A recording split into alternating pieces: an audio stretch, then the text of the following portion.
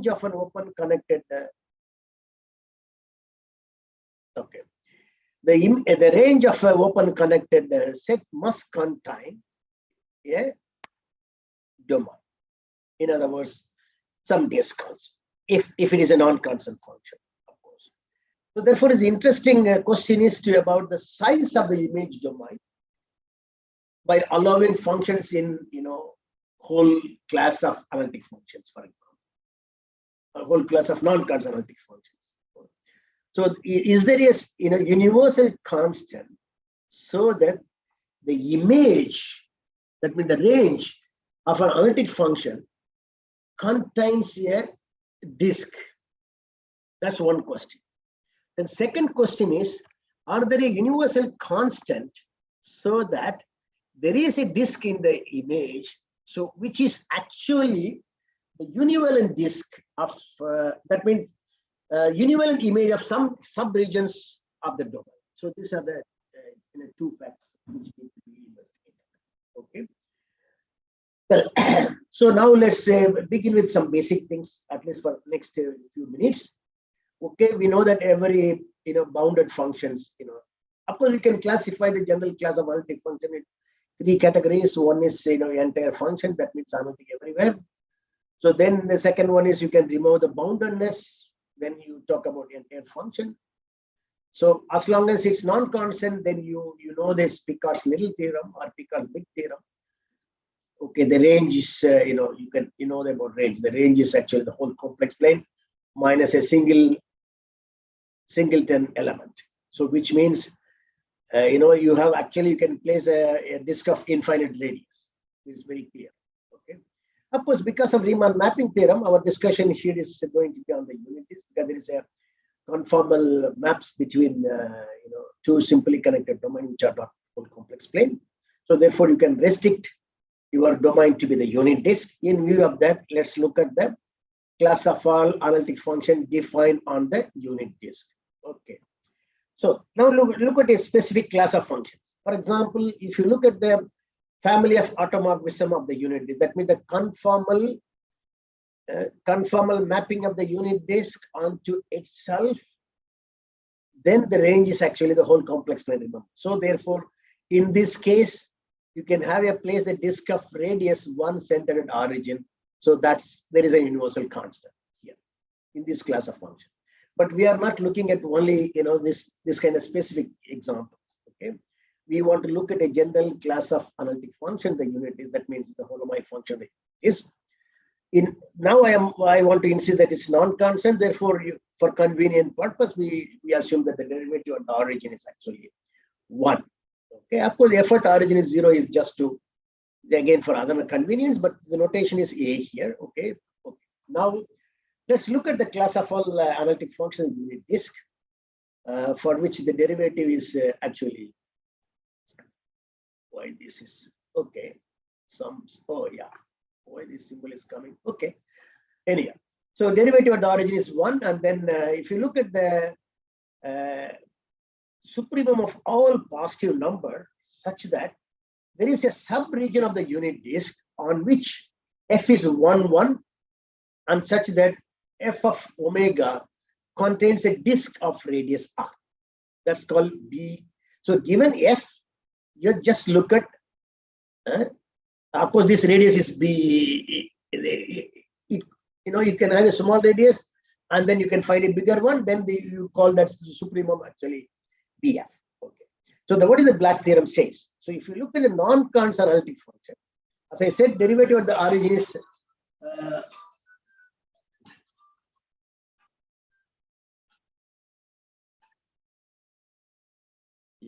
so derivative at the origin is 1. That means you are looking at non-constant analytic function in unit disk. Then it says that every function in this family contains a disk of radius at least 1/72 in the range. So it is not just normal disk, it's a univalent disk. That means there is a subregion of the unit disk on which f is 1, 1, whose range contains a disk of radius at least 1/72. Okay. So then there is a block constant, which is defined to be the infimum of all such constant when you allow F to vary for the whole class. So you see the difference now. Okay, so as a customary, the univalent disk is nothing but slit disk. I mean, it's all synonyms. Okay, so the open problem is, in fact, this is one of the celebrated theorem in function theory to find exact value of the block constant P. So essentially, irrespective of the member of the family, you want a universal constant which works for every function in that family. That family is nothing but the family of analytic functions, unit disk. That non-constant, that is assured by derivative of the origin is 1. For convenience, we took 1. Otherwise, this number 1 over 72, for example, needs to be multiplied by derivative at the origin in absolute value. Okay. So this is one of the open problem. Let's me look at the development about it. First thing is, there is important about this block constant is that it is used to give a simpler proof of Picard's theorem. That's very important. Second thing is, alphas, in order to get an estimate, or in order to get the best possible constant, he tries to extend. He tried to extend Schwarzschild lemma and successfully done and proved that such a constant is at least root 3 over 4.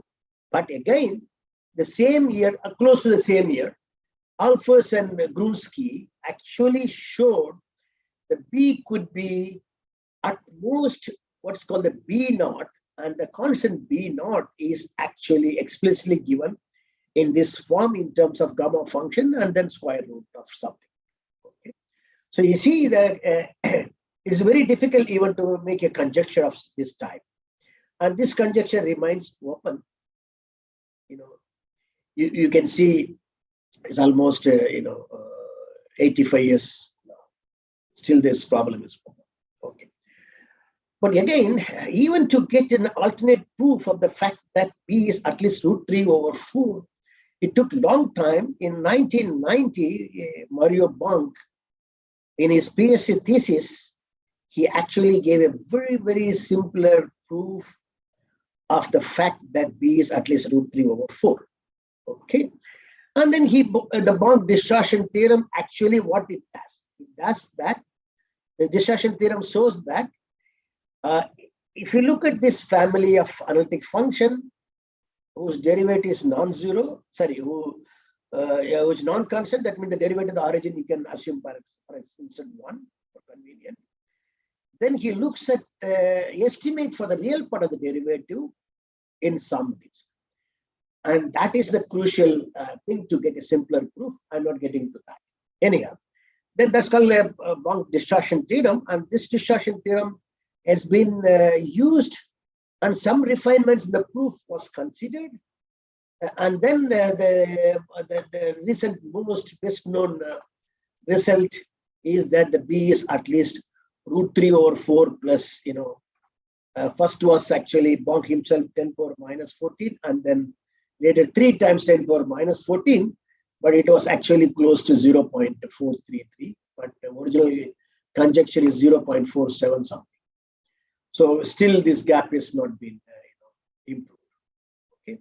So what is interesting is that the problem of determining the block constant remains open.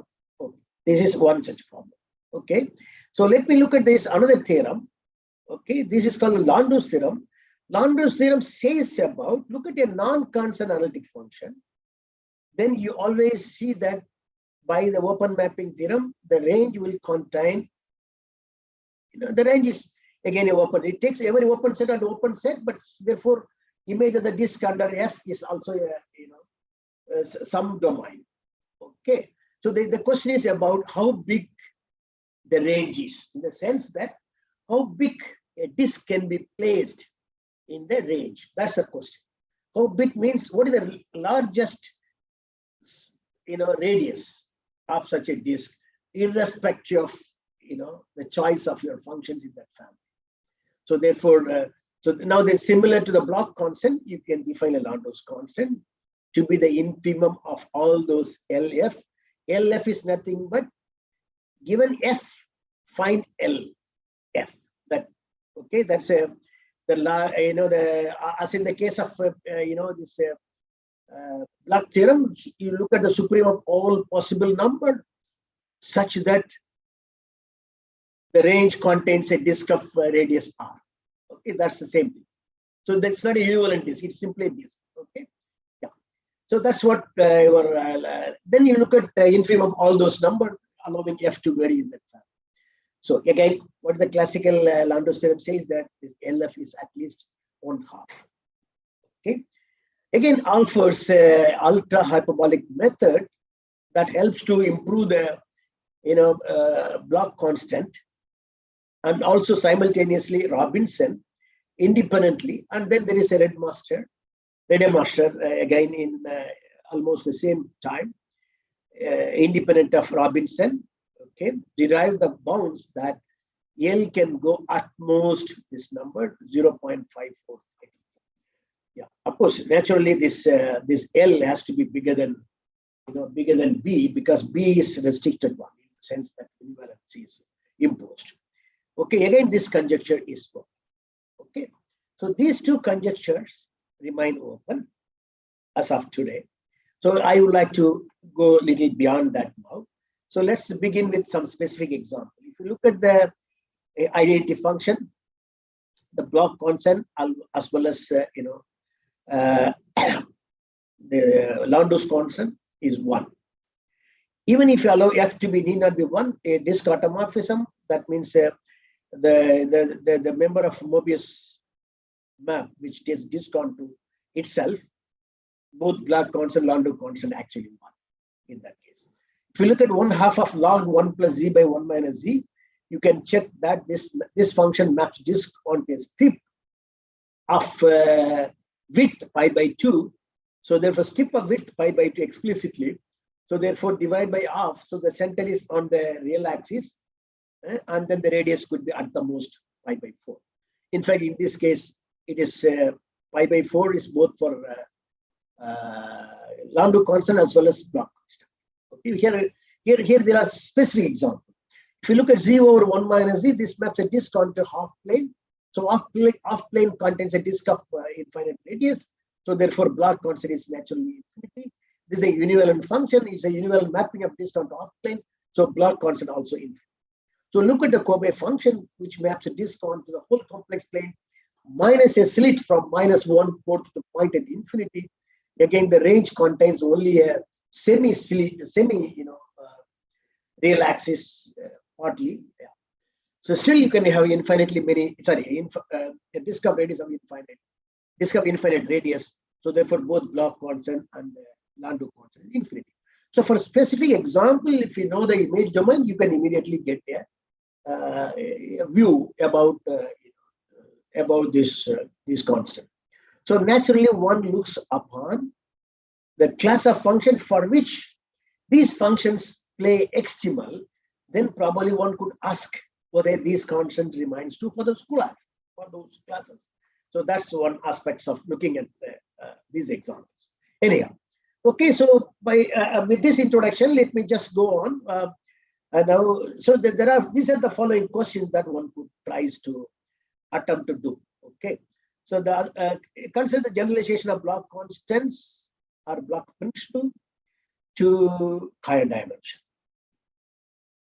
Then what are the function theoretic implications of these results? In fact, the determination of the Bloch constant reduces to determination of the same thing for a restricted space of analytic function, and that space is called the Bloch space. So it actually attempt to solve this problem led to what is called a Bloch space. Then there is a more general class of alpha Bloch space. Then there is a BMOA, the bounded mean oscillations, and then there is a higher dimensional version of it. So there are many other things are getting into the analysis. If one tries to study the problem about Bloch constant. Okay, so therefore there are many such set of questions arise. Now we will look at the basic results about Landau's theorem for bounded analytic function. If you have a bounded analytic function with bound m, for m bigger or equal to 1. Of course, if m is less than 1, then if you restrict f at 0 is 0 and f prime at the origin is 1, the Schwarz lemma quickly gives you f is none other than the dilation of identity function. So therefore, m is bigger than 1 is required. Yeah. So in that case, you can actually find the largest disk on which f is univalent. And then you can talk about the range contains a disk of D's of capital R. And of course, you can find extremal function. This is a very classical, simple result about Landau's theorem for bounded functions. Okay, that's an elementary fact, which always helps to imagine about future problems. Okay, so now I'm coming to the fact about the problems. Consider the analog of this problem for harmonic. So let me just bring out some idea about these things. Okay. Yes. So look at the simply connected domain omega. So look at the planar harmonic mapping, which means that f is a C2 function that defines continuously differentiable function on a simply connected domain for which the complex Laplacian is 2. Complex harmonic equation is satisfied. That means u and v are real harmonic, then f is actually complex harmonic. Okay. So such a function has a representation, unique representation of the form h plus z bar, where h and g are analytic. So now a natural question A, of course, where h and z are analytic with h at prescribed point actually as a prescribed value. Okay. So therefore, uniqueness can be obtained, otherwise uniqueness up to constant. Okay. So then there is a notion of Jacobian. You can easily see that Jacobian is determined by this modulus fz whole square and then modulus fz bar, and then partial derivative with respect to z and z bar. There are formal derivatives with respect to these variables, and the Jacobian is computed to be this. When this is positive, then you say it's a sense-preserving map. So we are looking at sense-preserving harmonic map. So every sense-preserving harmonic C1 mapping, admits a complex dilatation, and hence it takes you to travel to what is called the quasi-conformal theory, studied by people like Alfors, Gehring, all Finnish group. This is a very leading group in both in Russia and Europe and US. They pay attention to the class of what's called quasi-regular or quasi-conformal maps. There are many different definitions for quasi-regular maps and similarly quasi-conformal maps. Okay, so let's make it very precise now. A sense-preserving harmonic mapping is called K quasi-regular, provided this maximal dilatation, big delta F, is bounded above by constant times this minimal dilatation lambda F. So roughly speaking, what is K quasi-conformal map or quasi-regular map in the plane case is that it takes infinitesimal circle to infinitesimal ellipses whose ratio of the major to minor axis is bounded by a constant which is bigger or equal to 1. And then you say it's actually quasi-conformal. So quasi-conformal map extends conformal map in that sense. Conformal map takes infinitesimal circle onto infinitesimal circle, whereas quasi-conformal map takes infinitesimal circle onto infinitesimal ellipses whose ratio of the major and minor axis is bounded by a constant which is bigger or equal to 1. Okay. Of course, there are many definitions, geometric definitions, and then definition involving diffeomorphism. So there are a few. The definition through modulus of the curve family or extremal length. So let's not worry about that part. At least for the moment, this is good enough. Okay. So now, if you look at simple facts about it, as I said, I'm just going to introduce this and propose the statement of problem that is known. That's all we are doing, and give some reference so that you can look at it. So when you look at f as z plus z bar, this is a harmonic map. Okay, harmonic function, because it's sum of analytic and co-analytic part. When you look at the Jacobian, it is 0.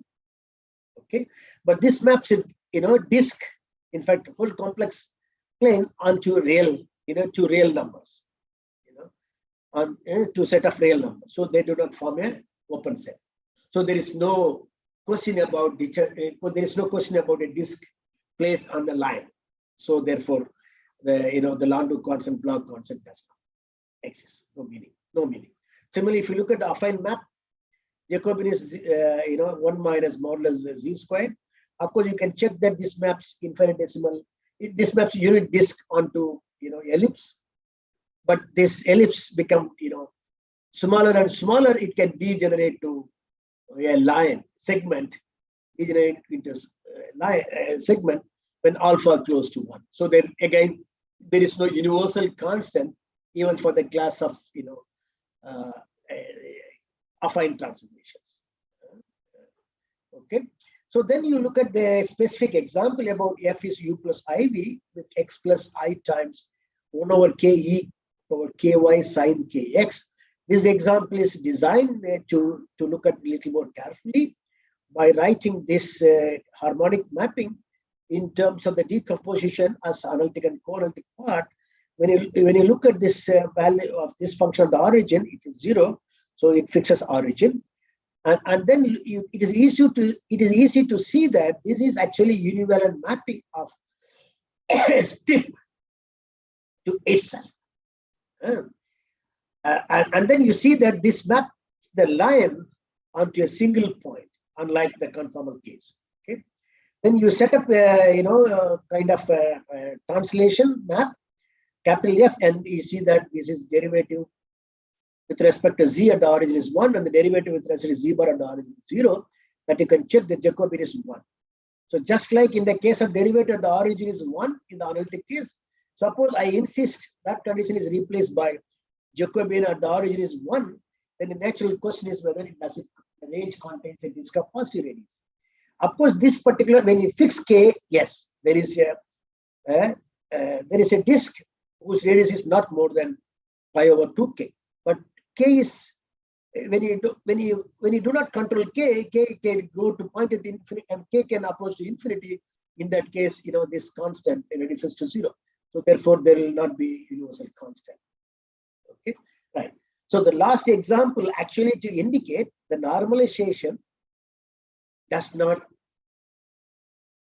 yield the block constant.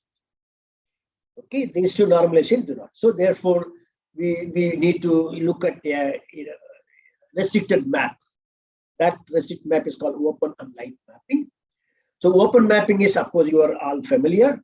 The light map is nothing but the map which has no continuum, that it is a connected closed set containing more than one point. Okay, there is no continuum mapped to a single point. So if this is the case, then you say that the map is a light. Okay, so the above map actually is not actually neither open, it's neither open nor light. So Bloch theorem does not. So Bloch theorem does hold for open light. Actually, yeah, it should be open light. Yeah, okay. In other words, open harmonic mapping, it takes disk onto disk. Okay. Of course, this example is neither open nor light, but the first attempt was made by Chen and Gautier and Gartner, proving that the Bloch theorem does hold for open harmonic mapping, or more generally light harmonic mapping. So in that case, you can explicitly determine the constant. So now we come back to the statement of these people. So if f is an open harmonic, so harmonic function that takes open sets, every open subset of unit disk on two open set in C, which fixes origin, and then the partial with respect z at origin is 1. It is to make sure it's a non-constant again. Of course, f sub z bar at the origin is 0. You don't need to assume 0. If you assume 0, what happens? So therefore, so you are looking at the restricted situation. That means assumption is open harmonic with a condition to reduce the non-constantness in a way. Then the question is about what can you say about the range? In fact, the range contains a univalent disk of radius, some number. Okay, that number is 0.2. It's very small. So this number is not short. In fact, there is no specific example like in the case of Alfors-Grunsky theorem about conjecture on the block constant. Neither block constant nor Landau's constant in the case of open harmonic mapping. So even to propose a conjecture for harmonic case seems to be not that easy. Okay, good. Okay, so therefore, Bloch theorem does hold in certain specific situation. For example, in a more general class of quasi-regular map, okay, that means the harmonic functions with the two different normalization. One is the Jacobian at the origin is 1. The other one is the minimal dilatation at the origin is 1. So harmonic mapping, which is K quasi-regular, so for which this constant, the univalent disk is determined, capital R and is determined in terms of K. Okay, so now you see the possibility of looking at problems in different settings. Okay, well, in the case of bounded harmonic mapping, because the previous case is not that. In the case of bounded harmonic mapping with bound M, with the usual normalization, of course, one can get a, some sort of a number rho, which is which this means that F is univalent on a disk of radius rho, and then the range contains a disk of some radius. The range contains univalent disk. When the range contains just disk, it's a Landau's theorem. Range contains a univalent disk, that means it's actually Bloch constant. And this theorem, which has this constant, Bloch constant, is called the Bloch theorem. The theorem which deals with the Landau's constant is called Landau's theorem. Remember that. Okay. Well, this is the result about Chen and Gautier in 1990. Chen, Gautier, and Gartner. After that, some attempt has been made to develop Landau-Bloch's theorem, and then some refinement, improvement on this. Okay. Let me quickly take this another 5 minutes. So I take, for example, simpler class of harmonic mapping which satisfies this condition. Real part H prime is bigger than modulus of G prime. The function, the harmonic function satisfying this one is actually univalent in the unit disk. And is also close to convex, which means the range, the complement of the range is connected by a non-intersecting offline. So therefore, it gives you some kind of nice geometry under this condition. Okay. Then there is a sufficient condition for a function to be in this class in terms of this coefficient. Okay. So such things can be used in order to derive some nice results that I come back to that next. Okay. The key lemma is here: if F is a harmonic mapping bounded by M, this is the same assumption used by Chen, Gautier, and Gartner. Then first thing is we determine a coefficient bound, and the proof is easy for this. Just like in the case of Schwarz lemma, one can determine the constant bound for the Taylor coefficient. These two associated are analytic and quadratic functions. Okay, so let me not give the proof of this because of the time constraint. One can get a sharp estimate, but the XML function is given by this one. Yeah. Okay, let's not worry about the proof. The proof is actually subordination. So then, suppose you have an analytic function which is bound, harmonic function which is bounded with a bound M. Then, if there is a constant C for which this happens, then you can actually say about the range. In fact, you can say about the character in a function, the geometry of the function itself. F is fully star-like and closed convex. When I say fully star-like, that means every sub-disk of a unit disk is mapped onto a star-like domain with respect to origin. That's all. Yeah. So that's possible up to a radius. This one that helps to actually frame that if you have a harmonic function which is bounded, then you can prove the function to be univalent in some disk, and that disk can be determined. Similarly, you can determine the range of F under this disk. That's also determined. So therefore, now what happens? In the case of bounded harmonic map, you have a Landau theorem, you have a Bloch theorem, you have a corresponding Landau-Bloch theorem. Okay, so this is a thing. Okay, again, I skip the proof. I go on another couple of minutes to fix it up quickly. What are the other possible situations? Okay, there is also another situations about harmonic to biharmonic mappings. So biharmonic mappings are used in more general engineering problems. So the question is, suppose you have a biharmonic mapping that can be written more explicitly in terms of harmonic mappings.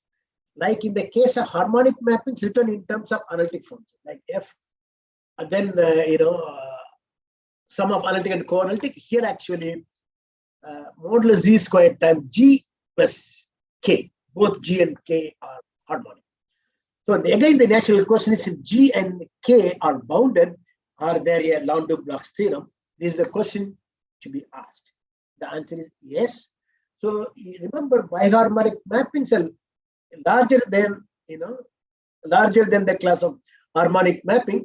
The harmonic mapping is larger than the class of harmonic, the analytic mapping. So we are actually going into a bigger set and still asking for whether the Landau-Bloch theorem is true or not. So answer is yes. Okay.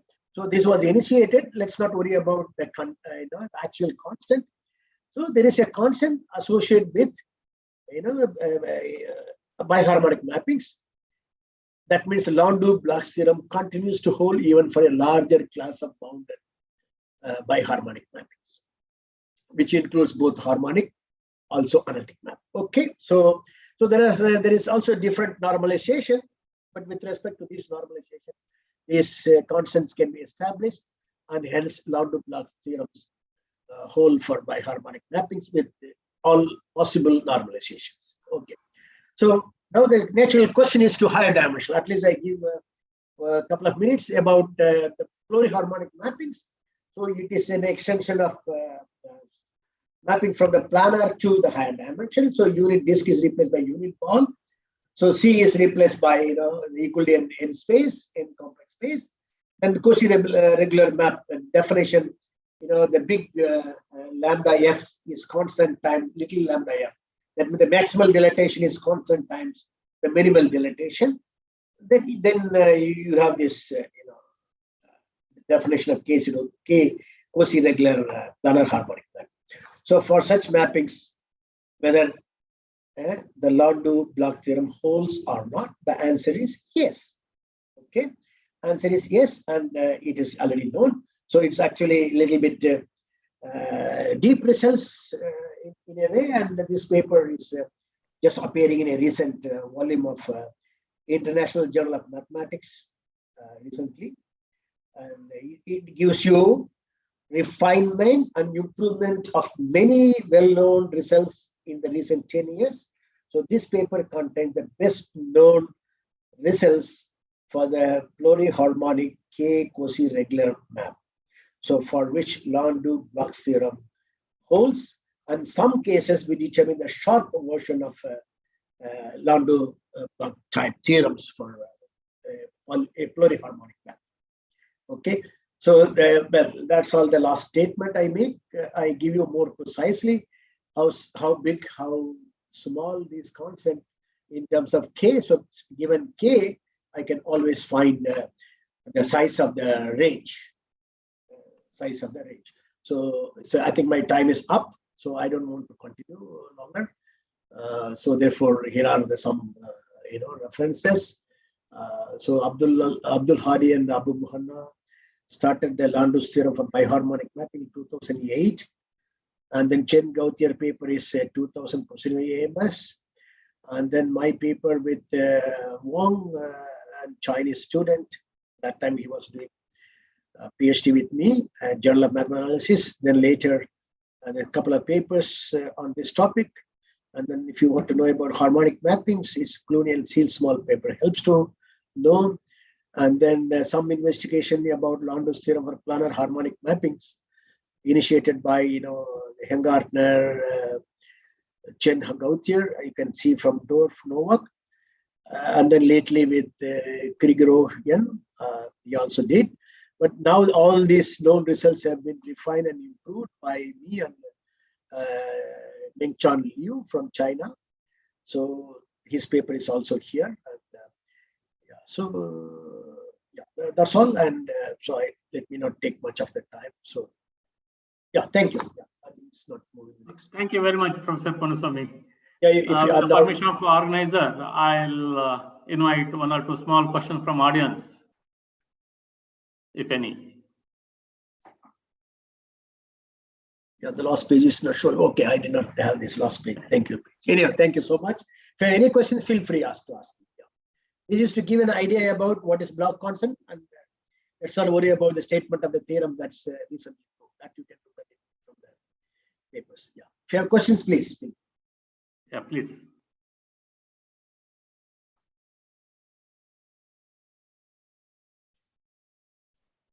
Anyway, audience can take opportunity by writing to him through email if you have any questions. Let us thank Professor Ponuswamy once again. Hari Krishnan, you like to say something? Hello. Like to say something? Yeah, I hear. Yeah, I'm Dr. Hansundar, and very nice talk. And whatever this blocks constant, do we have any such a thing approved for a specific class of functions like polynomials, or explicitly obtained the bound in a perfect clarity? I mean, No, for polynomials, because the polynomial, the range of a whole complex plane is actually the whole complex plane for a non-constant polynomial. But if you restrict a disk, of course, if you restrict the disk, of course, you can find some disk in terms of the coefficients, certainly. But at the same time, suppose we fix the images only unit disk, and can we ask such question in the reverse direction that? Yes, you can ask, yeah, you can ask, but you can find some disk of some radius. You can always find.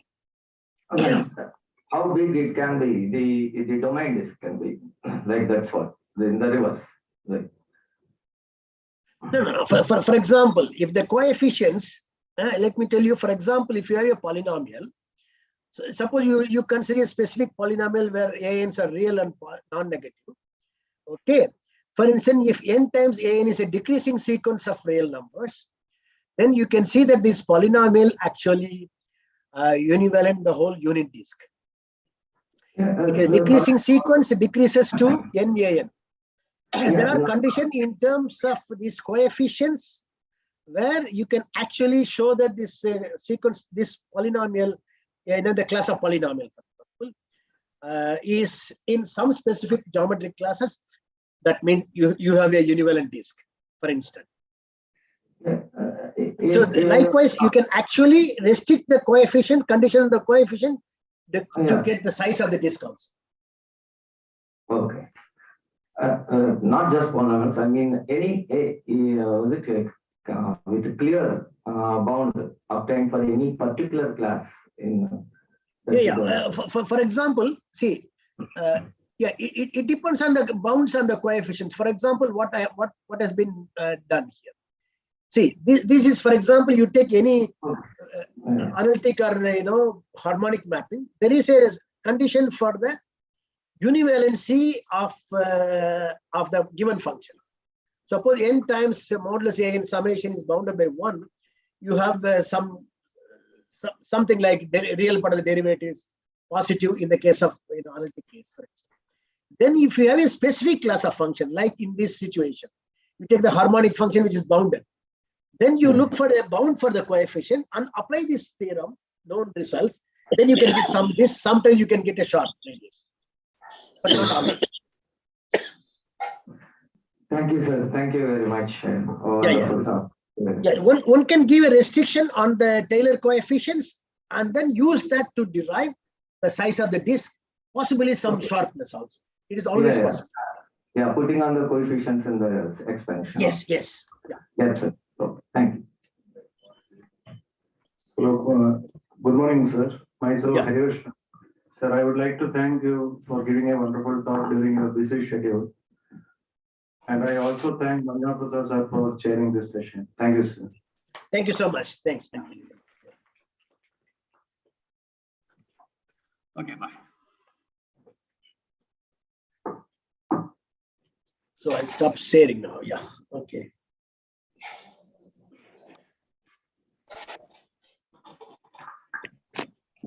I'm sorry I took a little longer time because we joined a bit late. So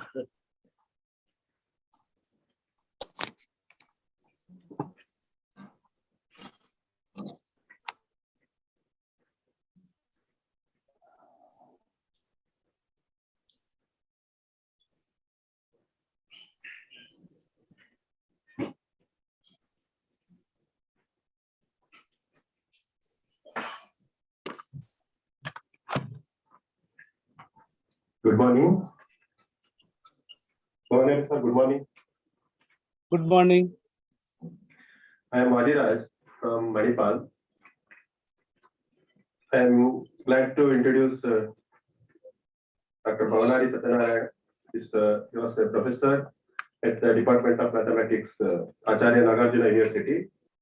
And I think this is the first time we are conducting these conferences on algebra without his physical presence in Manipal.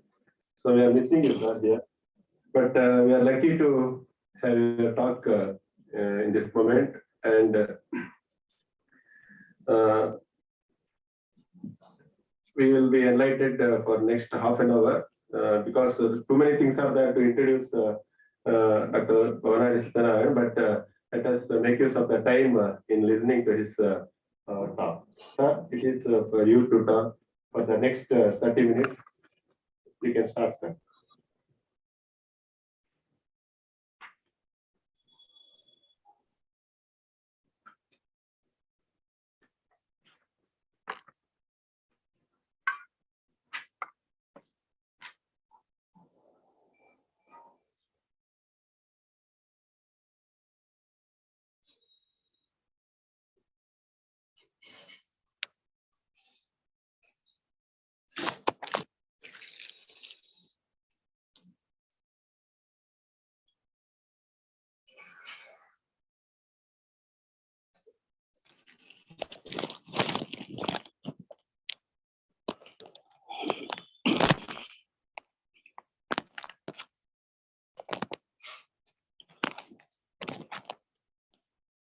Good morning to all of you.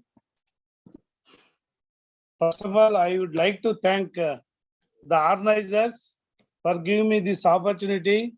The organizers, Head of Department, Professor Sudhakara sir, Professor Harikrishnan, Professor Kuncham Samprasad, Professor Babushi Srinivas and others for giving me this nice opportunity of delivering my talk in this important international conference. The topic of present discussion is prime radical in rings and near rings. It is well known that the prime number plays an important role in the theory of numbers. When the concept prime number generalized to algebraic systems like ring, near ring, it becomes prime ideal. The intersection of all prime ideals of an algebraic system is named as prime radical. The concepts prime ideal, prime radical were studied in different algebraic systems by several mathematicians. In this present discussion, we consider some results and examples from the existing.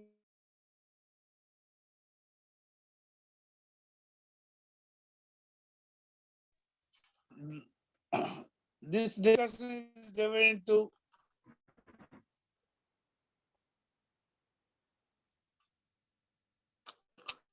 6 sessions. The prime radical in commutative rings, associative rings, near rings, gamma rings, and gamma near rings.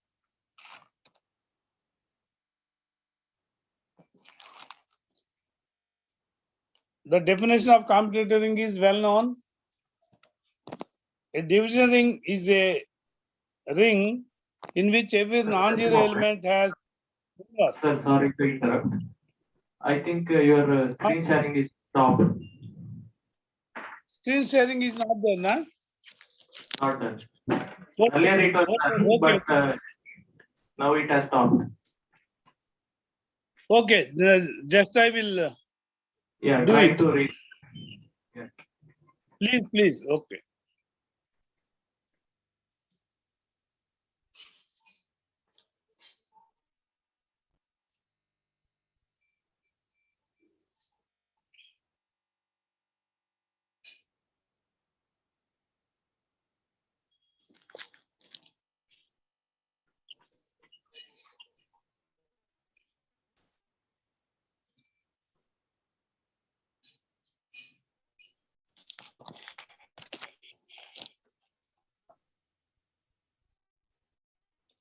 There are several examples of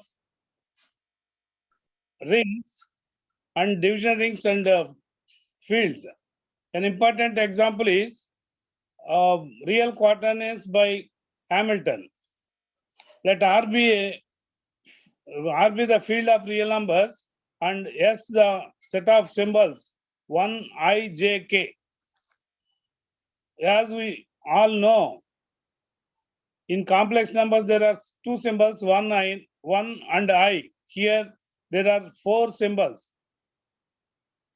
K be additive abelian group of direct sum of groups R 4 times, and write the elements of K as formal sums A01 plus A1I plus A2J plus A3K. The addition multiplication defined as here. Then we use the identities I square equal to J square equal to K square equal to IJK equal to -1, IJ equal to minus J equal to K, JK equal to minus KJ equal to I, KI equal to minus IK equal to J. Here IJ not equal to JI, hence the product is not commutative. This is first example of a non-commutative algebraic system that invented by Hamilton. Sir William Rowan Hamilton lived between 1805 and 1865.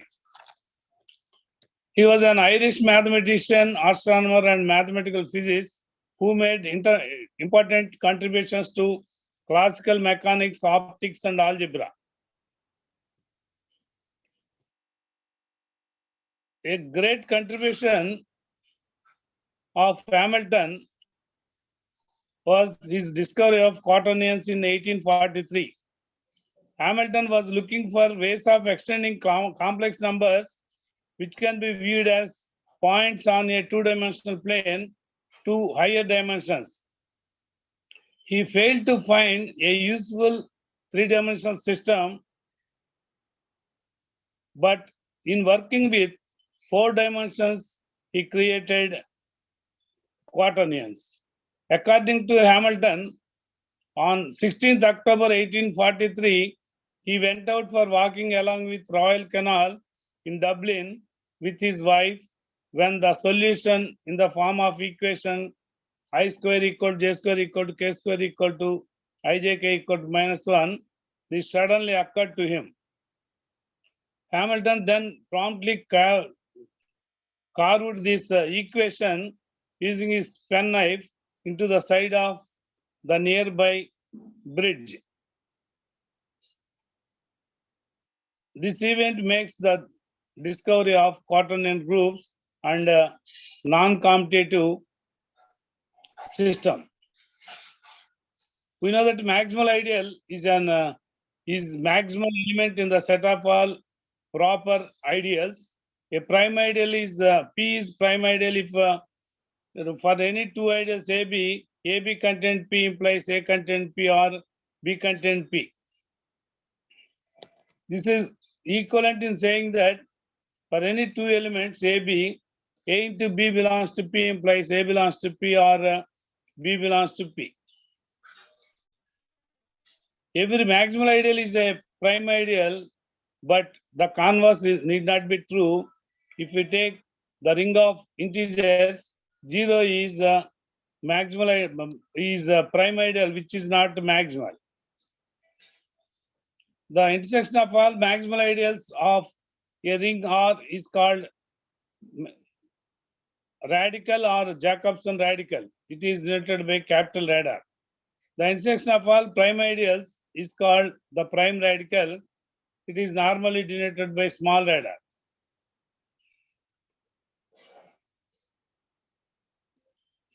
Here in commutative rings, we characterize the prime radical small radar as the set of all elements R such that R is nilpotent.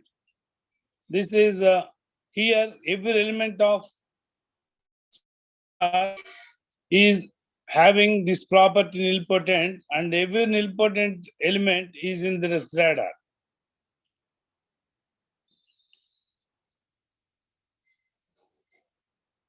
Next, let us see regarding commutative rings.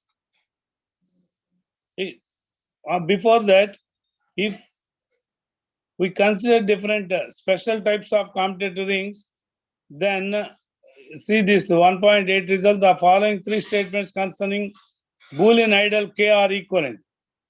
K is maximal, K is prime, and if we take any element, either it is in K or the complement, that is 1 minus S is in K, but not both. Hence, we have this conclusion. If in case of Boolean ring S, these three conditions A, B, C are equivalent. S is a field, S is an integral domain, and S has exactly two elements, 0, 1. That means the smallest Boolean ring. Regular, it is a concept important concept in ring theory. If for any element A belongs to R, if there exists B, an element B such that ABA equal to A. In that case, we say that the ring is regular or von Neumann regular. If R is regular, then every prime ideal is maximal. Already we discussed that every maximal ideal is prime, but the converse need not be true. But in case of regular rings, these concepts prime and maximal are equivalent. Next, let us see the prime radical in associative rings. Here, the ring R need not be commutative.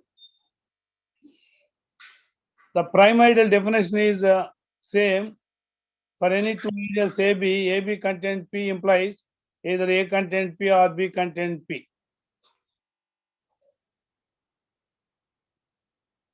The intersection of all prime ideals is denoted by small radar. As we discussed now, in commutative rings, prime radical is set of all nilpotent elements. But that statement need not be true in case of non-commutative rings. Hence, to understand small radar, that is prime radical, or to characterize elements of small radar, we defined, our mathematicians defined strongly nilpotent element. What is this? An element A belongs to R is called strongly nilpotent, provided every sequence A0, A1, so on, AN, starting with A, and with the condition AN plus 1 belongs to AN or AN is ultimately 0. That means there exists a case such that A suffix K is equal to 0. Once A equal to 0, then automatically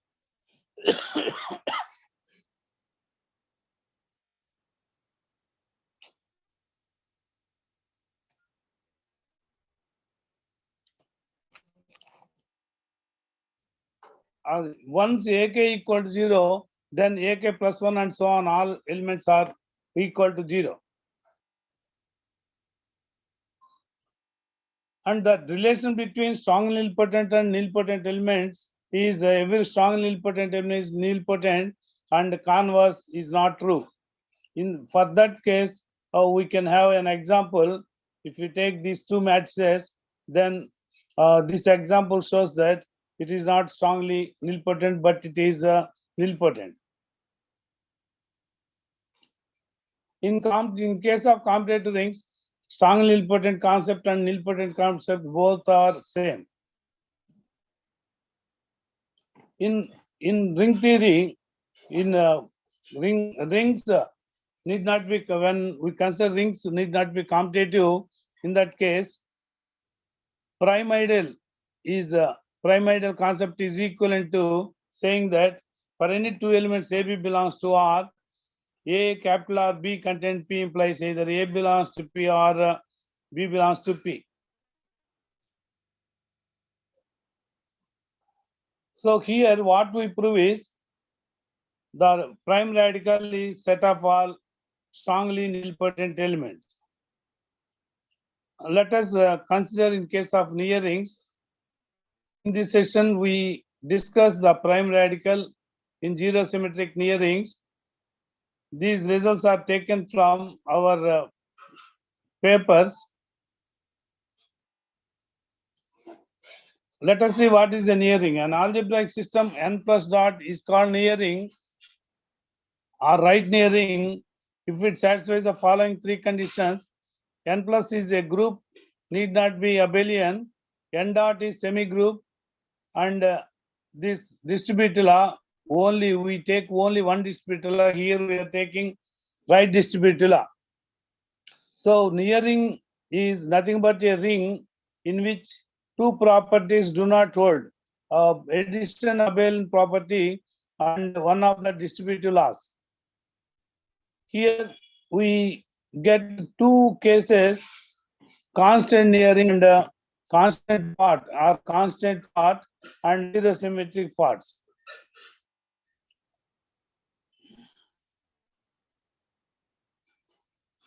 A natural example for nearing is 3.3 example. Let gamma plus B group, not necessarily abelian. We can take any group. Consider M gamma is set of all mappings from gamma to gamma. Define addition as addition of mappings and multiplication as composition of mappings. Then M gamma plus with respect to addition becomes group. And whenever gamma is not abelian, M gamma is also not abelian. So we got a non-abelian group. Next, define composition of mappings. With respect to composition of mappings, it satisfies all the axioms of nearing. So this M gamma plus dot is a right nearing but not left nearing. So for every group, here we got a nearing. There are several nearings which are not rings. M naught gamma, take this set, all F from gamma to gamma, that means all mappings satisfying F0 equal to 0. This M naught gamma is zero symmetric nearing.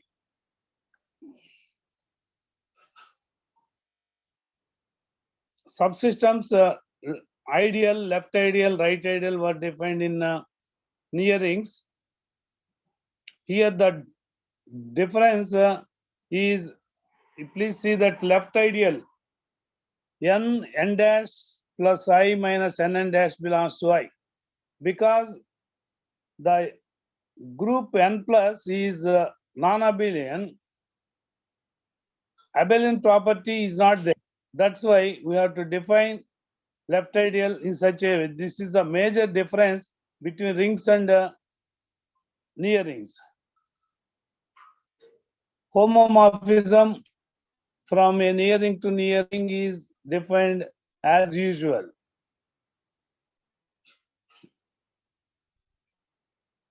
Completely prime. Here for any two elements AB belongs to N, AB belongs to P implies A belongs to P or B belongs to P. In that case, this P ideal P is called completely prime ideal.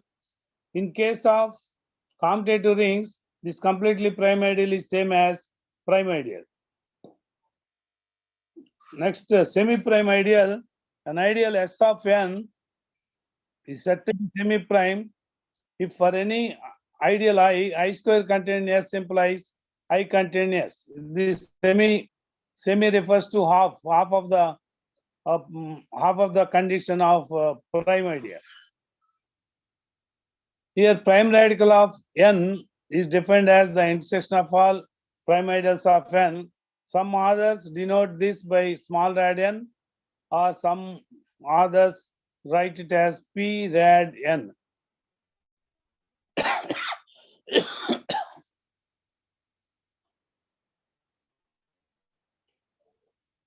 Van der Waals, in Stellenbosch, he obtained some results on prime ideals and he characterized a prime radical.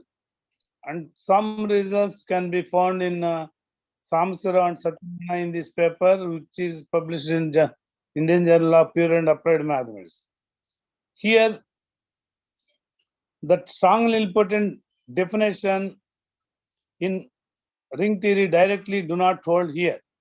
That's why we define here M star systems and SP star systems to prove the concerned result.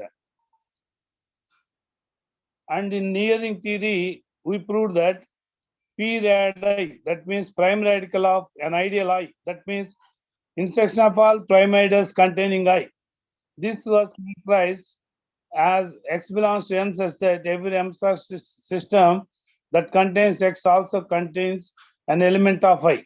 In case of P rad capital I, if we write 0 in place of I, if we write 0, then we get the prime radical of the nearing N.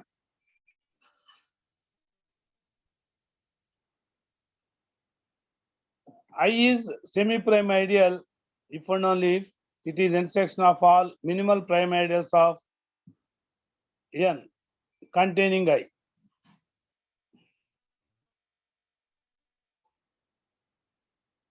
Prime radical of a nearing is a nil ideal. Next, we see the results in gamma rings. Gamma ring is is related to the concept related to rings, and Nabosova 1964 introduced gamma ring like this.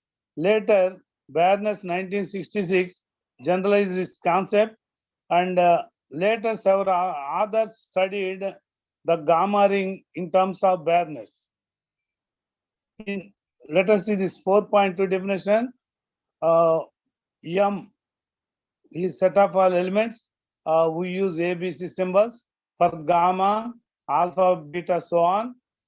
These are two additive abelian groups, M and gamma, and there is product of elements A, alpha, B, and it satisfies the conditions 1, 2 conditions. In that case, we say that M is a gamma ring. Several others studied gamma rings. A natural example for gamma ring is as follows. Let us take two additive abelian groups G and G dash. Write M equal to group homomorphism, set of all group homomorphisms from G to G dash, and gamma equal to set of all homomorphisms from G dash to G. Then M and gamma satisfies the above conditions of above definition. So M is a gamma ring. with respect to pointwise and composition of mappings. Let R be a ring and take M and gamma equal to R. Both are R. In that case also we get M is a gamma ring. The third example is UV two vector spaces over the same field F. M equal to harm UV, gamma equal to harm VU, then M is a gamma ring. So there are several systems satisfying the properties of gamma ring, hence the importance of study of gamma rings. HSU 1976 introduces the notion of G prime ideals in gamma rings. Here G stands for a mapping, what we call as ideal mapping. The conditions are A belongs to GA for all A belongs to M, A belongs to M and X belongs to GA plus A, then GX must contain in GA plus A. This G is called ideal mapping. Whenever we take G of 0 equal to 0, in that case, we get normal identity mapping.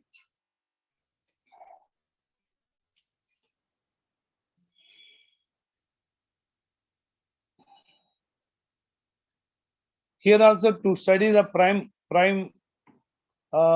radical, we define M system, SP system, GSP system, G half prime, and GSP system, and several simple fundamental definitions we have to define. And then we prove that A is G half prime if and only if A equal to radical of A. Intersection of any collection of G prime ideals is again G half prime ideal.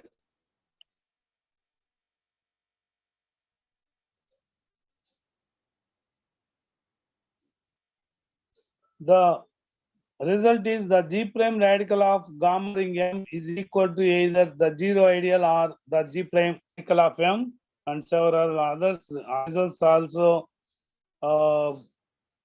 obtained in these papers. These are several examples. Necessary examples are presented here. And now finally we go for prime radical in gamma near rings. The concept gamma near ring, a generalization of ring, was introduced by Novoselov, as we discussed now. This gamma ring is generalization of both. Gamma near ring is generalization of both gamma ring and near ring, and it was introduced by Satyanarayana in 1984, and later several others studying this system gamma near ring. This is the definition. M plus be a group, not necessarily abelian. Gamma is non-empty set. In case of gamma ring, M and gamma are groups. Here, gamma need not be a group. Gamma just non-empty set. And satisfying these conditions 1 and 2, then we say that gamma M is a gamma near ring. And here, just like near ring, we get the zero symmetric gamma near ring. There are examples. This is a natural example for gamma near ring. Let us take G plus a group. No, need not be abelian. X just an empty set. Write M equal to all mappings from X to G.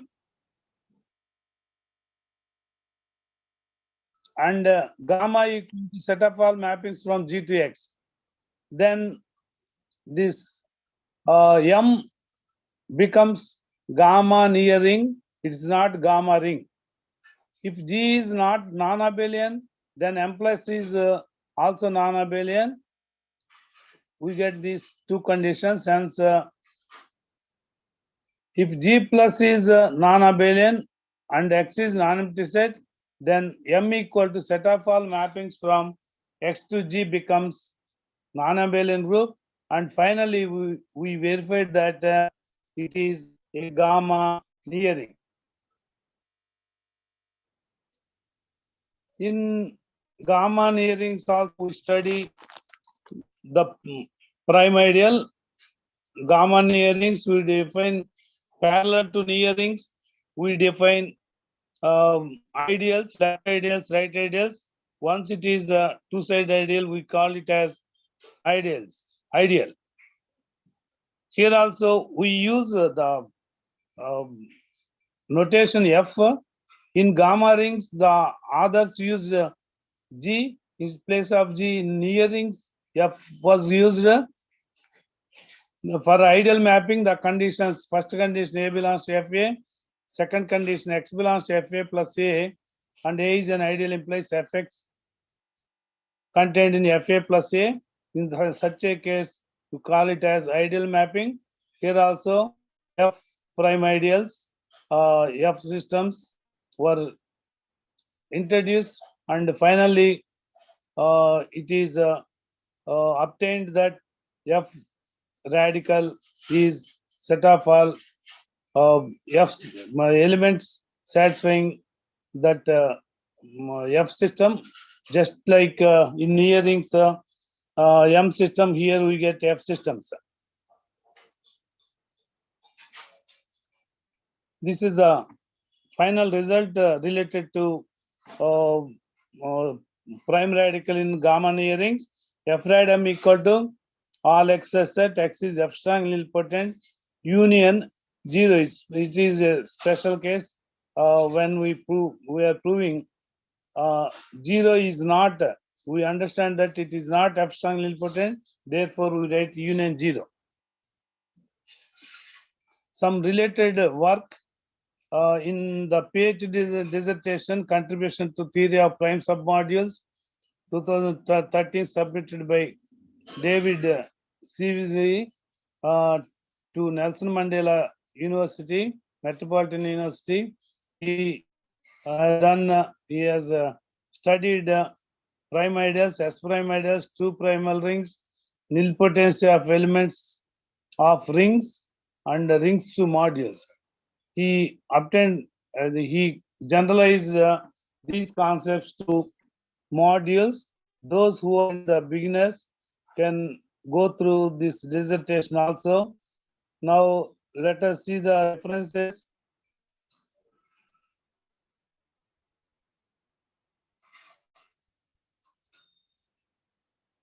Here this Reddy and Satyanarayana F prime radical in nearings, which was published in Indian Journal of Pure and Applied Mathematics. These are tertiary decomposition and primary decompositions. These results are extensions of prime radical theory.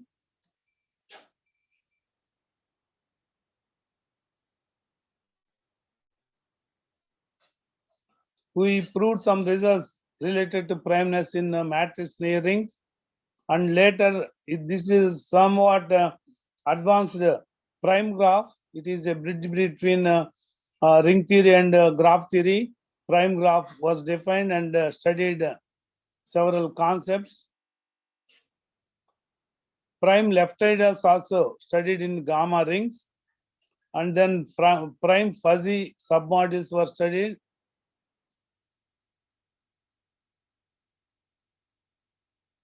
And we may refer the book Nearings, Fuzzy Ideals and Graph Theory, published by CRC Press, England. There is a book, Prime Graph of a Ring, and there are several results. Professor Kuncham Samprasad and Babu Srinivas are co-authors for several papers published by me. And now finally I thank the organizers and thank you all for hearing me patiently. Thank you.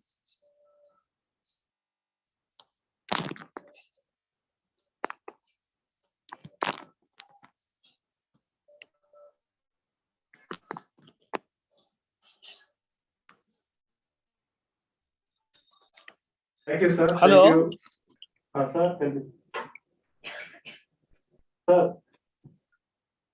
Okay, hearing. Thank you, thank you very much, sir. Thank you for your nice presentation.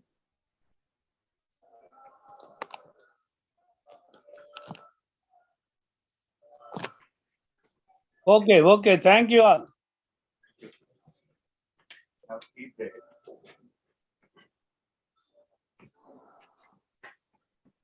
Thank you, sir. Thank you, sir. Thank you very much. Okay, thank you. Thank you.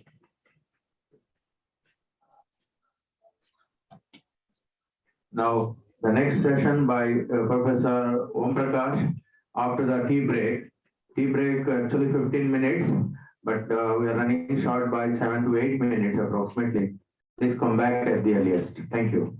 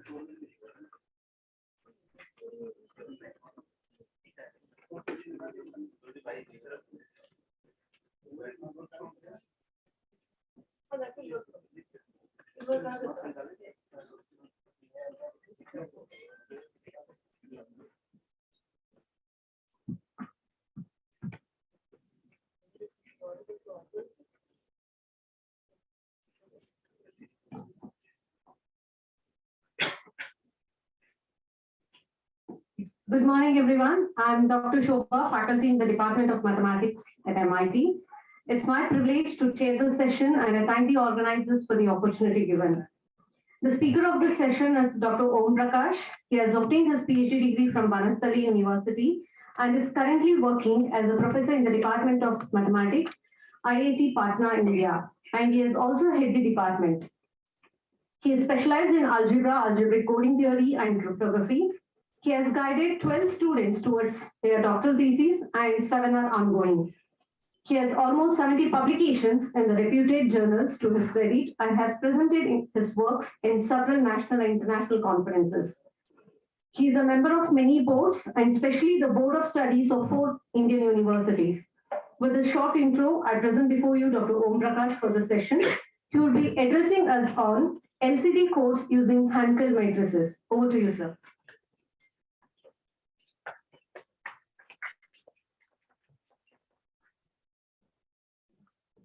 Thank you so much, Dr. Shobha. Good morning to all of you.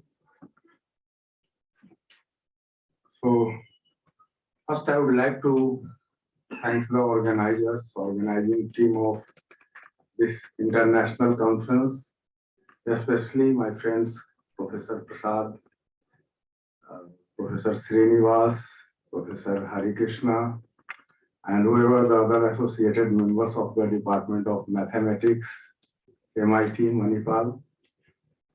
Of course, it's always nice to share something with the gathering of mathematicians, whatever we have been doing in day-to-day research activities. And as per the title of this conference, Algebra, Analysis and Applications. So what I have observed from the morning, both are theoretical. One on analysis, another on algebra, nearings. And now I'm going to try to share with you certain applications. So thank you again, organizer, to arranging the lectures by such a way. So as you are looking, my title is LCD code. I think after moving, let me know whether I'm audible to everybody. Yes. Okay. So as for the title, I'll discuss something about the LCD codes by using the Hankel matrices. So now these days for last 7-8 years by using matrices, lot of works have been coming into picture in coding theory with the help of matrices. And as we are aware, matrices ultimately a linear map, linear transformation on the spaces, and same concepts we have been using over even modules. So now just I would like to go quickly. How much time I have, Dr. Shobha? No, 30 minutes I think, but still we have 25 minutes. I'll try to complete it. Anyway, so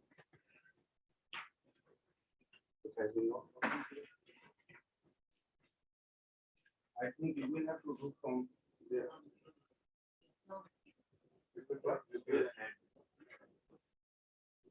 So that's my plan of presentation, outline of the presentation. As I told you, basic concepts of algebra we have been using to derive certain codes. And of course, something basic related to coding that I will share, basic definitions. After that, I will share something about the importance of codes, why we have been studying it. And then finally, what new work we did, that I will try to share.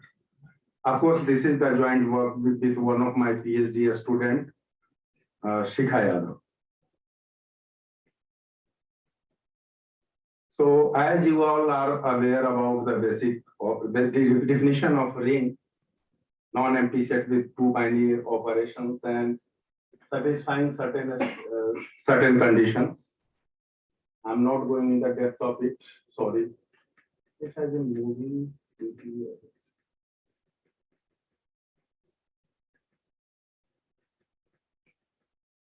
Yeah, this is the definition of ring. After ring, I think better you will handle from there. Otherwise, a lot of time will take. So that's the definition of field. You all are aware. Please go ahead.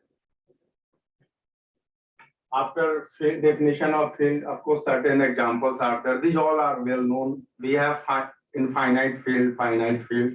That example you have already seen. Then we have concept of vector space. Of course, everybody is aware from the linear algebra. Almost everything based on the concept of vector space. Many more concepts are involved there. And of course, this is one of the example of vector space over the finite field. FQ is a finite field. N tuples we are taking. And of course, as per the requirement of codings, we have been often taking on the n home pitch, whatever the value of n, but n should be finite. For the implementation purposes, finiteness playing very crucial role. Next page. You are also aware about the ideal. Ultimately, a ring. It is severing of a ring and one more condition satisfying there.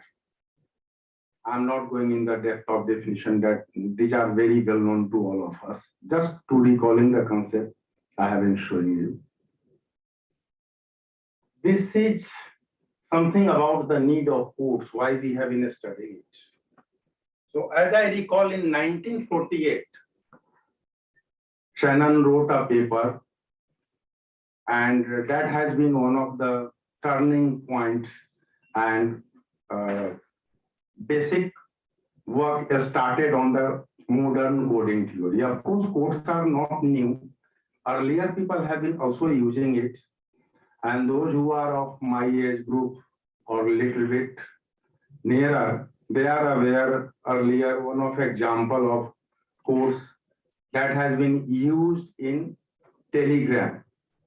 Whenever you are needing to send any urgent information to your relatives, so 20 years back, people have been going to the post office and then very compactly, briefly writing the information and sending that information from their place to the place of relative. And what has been going there, actually, whatever information people have been giving to the operator at the post office, one of operator is there. That person has been writing the given information into some other language by using only dot and dashes. Whatever your language is, language of information, operator has been writing that information in by using dot and dashes, sequence of dot and dashes, and that has been transmitted from machine to the machine available nearer to the nearer post office of your relative, and there again operator converting the dot and dashes into information, actual information. So that's the way. This is one of the classical example of codes, one of the technique of codes. And now modern days, everyone using mobile, laptop, computers, and we are aware any machine has its own language. Whatever information you want to get from that machine, you will have to give the command, whatever your language, ultimately machine will understand the information or whatever instructions in its own language. Okay, so even though you are typing in English or Hindi or whatever the other language, machine has been converting it into own language, and after whatever software installed there, making operations, many operations have been going on, and finally you are getting the input in your own language again. So that's the procedure. So why we are needing the coding theory? Of course, you heard about the cryptography and coding theory, but there is a basic difference between these two. In cryptography, our main emphasis on the hiding the information so that third party cannot know without our permission. Only sender and receiver will know. Third party cannot know. But in coding, as you know, information passing through a channel, certain channel, from one place to other place, whatever the wireless or with wire. But whenever information passing from one place to other through a channel, many noises are there. Some are natural, some may be artificial. So to control these noises, of course, whenever information is passing, certain deformations would take place there.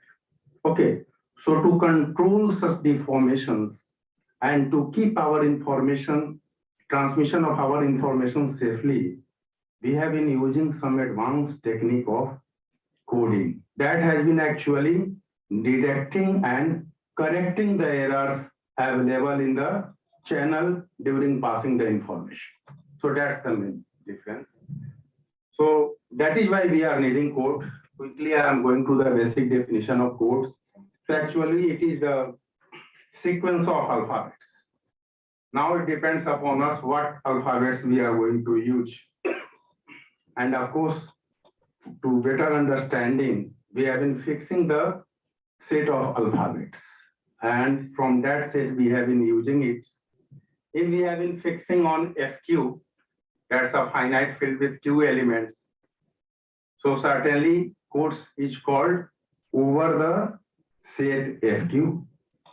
If it is a field, and I told you n tuples over FQ forms a vector space, a nice algebraic structure we have, and many results already in our hands. So of course, handling by that way is more easier, comfortable to us. So whenever code C, collection of all code words, whatever written in the form of sequence of alphabets, if that will be subset of FQN, where FQN is a vector space over the field FQ, then certainly that C is said to be linear code. So later on, you will also see the definition. Presently, you can see an example over F2, only 01 has been used. Please go ahead. That's little bit idea of how information has been going from one place to other, one side sender, another side receiver. Of course, almost now these days, everyone aware there is encoding and decoding, and by which transmission has been going. Please go ahead. So again, mathematically, I would like to define the same thing what I told you about the code. From one space, whatever your information contained in a space, first of all, you are converting it into machine language with certain alphabets going in the another space. May dimension would be same or differ. So FQN to FQM, something like. And then after in the receiver side, again, it has been converting into actual information.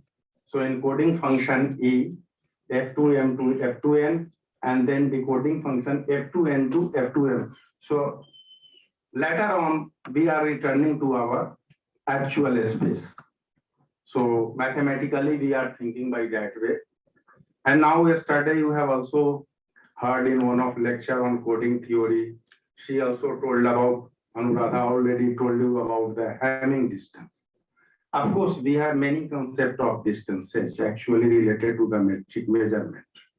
Okay, many distances are there, but one of the classical definition of distance, way of finding the distance is Hamming distance of a code. Okay, and in different papers, you can see some more. but that one is very well known. So that definition we took here. So if you will have two code words, X and Y, of course, X is also sequence of n tuples. N alphabets are there, X1, X2, Xn, Y, Y1, Y2, Yn. Then distance between X and Y code words is the number of places where alphabets differ. And of course, yeah, go ahead. Probably one of the examples. Okay.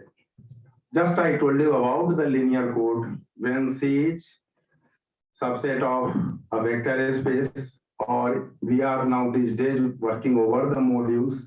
So if C is a submodule of a module, then that is known as a linear code. And as you have seen, certain length is there. Whatever the sequence of alphabets, sometimes these are fixed. So with fixed length, it is called block code. Okay. And from block code, if length of code words, each code word is n, that is n alphabets involved in each code word, then we are calling code is of length n, and being subspace or submodule, we have in case of subspace, we have concept of basis. If it is submodule, we have concept of rank many times. Of course, in case of module, every module need not have basis. Okay, but anyhow, in case of finiteness, we are able to get the generating set. So we are using appropriate terminology is rank. So if length of a code is n and rank is k, we are writing that block code by big bracket n comma k.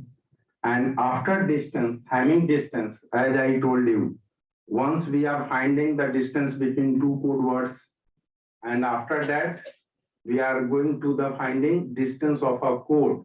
So whatever the minimum number among the distances between two code words, that is called Hamming distance of a code.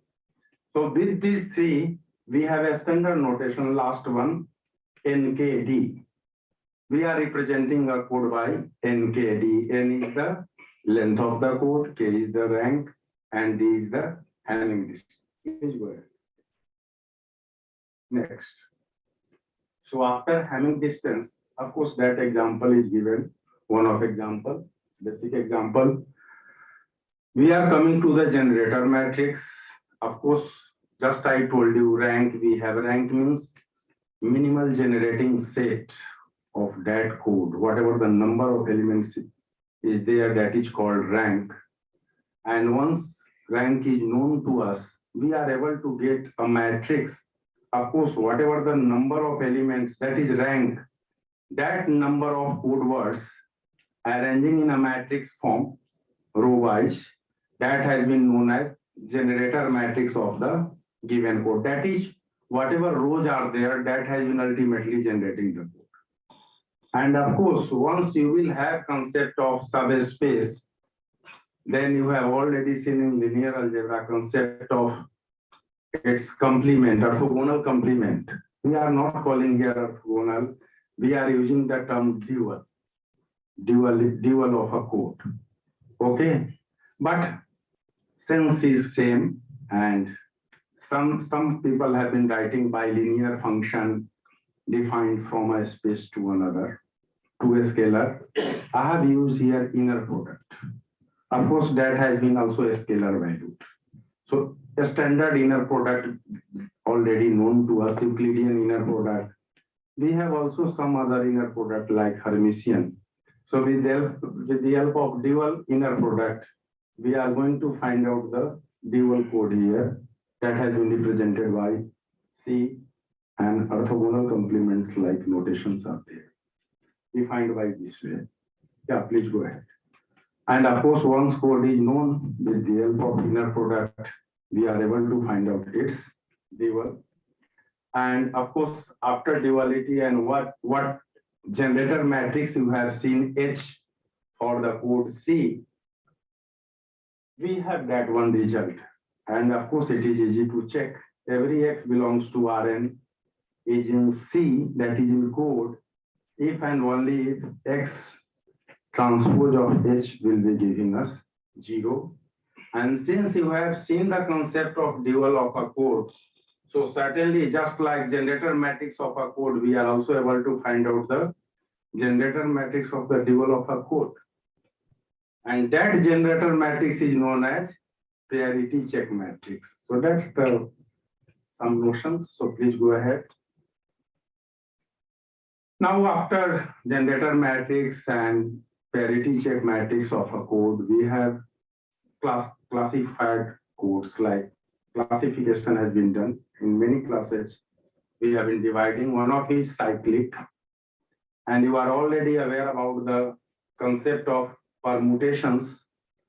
What permutations, properties of permutation map, you have seen permutation group known to you. Of course, something like properties is there. That is, if you are rotating by preserving the order, there would be again reaching to the same place. So a code C is said to be cyclic if whatever the code word you are taking, any code word, C0, C1, Cn minus 1, which is in C, and rotating it from right, then again, see here, Cn minus 1 coming first, and after that, of course, order is preserved in here. What we did here from right, that can be done from left too, no problem at all. So that's one of example of cyclic code. Please go ahead. So after cyclic codes, of course, few properties of cyclic codes are given. Those who have been working in the area, that one is very well known to us. Of course, later on, I will show you one of the important results on cyclic code, so that you can understand why cyclic code is so important for us. Please go ahead. So that's the identification. As initially I told you something about the rings, algebra, and then I told you basics of codes. And of course, one can raise question in codes, why we are, what algebra have been doing. So see, this is the one of the nice connection by a map between algebra and codes. Whatever code you will have, by associating under this map, that is C is going to quotient ring fx modulo ideal generated by xn minus 1. And of course, whatever sentences you will have, that has finite length, finite number of words are there. Am I right? And for each word, you are giving a certain code, certain set of sequences you will have, so that later on you will get the exact information. Am I right? So that thing is there. So we are associating here whatever code C you will have. As I told you, that one is subspace, submodule. Whenever you are taking associating with a ring, then certainly that would be an idea. That would be an idea. So C associated with quotient ring, by which way? For each C, we should have a polynomial, each code word. Now I am coming to the code word. C is a code, collection of code words. And each element of C can be represented by a polynomial. So that's the connection between code words and polynomial. Finally, it has been going to collection of code word, that is code, and collection of polynomial, which is a special class of ideals giving us of the quotient ring of a polynomial with respect to ideal generated by xn minus 1. Whenever you are taking xn minus 1 or xn, what this means, xn equal to, that is a zero element. Xn minus 1 is the zero element, xn, ideal generated by that xn minus 1, ultimately the zero of the quotient ring. So xn minus 1 is 0, ultimately xn is 1. So whatever degree will increase after n, that will be reduced again into x square and so. Anyway, so please go ahead. After that association, and as I told you, one of result I show that can show you the beauty of cyclic codes, as I have written it is algebraically rich. So if C is a cyclic code of length n over f, then C is an ideal of Fn. Just I have shown you Fn. That's the quotient ring with respect to the ideal generated by xn minus 1. Then C is generated by a single polynomial gx. That is principal ideal. That ideal is a principal ideal. By knowing one element, we are able to write each element of that code, and how we can get that generating polynomial, that is one of the factor of xn minus. One of the factor of xn minus. So of course, that's the remark. For distinct irreducible factor of xn minus 1, we should have different cyclic codes. Yeah, please go ahead. So of course, to obtain all code words in a cyclic code C, what importance of generator matrix, just I have shown you 4 or 5 slides back. Again, we are able to write that generator matrix once we can know about the generating polynomial. Knowing generating polynomial, we are able to write generator matrix, and once we should have generator matrix, we are able to generate the full code. Please go ahead. Now, similarly, we are able to find out the parity check matrix. Initially, I have already shown you. One of example is there. Go ahead. Now, this is the motive, and just I told you why Hamming distance is also important. That if distance of a code is d, then that code is able to detect d minus 1 places of errors and able to correct d minus 1 by 2 format, d minus 1 by 2 errors. Okay. So D actually deciding about the detecting and correcting capacity of a code. So that's why that third component is also very important for us. This means a better code means code rate should be higher, good, better code rate, a code is with better code rate or larger Hamming distance. So that is why yesterday lecture on Vatha also told that they have been trying with the help of whatever manually or software, we have been trying to improve the Hamming distance of a code so that that code has better capability detecting as well as correcting the errors of the channel. Please go ahead. Now, this is the main basics of this work. Circulant matrix, just you have seen about the cyclic code. And of course, by using the concept of cyclic code, we have concept of circulant matrix. 5 minutes. Okay. So for circulant matrix, just I have written just one place, each row has been shifting one place from the to the right. Okay. And similarly, this is for circulant. Similarly, we have concept of nega circulant. Later on we will see. There we are shifting one place from left. Yeah, please. Similarly, based on the concept of circulant matrix, we have concept of circulant code, double circulant code. That's the circulant matrix. Then we have double circulant code. Yesterday, Anuradha also called it LCD code. Code generating form. Generating matrix is of the form IA. I is the unit matrix, and A is the circulant matrix. She didn't use this terminology, circulant matrix, but actually A is the circulant matrix. Yeah, please go ahead. This is one of example. Again, we are able to associate the circulant matrix by a polynomial, so that ultimately we are reaching to the quotient ring. Okay, what earlier you have seen Fn. So again, we are dealing with a ring of polynomials and its ideals.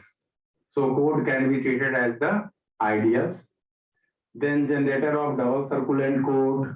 What's the way of calculating? Of course, whatever the new scenario, that is the set of matrices, in that form, we will have to get the generator matrix. Please go ahead. Then, from number theory, you are aware about the quadratic residue. In fact, what you have seen, circulant, double circulant matrices, then codes, circulant code, double circulant. The base of these all is the work done by Mengiassi and Patrick Soule in 2017. That has been published in finite fields and their applications. And they discussed about the circulant and double circulant codes by using one of the special type of polynomial that is called Dixon polynomial. Earlier, it is very difficult to find out the roots of Dixon polynomial, that is factors of Dixon polynomial.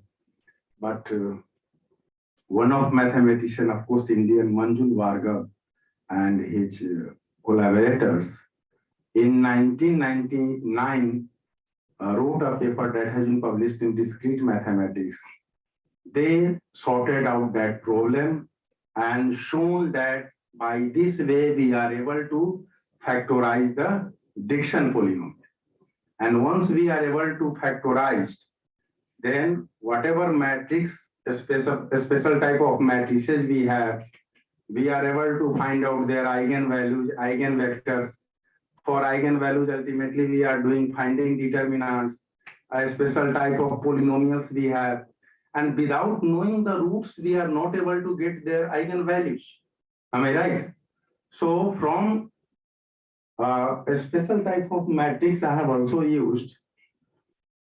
After solving that matrix to get the eigenvalues, we have been getting the Dixon polynomial.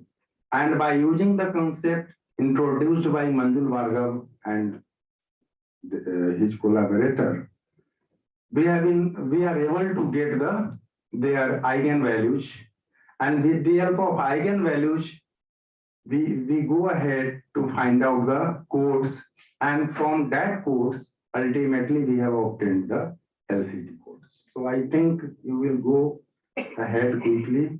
I think time is already over. So a few things so quadratic residue that has been known from the number theory, a number D is called quadratic residue, that is there exists another number in the finite field FQ such that x square is equal to that number. Anyway, please go ahead. So this is the quadratic double circulant code, how matrix has been taken with the help of quadratic matrix. You can see Q A B C with the parameters ABC. Please go ahead. Then, yeah, just I told you a special type of matrix, that is the Topli's matrix. And if you are going to find out the eigenvalues from a Topli's matrix, then of course, finally you are going to get the Dixon polynomial. So please go ahead. So from this, of course, go ahead, please. Of course, these are definitions, self-dual code, then LCD codes. I'm skipping the literature survey. Whatever topics my topic is, these all are given. Of course, you can see the paper of Mengiassi and others. Then I went to find out the eigenvalues, eigenvector, as I told you. Go ahead, please. Few observations are there. Finally, whatever the Henkel matrix, we have Topli's matrix, and one of the special case is Henkel matrix. And with the help of this Henkel matrix, please go ahead. We have been finding the eigenvalues. And now you can see what characteristic polynomial you will have, and ultimately that one is a Dixon polynomial. Please go ahead. That is the lemma given by Mengiassi and Patrick Soule in 2017, then 2021. These are the conditions. With these conditions, we have established initially few results. Please go ahead. That theorem we have established first of all, and then with the help of Henkel matrices, please go ahead. With the help of this result and Hankel matrices, we obtained these LCD codes. So this is all about this paper. Of course, almost this paper is completed. Few more examples we will have to include here so that it would be in nice form like a standard paper. So thank you so much for your attention.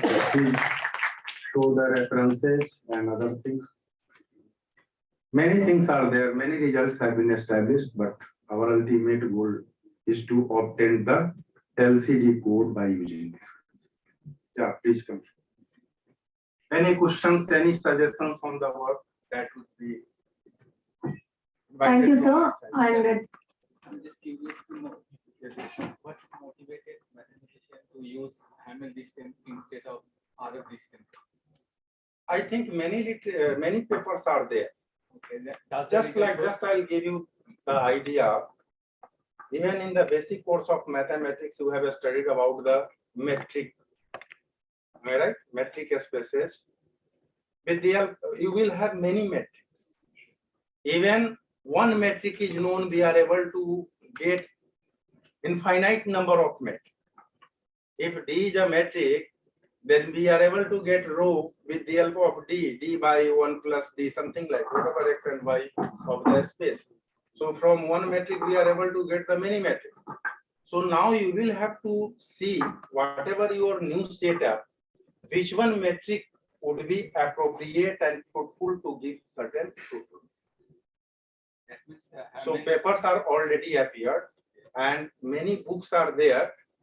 Many other distances have been taken, like Hamming, then some other I'm not exactly recalling, but many distances are. Lee and rank.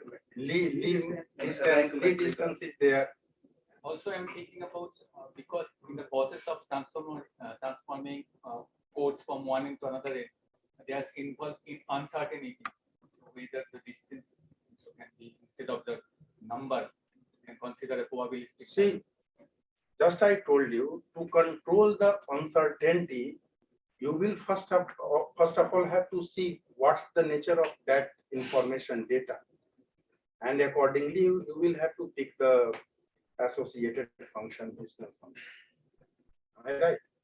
Just like whatever data you have been collecting, those who are working in statistics. So whatever data they have been collecting, accordingly they have been using the distributions and whatever the way of using other formula to conclude something. So in the same way, you will have to select. If you are computer science, see, computer engineers have been also working in coding theory. Mathematicians have been also working in coding theory. Electrical people have been also working in the coding theory. But ultimate goal in that branch is to get the better.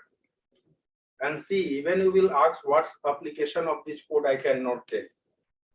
But if you will go to the electrical engineer, they will tell you about its applications and how these codes will work. They can show you on the instrument. That's it. Any other questions and suggestions, please? okay, this is a very nice talk, sir, where you well connected with the real life examples. And also I was wondering what is LCD, and then you said it's about linear double circle and code. Okay. LCD, linear complementary dual.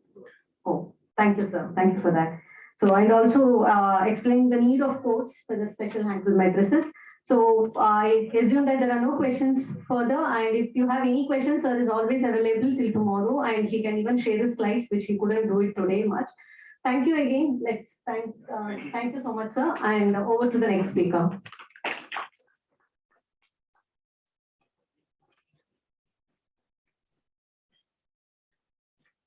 Okay, I have the pleasure to present the next lecture. That lecture will be done by Professor Madeleine Al-Tahan from Abu Dhabi University, United Arab Emirates.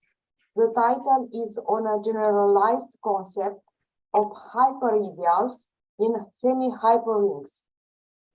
Please, Professor Madeleine. Thank you, Professor Violetta. I'll share my screen. Please let me know if the screen is shown. Are you able to view my screen? Yeah. Okay, thank you so much. Hello everyone, it's Madeleine and I'm privileged to be with you as an invited speaker for the International Conference on Algebra Analysis and Application. First, I'd like to thank Manipal Institute of Technology for organizing such an important event, and a special thank you goes to my friend Professor Harkrishnan for his follow-up prior to the conference. Now, yesterday, Professor Davos introduced a little bit about hypercompositional algebra by discussing fundamental relations of hypergroups and hyperrings. Today, I will talk also about this topic, but by considering on a generalized topic of hyperideals and semi-hyperrings. More precisely, in this talk, we're going to consider semi-hyperrings as an example of hypercompositional algebra by studying some of their subsets. First, we generalize the concept of hyperideals of semi-hyperrings to MN hyperideals, discuss some of their properties. Next, we present some non-trivial examples, and finally, we'll provide some directions for future related research. Here's our talk. We're going to start with a brief introduction about the theory, then with some basic definitions, related basic definitions. After that, we will dive into our main topic, which is about MN hyperideals of semi-hyperrings. And finally, we're going to end with a conclusion. Now, before we dive to our main topic, why is this theory important? Now, if we go to real life examples, is it necessary that whenever we have two elements to produce only one element? So is it necessary that always we will have an example like 1 + 1 = 2? So we have an element with another element and it produces again another element, which is the case that happens in group theory. Let's look at this example. For example, in chemistry, here we have a redox reaction. If we look here, we have two elements. A chemical reaction occurring between these two elements, it's producing again two elements. So this rule that it holds in group theory, it doesn't hold in every example in real life. We can go also to examples in biology, for example, Mendelian inheritance. Not necessarily the example that I'm putting here. Let's look at in our families. For example, if we go for the eye color, is it necessary that all of us as sisters and brothers to have the same eye color at home? For example, in my family, my mom, the color of her eyes is brown, whereas my father, the color of his eyes is hazel. For us, as their daughters and sons, for me, my eye color is hazel, and one of my sister, her eye color is brown. So here we do not have only one element. It doesn't produce only one element. It produces, in our case, in my case, it produces two elements, hazel and brown. Similarly, for ABO blood group, if the mother's type, let's say, is AB and the father's type, let's say, is B, the children may be A, B, or AB. So again, it's not only one element. Many examples in real life, we have two elements and they produce more than one element. And this is the base of hypercompositional algebra. This theory started in 1934 when Frederick Marty defined the concept of hypergroup. In some old papers, this concept is known as multigroup. Now, the law characterizing such a structure is called multivariate operation, or we call it hyperoperation instead of operation that we know in group theory. And the whole theory is known as hypercompositional algebra, and most papers, they use the theory as hyperstructure theory. Now, Marty's motivation to introduce hypergroups is that the quotient of a group modulo any of its subgroup, not necessary to be normal, is a hypergroup. As we know from group theory, if we have a group and we have a normal subgroup of it, then we have something known as quotient group. This quotient group, it occurs in this way, G mod H. It contains 4 left to right cosets of it. And under this operation, we get it as a group. But this one, to be a group, H should be a normal subgroup. Now, what happens if H is not a normal subgroup? It's any subgroup of it. This operation, it will not be well defined because this one, this star, it will give us, if we have an element here and an element here, and applying star for it, we will get a non-empty set of G mod H. So we'll not be getting a group. It's not a binary operation. We are getting here a hyper operation. Here how it goes. So if we take the example S3, which is the symmetric group of 3 letters under the usual composition of permutations, and we take A3, which is the alternating group on 3 letters. It's, of course, a normal subgroup of S3. Now, according to group theory, S3, the quotient, this one is called the quotient group, and it's isomorphic to the group of integers modulo 2 under standard addition. Now, what if we take this subgroup? This subgroup, it's not normal. We can easily see that as this subgroup, when we multiply it by this transposition from the right, it's not the same as when multiplying it by the left. So we got 2 different answers for it. It means that it's not a normal subgroup.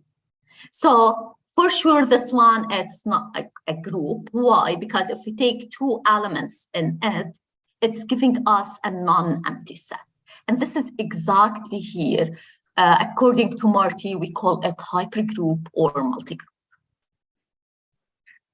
Here is the Cayley's table of this hypergroup.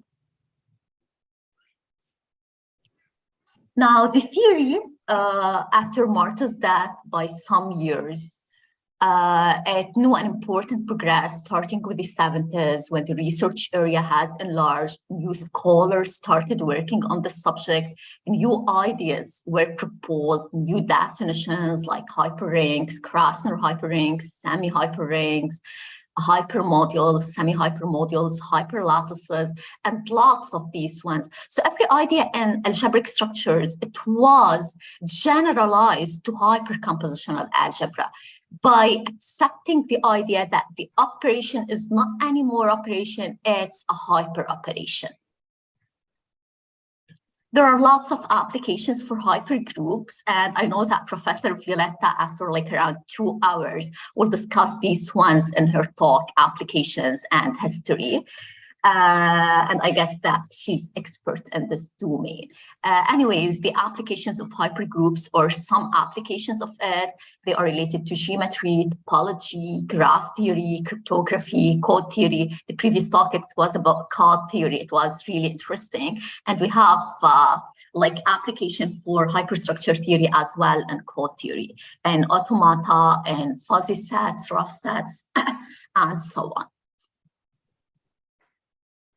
Okay, so let's start with some basic definitions in order to talk about the main topic that we have here. We're starting with H as a non-empty set. We have a mapping. It's the same as the case when we have a group point, but it goes, the result of this mapping is a non-empty set of H. So this one, power star of H, it represents the family of all non-empty subsets of H. This one, we call it as hypergroupoid. In the case when we have binary operation, this one is H, we call it as groupoid. So here, logically, we will call it as hypergroupoid. If we still remember from group theory, if we have a groupoid to say that it's semi-group, it should be satisfying the associative law. Here, the same. Hypergroupoid, to say that it's a semi-hypergroup, it should be satisfying the associative law, which is in this way. Now, to be a quasi-hypergroup, it should be satisfying the reproduction axiom, which is here. And to be a hypergroup, it should be semi-hypergroup and quasi-hypergroup. A subset of a semi-hypergroup is said to be a sub-semi-hypergroup of H if it's again a semi-hypergroup. And to prove that it's a semi-hypergroup, it's enough to show that it's a hypergroupoid, because the associativity law, it will be inherited from the semi-hypergroup itself. Before we discuss semi-hyperrings, let's recall what's meant by a semi-ring. In a semi-ring, we have two operations, two binary operations. One of them, it stands for the addition, and the other one, it stands for the multiplication. And we say that R plus dot is a semi-ring if R plus is a commutative semi-group with identity, 0, of course, or with a 0. R dot is a semi-group.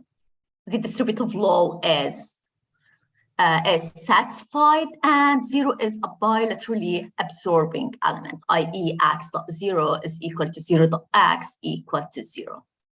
Okay, so let's think about the semi-hyperring now. It will be the same, but instead of these operations, we're gonna have hyper operations. Instead of this semi-group, we're gonna have semi-hypergroup. And this one, we're gonna have semi-hypergroup as well. This one, we're gonna have it as, instead of equal, we're gonna have it as subset. So this is mainly the definition of a semi-hypergroup. We have an identity 0 here. Here we have 0 belongs to x dot 0 intersection 0 dot x for all x belong to R. And here we have the distributive law. If we go back to the definition of semi-ring, we can easily see that it's a special case of semi-hyperring. Now, if we already know that R plus dot is a semi-hyperring, we can construct another semi-hyperring, keeping the plus hyper operation the same and introducing this hyper operation as y dot x. Of course, this one, it will be a semi-hyperring. Here we have some important definitions that we will be using in our examples. So to be a commutative one, R plus and R dot should be commutative as well. To be having a unity, the unity we call it as 1, we should be having this one satisfied. To be idempotent, we should be having R dot R equal R for all elements in R. And to be a semi-hyper field, it's the same case as having it as having a semi-ring semi-field. We should be having a commutative semi-hyper ring with a unity, and every non-zero element, it has a non-zero inverse, or for every R, we should be finding another element satisfying this condition. Let's go with some examples so we can make the idea of semi-hyperring clear. If we have, of course, finite set of elements, these semi-hyperrings can be defined using Cayley's table. So let's start with our first example. If we start with R plus any semi-hypergroup or hypergroup with a 0, then we will get R plus dot as a semi-hyperring by just defining this one, x dot y equal to 0. Another example, another non-trivial example, if we started with this one as a semi-hypergroup, of course, this one, it's a semi-group, and we know that semi-group is a special case of semi-hypergroup. And we present dot in this way, we're gonna get R plus dot as an idempotent semi-hyperfield. And of course, it's not a hyperfield, simply because this one is not a hypergroup. Here's another example of a semi-hyperring that contains unity, but it's not a semi-hyperfield. And if we look at the element 2, it does not have a multiplicative inverse. Okay, now we're ready to start with our main part. Before that, we will recall some definitions about sub-semi-hyperring, hyperidles, left and right. So to be a sub-semi-hyperring, simply it should be a semi-hyperring containing 0. To be a left hyperidle, we should be having it as a sub-semi-hyperring, and it should be satisfying Ri subset of I. To be a right hyperidle, it's the same as left hyperidle, but here we have IR subset of I. And finally, to be a hyperidle, it should be both a left hyperidle and a right hyperidle. Now, our aim is to generalize these three once-both hyperidles by introducing the MN hyperidle. So we're going to start with Mn as non-negative integers. Of course, not both of them are zeros. And R plus dot is a semi-hyperring. A sub-semi-hyperring A of R is an Mn hyperidal if it satisfies this condition. Okay, here, how to prove that it's a sub-semi-hyperring. All what we need to prove are these ones. Here we have some remarks about idles, about hyperidals. If we have 0 plus 0 and 0 dot r equal r dot 0 equal to 0, then 0, it will be a hyperidal. Otherwise, it cannot be a hyperidal. It's not the same as the case of semirings that 0 is always an idle. Here, if it's 0 doesn't satisfy this condition, we'll not get it as a hyperidal, simply because if we have 0 plus 0 equals 0 and another something, let's say, it will not be a sub-semi hyperring. And I is a left hyperidal if and only if I is a right hyperidal, and by using this hyper operations. So if we have dot and we have the other hyper operation, left implies right in the second, and of course right implies left in the second. Okay, as we said before, the Mn hyperidals are generalization of hyperidals. So here how it goes. We're saying that if every right hyperidal of R is an M0 hyperidal of R. So it's a special case of it. Every left hyperidal of R is a 0n hyperidal of R. So also it's a special case of it. And every hyperidal of R is an Mn hyperidal of R. And of course, when we increase the M's and N's, if it's Mn hyperidal, it becomes an St hyperidal whenever S is greater than or equal to M and T is greater than or equal to N. Now we're gonna discuss some properties about these Mn hyperidals before we move and talk about some non-trivial examples. So if we have a commutative hyperoperation, R plus dot is a commutative semi-hyperring. These three ones are equivalent to each other. To be Mn hyperidal is the same as being M plus N 0 hyperidal and 0M plus N hyperidal. Now, if we go back to idles, we know that the intersection of idles is again an idle, and in the intersection actually of hyperidals is again a hyperidal. What about Mn hyperidals? It's the same.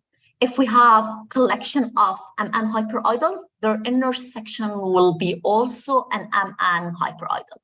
Okay, let's think about the union. Is it necessary that the union work here? We know from algebraic structure theory that the union may fail to be, again, these algebraic substructure, right? So here's the thing. The union of Mn hyperidals needs not to be an Mn hyperidal. Here we have an illustrative example. So here we have AB and AC, both of them are 1,0 hyperidals R, whereas their union ABC is not a 1,0 hyperidal. Let's look why. So here we have ABC.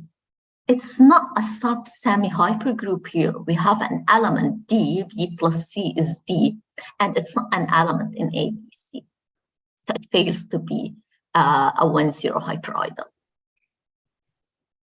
Here we have another example. If we go back to the hyperoperation that, or the another semi-hyperring that we constructed, if we started with R plus dot as a semi-hyperring and we take this new semi-hyperring, if we started with an Mn hyperidal of the first one, we're gonna get I as an Nm hyperidal of the second one. And this is very important to construct new Mn hyperidals.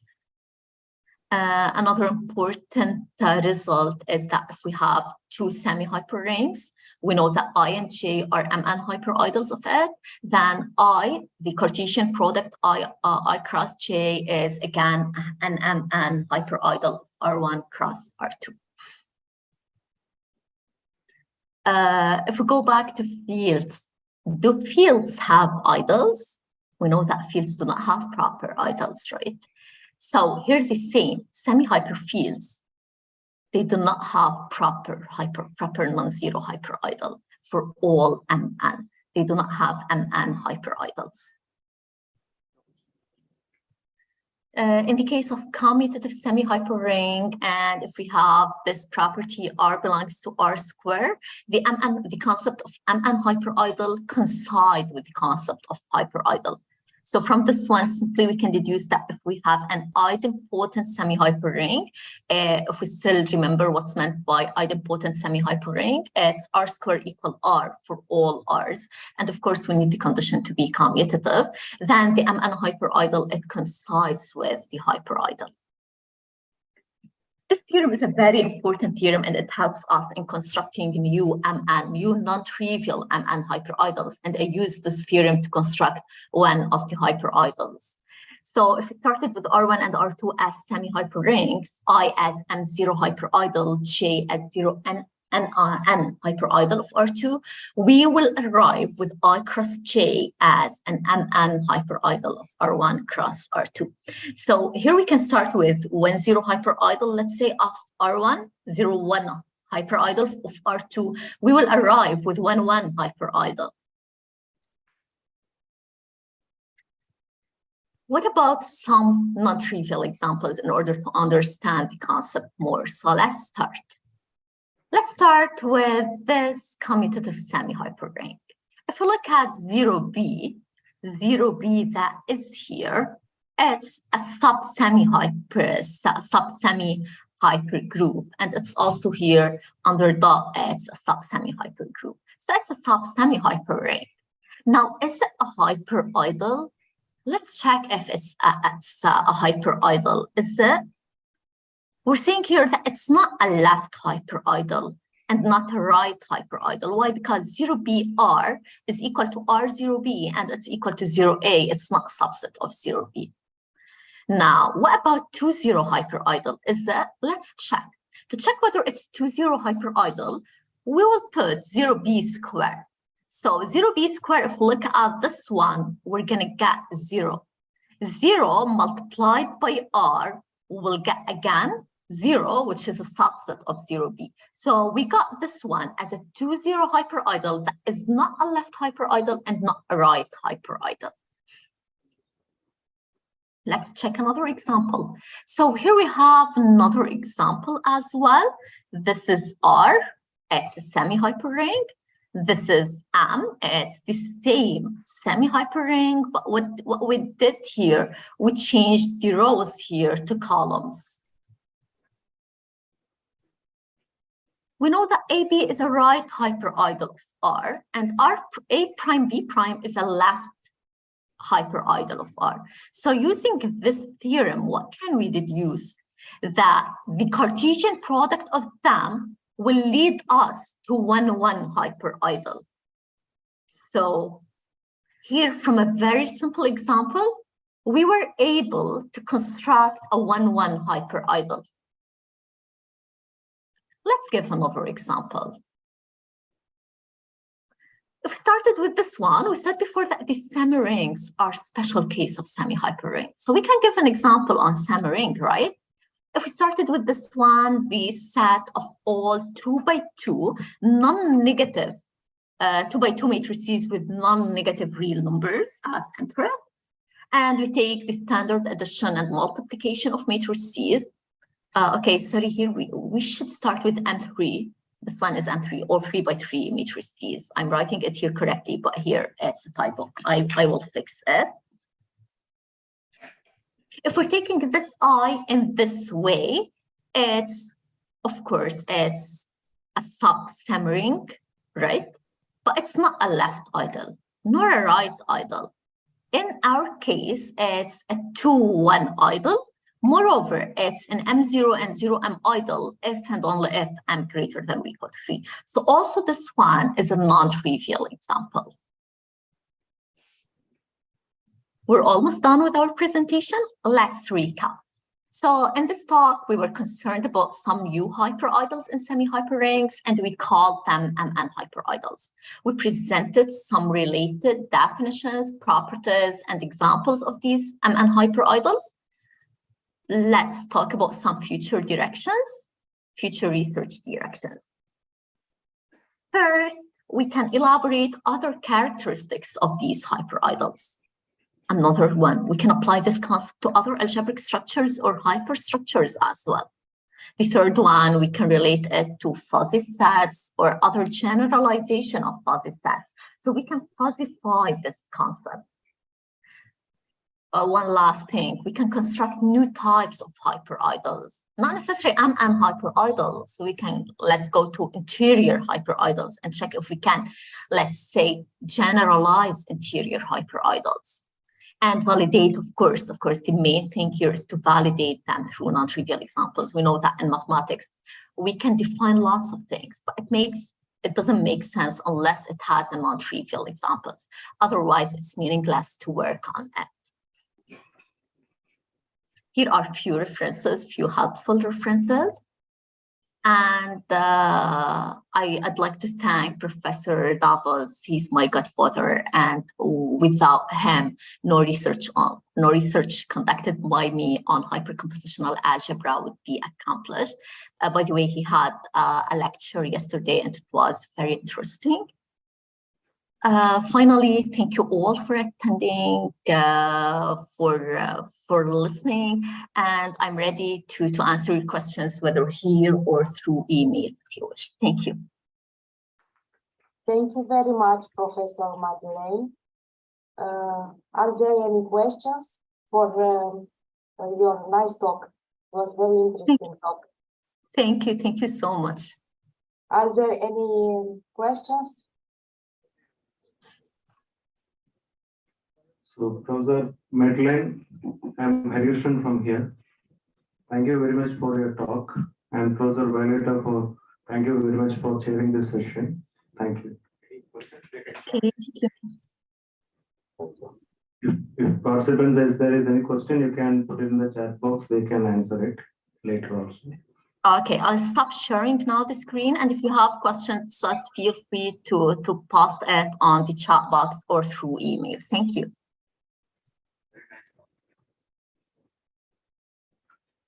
Okay, thank you. Thank you very much.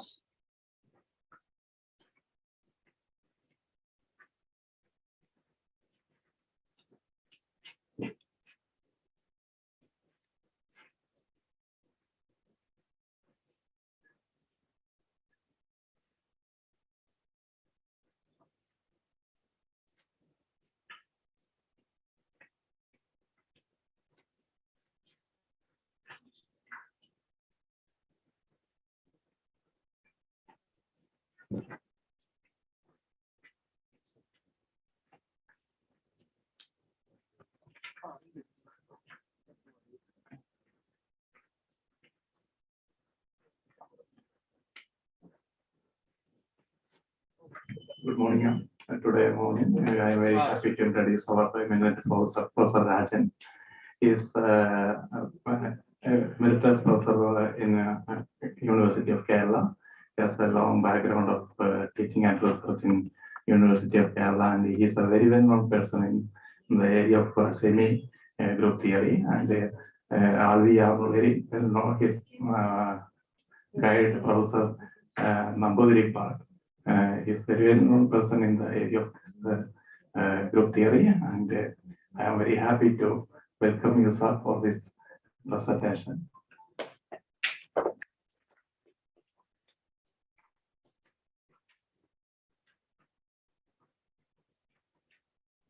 Thank you, Dr. Prasad, for the introduction.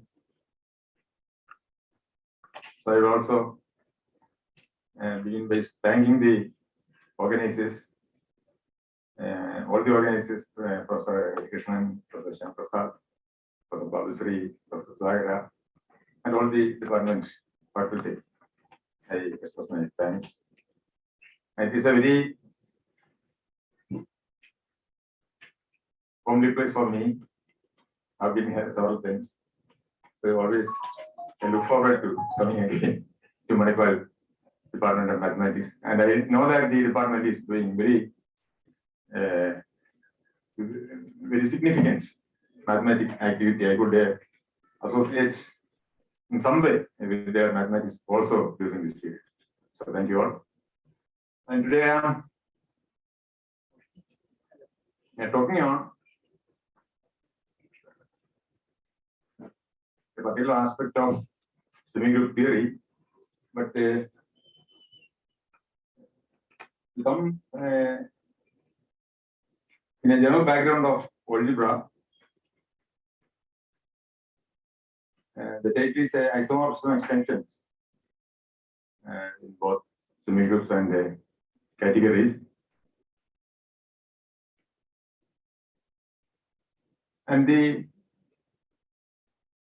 concept of isomorphism extension, you can find generally will come across this terminology in the context of field extensions. And that is where you first of all see several theorems. For example, the next one. This is a very elementary theorem in fields, that any extension of a field can be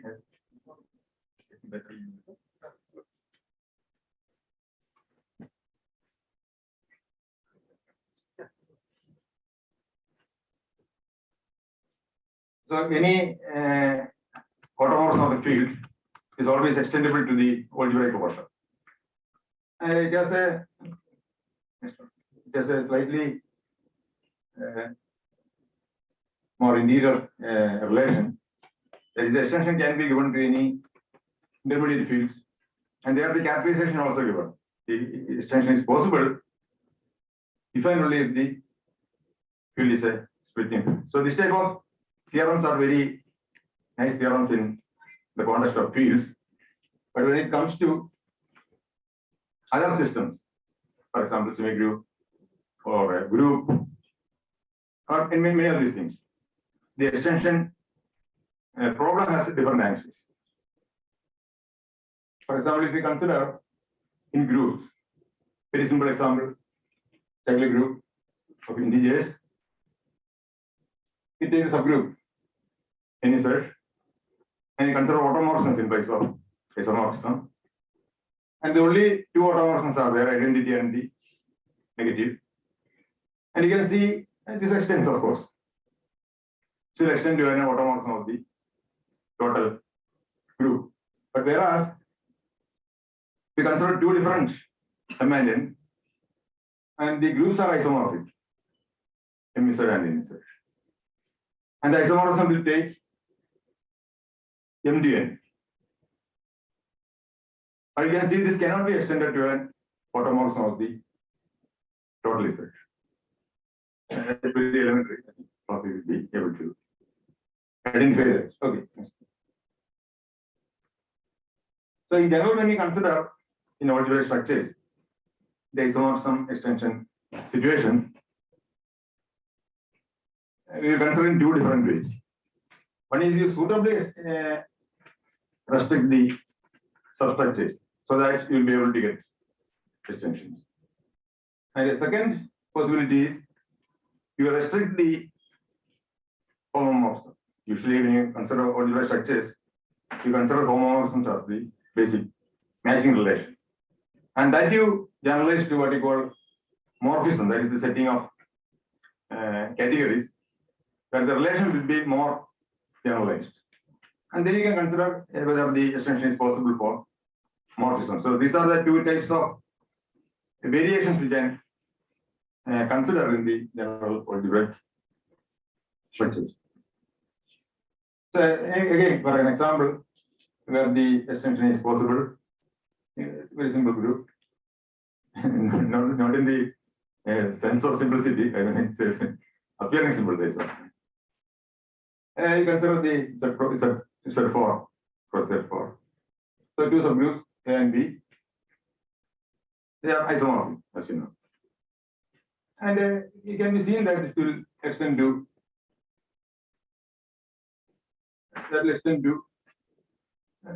automorphism of the total also. That's very easy. But if you consider instead Z4 and Z10, and the first group is order 2, and second again is order 2. So they are isomorphic. And here you can see this isomorphism cannot be extended. It's an automorphism of the total group. That is very simple algebra. I don't go into the details. So the situations here it's a situation where you have to appropriately choose the subgroups in order that the extension problem has positive answer. So we are therefore coming into a framework of what is called category, so that these differences can be made part of the basic data. By category, what we mean is it's a system similar to the collection of sets and their matrix, but not always just that. So generally what you have is two types of data is there. One is called the object, and the other is a connecting relation, which you call morphism. It can be mapping, it can be homomorphism, it can be a partial order, it can be an equivalence relation, whatever, depending on the situation. Okay, just that. And also these are some notations we may use. B of C stands for the set of objects.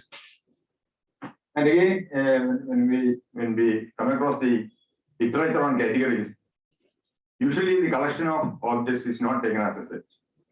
So that is in order to account for the or address the basic set theoretical questions. You restrict to sets, and such categories are generally called as small categories. Doesn't mean it is a finite or anything. It can be infinite, but within the set theory. So okay. Okay, just yes, skip that. And in categories, the isomorphism, the term will mean a morphism which is invertible. So depending on the choice of the morphism, the isomorphism will differ. For example, if you consider a category of sets, a morphism will be just any mapping, and an isomorphism will be therefore a bijection, 1-to-1 and 1-to-1. But whereas if you are considering groups, isomorphism will be usual isomorphism. Of course, you consider only 1-to isomorphism, not the A into only 1-to isomorphism. Okay. And then the isomorphism extension means, okay, I think we will go with some example.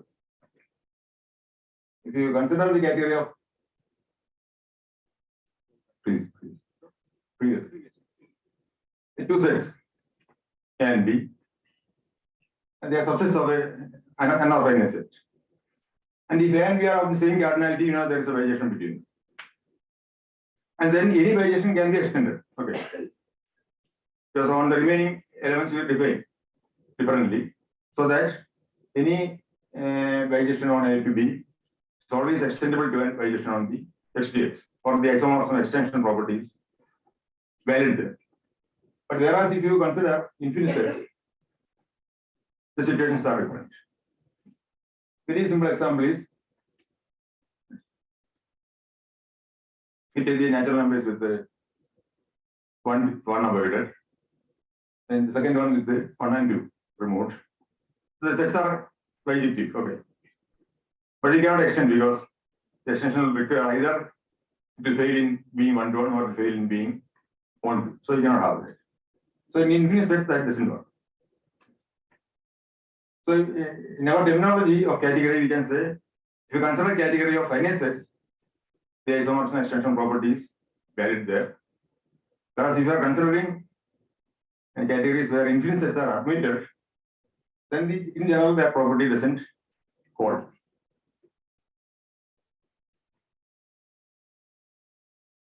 And again, when it comes to category theory, in order that the isomorphism extension is described there, we require the existence of a substructure relation.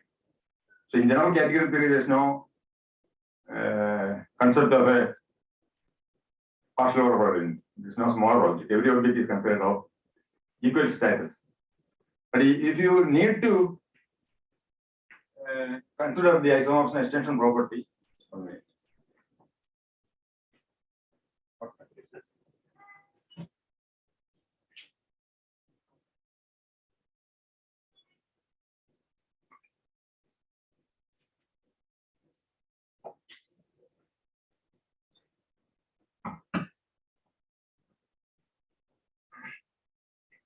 So if you need to consider isomorphism extension, first of all, you have to have substructures or sub-objects of the category. So we will consider categories where you have sub-objects. And when you have sub-objects, the realization that an object is a sub-object is provided by saying that there is an inclusion relation. That's what you have in sets. If X is a subset of Y, you can always include a map by a mapping A into B. Like that, you give attributes in the category. That is, you have a partial order on the objects. And whenever one is smaller than A is smaller than B, you have a inclusion mapping. So in the category sense, you will require it to be monomorphism like that. Anyway, we don't go into all the details of that. So that is what you have as the basic framework for describing isomorphism extensions. Okay, this is the definition.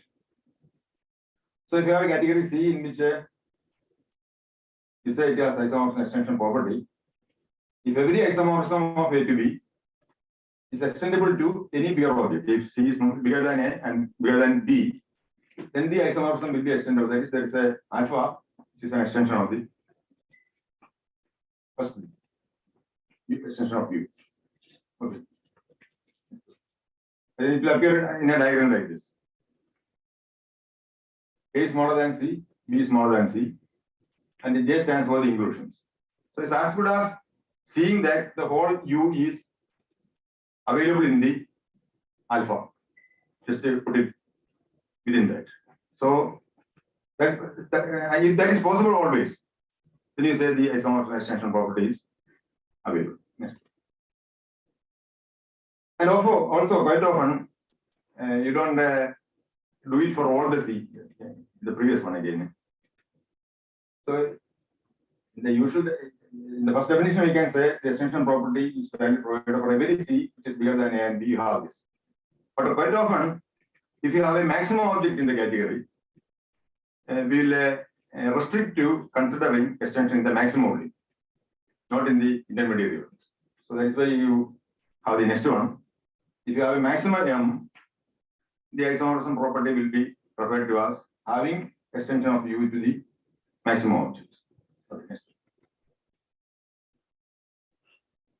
and when it comes to semigroups, for example, it's a very simple example. ABCD is a Y0 means the product is the right entry. That is, the right entry will behave like 0. So XY means Y. In this case, one can see that if you take homomorphisms as the morphisms, any mapping can be seen to be a homomorphism. And consequently, you can say, okay. Consequently, you can say the extension property is valid there because any mapping is homomorphism. So any bijection will be isomorphism. And you know, in set theory, you have extension, so you have that. But if you restrict the next one, morphisms to a slightly different one, instead of any homomorphism, I would say the morphism is only a mapping like rho X, which stands for right multiplication. It's a right translation. So if right translations are the morphisms, then you can see the situation will be slightly different. Next. So take A and B as two different subsets. You can see A and B are H1 and H2 are subsemigrants because the product will be only. So, and you can see the row B taking A into AB, AB will be B. So that is an isomorphism. So this is an isomorphism. Okay, because the Y and row B are in bases. So you get it. Next. But here this cannot be extended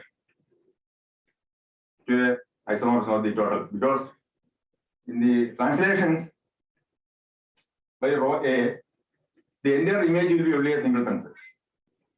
So you cannot have a inverse for that. So that's not extended. So by changing that, you are getting that the isomorphism extension is not valid yet. So anyway, it's only to say that it is a very special property for the category that you are considering. And within semigroup theory, you will see that there are several cases where by special choices, we are able to see that the isomorphism extension property is available. And also there are some classes of semigroups where the class is characterized in terms of the extension property. And the class is the one class that we consider is called a unit regular semigroup. This is a class of semigroups, a very elaborately studied in semigroup theory. And the basic idea will be that of an isomorphism extension in describing the class. Okay. So we'll see how it is being described in terms of isomorphism extensions. Again, you can see as in group theory, the very general theorem is that every group is identifiable as a group of transformations. Like that, we have in semigroup also. Any semigroup can be identified as a semigroup of transformations on a set. The product will be the composition. So, if you do that as a given semigroup, suppose it is a transformations on a given set X, and suppose you have an element F in that, and you can see that will give rise to a situation where we will see isomorphism extension next one. So we are getting into several sets from that. Actually, you start with a F from X into X, then X naught is taken as the image that will be smaller than X often. Okay, unless it is bijection. And then you can have always a kernel type of set K. Kernel means, or a kernel behavior means you should have some sort of a bijection from that. So given any mapping, you can see there is a subset K of the set domain on which the mapping will be one-to-one. I think it's not very difficult because you generally what you do is in the case of mappings, the kernel will be taken as the equivalence relation identifying the same image. I think it's clear to all. Okay, I think it's okay. I guess if I go into explaining everything, I think you may not have enough time. But that's what you mean by kernel, just like the kernel will do here. And then this equivalence relation will give you a partition. And if you take a what do you call the one from each partition class. Bisection, okay. No, you take one element from each of the partition classes. As cross section. If you take a cross section of that, on that the mapping will be one-to-one. That's okay. So any mapping you can see is essentially a one-to-one mapping or bijective mapping. And then you can think of inverse for that. The inverse will be from X naught into K. And then you can think of extending that in mappings. It's possible. And several possibilities are there. And all of the extensions you can see will be what you call generalized inverses of the original element. And if you are able to choose the extension, which is a bijection, that will be the, and if that extension belongs to the semigroup considered, you say the semigroup is unit regular. That's the way you define unit regular semigroups. And without these references, the definition will be very direct. You reach next way. Okay, these are the generalized inverses, means these equations are satisfied. Okay, we'll go to the next one. Okay. And if you consider semigroups which has an identity, then the inverses of the identity, if it exists, will be called units. Or the elements which have inverses will be called units. That is, okay. So this is the definition for unit regular.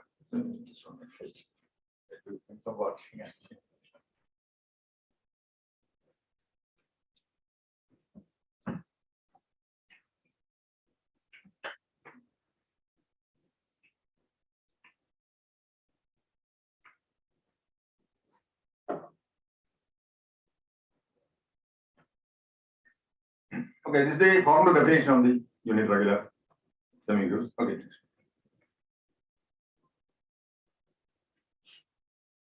So you can see this is actually this is a very wide class of samples are there. Any full transformations, the semi-group of all transformations on a set is always unit regular. Likewise, in the motions of a fine dimensional vector space, or direct products of division rings, all these are very common examples. Next one.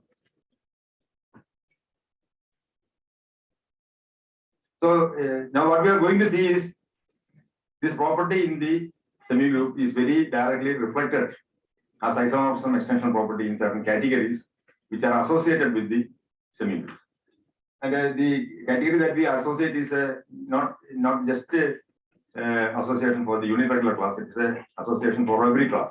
There is a general theory of associating categories with the regular semi-groups. And it's one of the contributions of, it has been referred in one of the contributed class yesterday by Dr. Prino. It's a work by Professor K.S. and Manipal on the structure of regular semi-groups, where the structure is described in terms of a category which is derived on the semi-group as category of principal ideas of. And that's what we are also making use of in the present context. So this is a category that we associate generally with a semi-group. This is semi-group is also we consider only regular semi-group. Regular means every element has a generalized index. So the all principal ideas will be the objects, and the morphisms will be translations, not the just the homomorphisms. It's really translation that we mentioned earlier.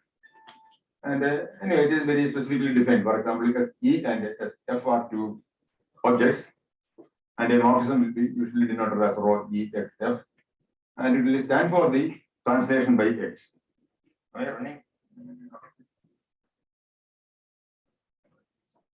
I think that means 5 minutes. Okay, that's enough.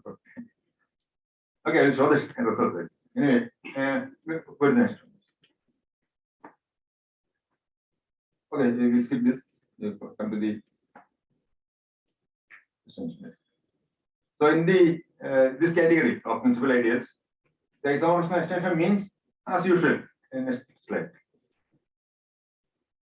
Here, because you have a total maximum object, the total semi-group is a maximum object. Consequently, you can consider extensions into the maximum. So this is what the isomorphism is just E into SF, denoted by rho EXF, that's an isomorphism.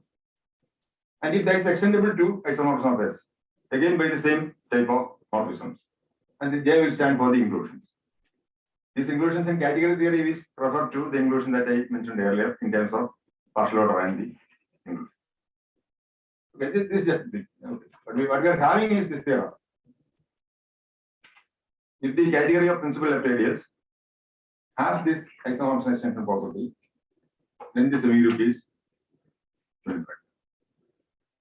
So we are able to extract the isomorphism that you have seen in the set theoretical identifications and directly seen in the category that is associated with the semi. Okay, we don't. Okay, I don't go into the proof. It is a very simple proof. One can see that the extension property will give you a extended isomorphism, and that directly will give you the unit inverse for the semi. Next one. Okay, continue. Okay. Here the one deficiency of the theorem is that the result is only sufficient condition, not necessary. Which means if S is unit regular, the property you may not get in the category. So we go for a slight weakening of the extension property. That's coming in the next step. Anyway, this is an example to see that this is insufficient. Anyway, we'll skip that. Next one. Okay, this is the extension relation, and we weaken this condition by the next one. Okay. You replace the J which were upward directed by Q and Q prime which are downward directed. And here Q and Q prime are just the sort of inverses for the inclusions. Again, in this category, you can see every inclusion will have a right inverse. And that they are the Q and Q, right? So if you replace the same diagram in this fashion, in terms of the, we call these mappings retractions. So if you inclusions are replaced by retractions, and the similar diagram, actually the meaning will be different. Will give you a necessary and sufficient condition for the unit regularity. Then you will come to the theorem. Because the diagram alone will not give you the complete picture. The theorem is that this is unit regular if and only if the following weak isomorphism extension property holds. And the property is that if U is an isomorphism, then for every retraction Q from S into SC, there is an isomorphism. So it is not just the extension for the isomorphism alone, but the extension is related to a retraction also. So isomorphism together with the retraction give you a extension in the following way. They are as in the earlier case. You just draw that. Okay. Anyway, I think now again that is the case. That is, if you weaken the condition in this way, you are able to characterize the total unit regularity in terms of the weak form of isomorphism extension property. And the question is, what will happen to the earlier form? And we will rename the earlier one to a strong unit regularity.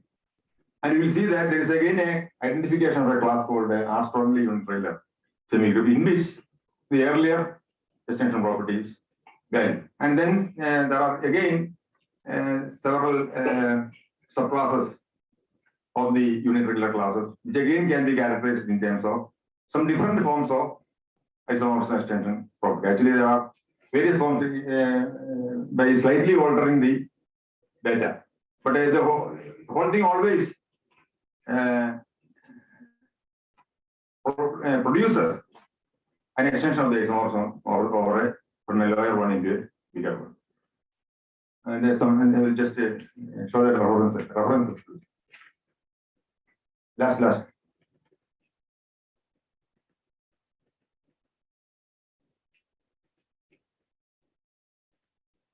Okay, and most of the results are available not in the same form, but in a slightly altered form in the paper that appeared in the Asian European Journal. Currently, it is in online, but the different version will be coming soon.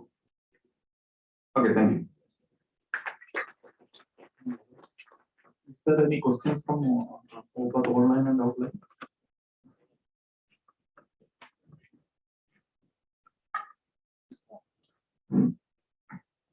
Good afternoon, sir. I've been hearing to your talks from 2013, 15, 17, 19, and today. And first, let me tell my background. I'm from computer science and engineering. I was in mathematics department for 2 years, 11 months here. And I'm working towards cyber forensics and cyber security, some cryptography. Now, my question is, all these logistics, specifically from group theory and ring theory, how we can link it? How we can link it to the technical part in cryptography? Which are the theorems which will take us to cryptography from here? Because you spoke about equivalence classes, right? We speak about equivalence classes in black box and white box testing in software engineering. So, like, can you suggest some of the theorems from here which we can directly take it into cryptography? Actually, what I feel is that the category setting, rather than the semigroup I have mentioned, the category setting is a form which is very much applicable in several of the cryptography relations, because any relation you can fit into a category. So when you say category relationship, in engineering, in computer science and engineering, or any branch of engineering, we have a concept of risk mitigation. We evaluate risks in terms of conditional probabilities. Like if we have 2 or 3 groups, clusters of data, all these clusters of data can have good and can have bad. Bad is a parameter which is not required. So when you say bijection, surjection, how will we choose this? Because bijection is 1-to-1. Surjection could be 1-to-many or many-to-one from either side. So is there any method by which we can make a choice? Now I'm really wanting to know this, because we have tied up with the Center of Excellence for cybersecurity in IISc Bangalore, and we are planning to give some talks there. So is there a method out by which we can choose which kind of relationships we can choose, and then we can go for, say, either a group or a ring or an idea? So because I'm a little bit confused in the last, though I know now, like we can link it, we can get certain things from abstract mathematics to cryptography, and then go ahead for cybersecurity or cyber forensics or cyber crimes or whatever it is. But is there a method to, is there a generalized method which can give us a choice of what we can get from and how we can get it? Actually, rather than finding a choice, it will give you a method by which you can reduce the quantum of what you do. For example, when I say the isomorphism is extendable. Okay. So instead of dealing with the relation in a bigger set, 1,000 elements, we can reduce to 100 elements. And this relation will directly extend to the 1,000 element situation. So that way you get an efficiency of the work. Okay. You can reduce the amount of work you have. So my last question. That is theoretically the base for it. Right. Are there any softwares, like for mathematical applications, we have softwares like when I say principal component analysis in pattern recognition, in linear algebra, we have got eigenvalues and eigenvectors. We have software to choose basically when we have countably finite or countably infinite values. Are there any softwares, I don't know, in groups, rings, and ideals, which can link us into, say, prototype groups and clusters? Are there any softwares here? Actually, there are some large level, not specific. Large level means, you know, this. If you will allow me, then I can. No, what I say is that there are some large level softwares, algebra packages, but not specific, specific to your situation. Thank you, sir. Thank you. Yeah, no problem. You can still discuss with sir during lunchtime. But also, I'm happy to meet you here. Sir is available all the time, and you can even talk later. And we are running short of time. That is one of the reasons. So thank you, Srikanth. Next questions, and thank you, sir. Yes, you ask, sir. Thank you very much for this inspiring answer. Thank you again. Thank you very much, sir. And before going to lunch, a small photograph here. Please join with the photograph. Yeah, here only.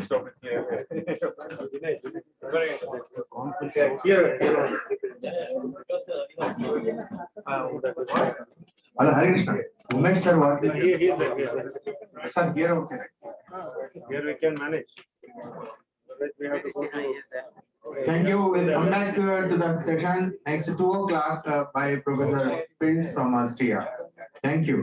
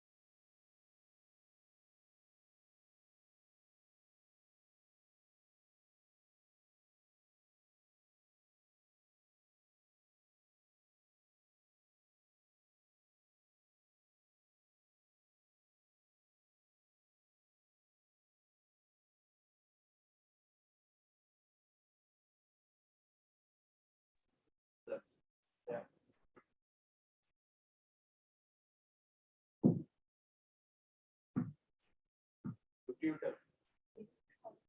50-50.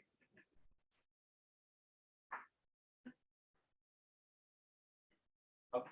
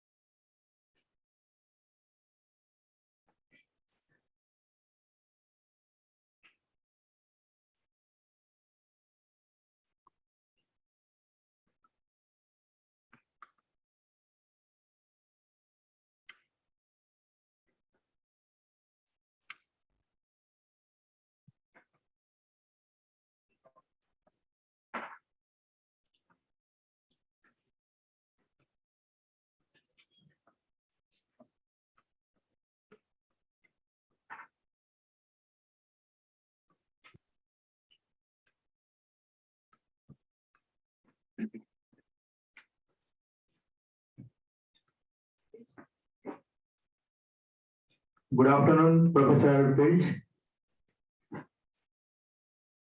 Thank you. Good morning. Yeah, nice.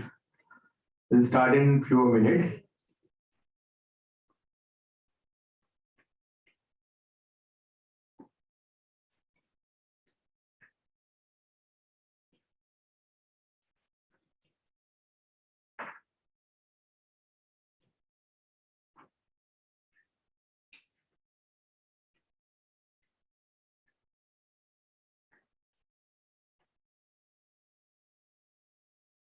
Hello, Dr. Banakal.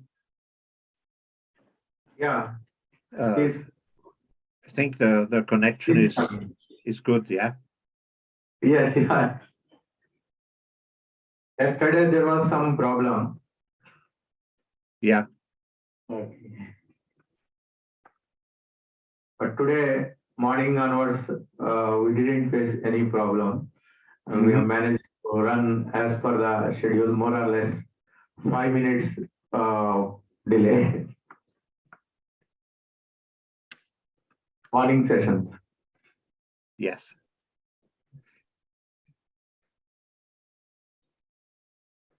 May I try to switch to the manuscript?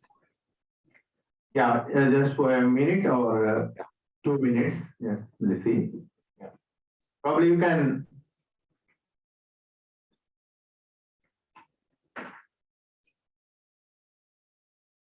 Can share the this one. Sorry, you can share the screen right now. Yeah. Right. Yes. Professor, you can start sharing the screen first. Let me introduce to the gathering. Sure. Yes. Good afternoon, everyone. And this talk is by Professor Pilch, and we are very happy to introduce Professor Pilch to this gathering. We are really fortunate to have him as a plenary speaker for this conference. Professor Pilch is an emeritus in the Department of Mathematics, Institute of Algebra, Johannes Kepler University, Austria. He was head Department of Mathematics in Linz, head Institute of Algebra. Gunther Pilch was the Dean of Studies at the Faculty of Science and Technology, Vice Rector for Research. Also, he was chairman in the Forum Research of the Austrian Conference Rectors from 2001 to 2005 and was chosen in 2003 to be the Austrian representative for research integrity in the corresponding OECD group. His research interests include the theories and applications of algebraic structures, mainly near-rings. He is honorary professor at the Shandong University of Technology, China, and honorary doctor from the Ural State University in Ekaterinburg, Russia. He was also a member in the Council for Research and Technology in Upper Austria from 2003 to 2008, and he has received an honorary medal in silver by the country of Upper Austria. He authored the book entitled Near Rings Theory and Applications, which is very famous. And Professor was the editor-in-chief of Arabian Journal of Science and Engineering, King Fahd University, Saudi Arabia, and also a co-editor of the scientific journal Mathematica Canonica, engineering newsletter series, and the Conscience Handbook of Algebra by Clover Academic Publishers. So more importantly, whoever starting the work on near rings, first day they have to open the book Near Rings by Pilch. So full world aware of this, and very, very happy to be as a speaker for this conference. So heartily welcome, sir, for your talk. Kindly start your talk, and very nice. Thank you. Oh, thank you very much, Dr. Banakal, for your introduction. And thank you very much for inviting me to this conference in Manipal. Manipal has emerged in the recent years to become more or less the worldwide center of nearing research. And so it's great to be here in some way. What I'd like to talk about today is something which comes from the fact that mathematicians and especially algebraists, they like direct decompositions of their structures. And it turns out that some of these direct or subdirect decompositions turn out to be very useful, and some others are not so successful in some way. And let's have a look at some instances where one can see what makes a decomposition into a useful decomposition.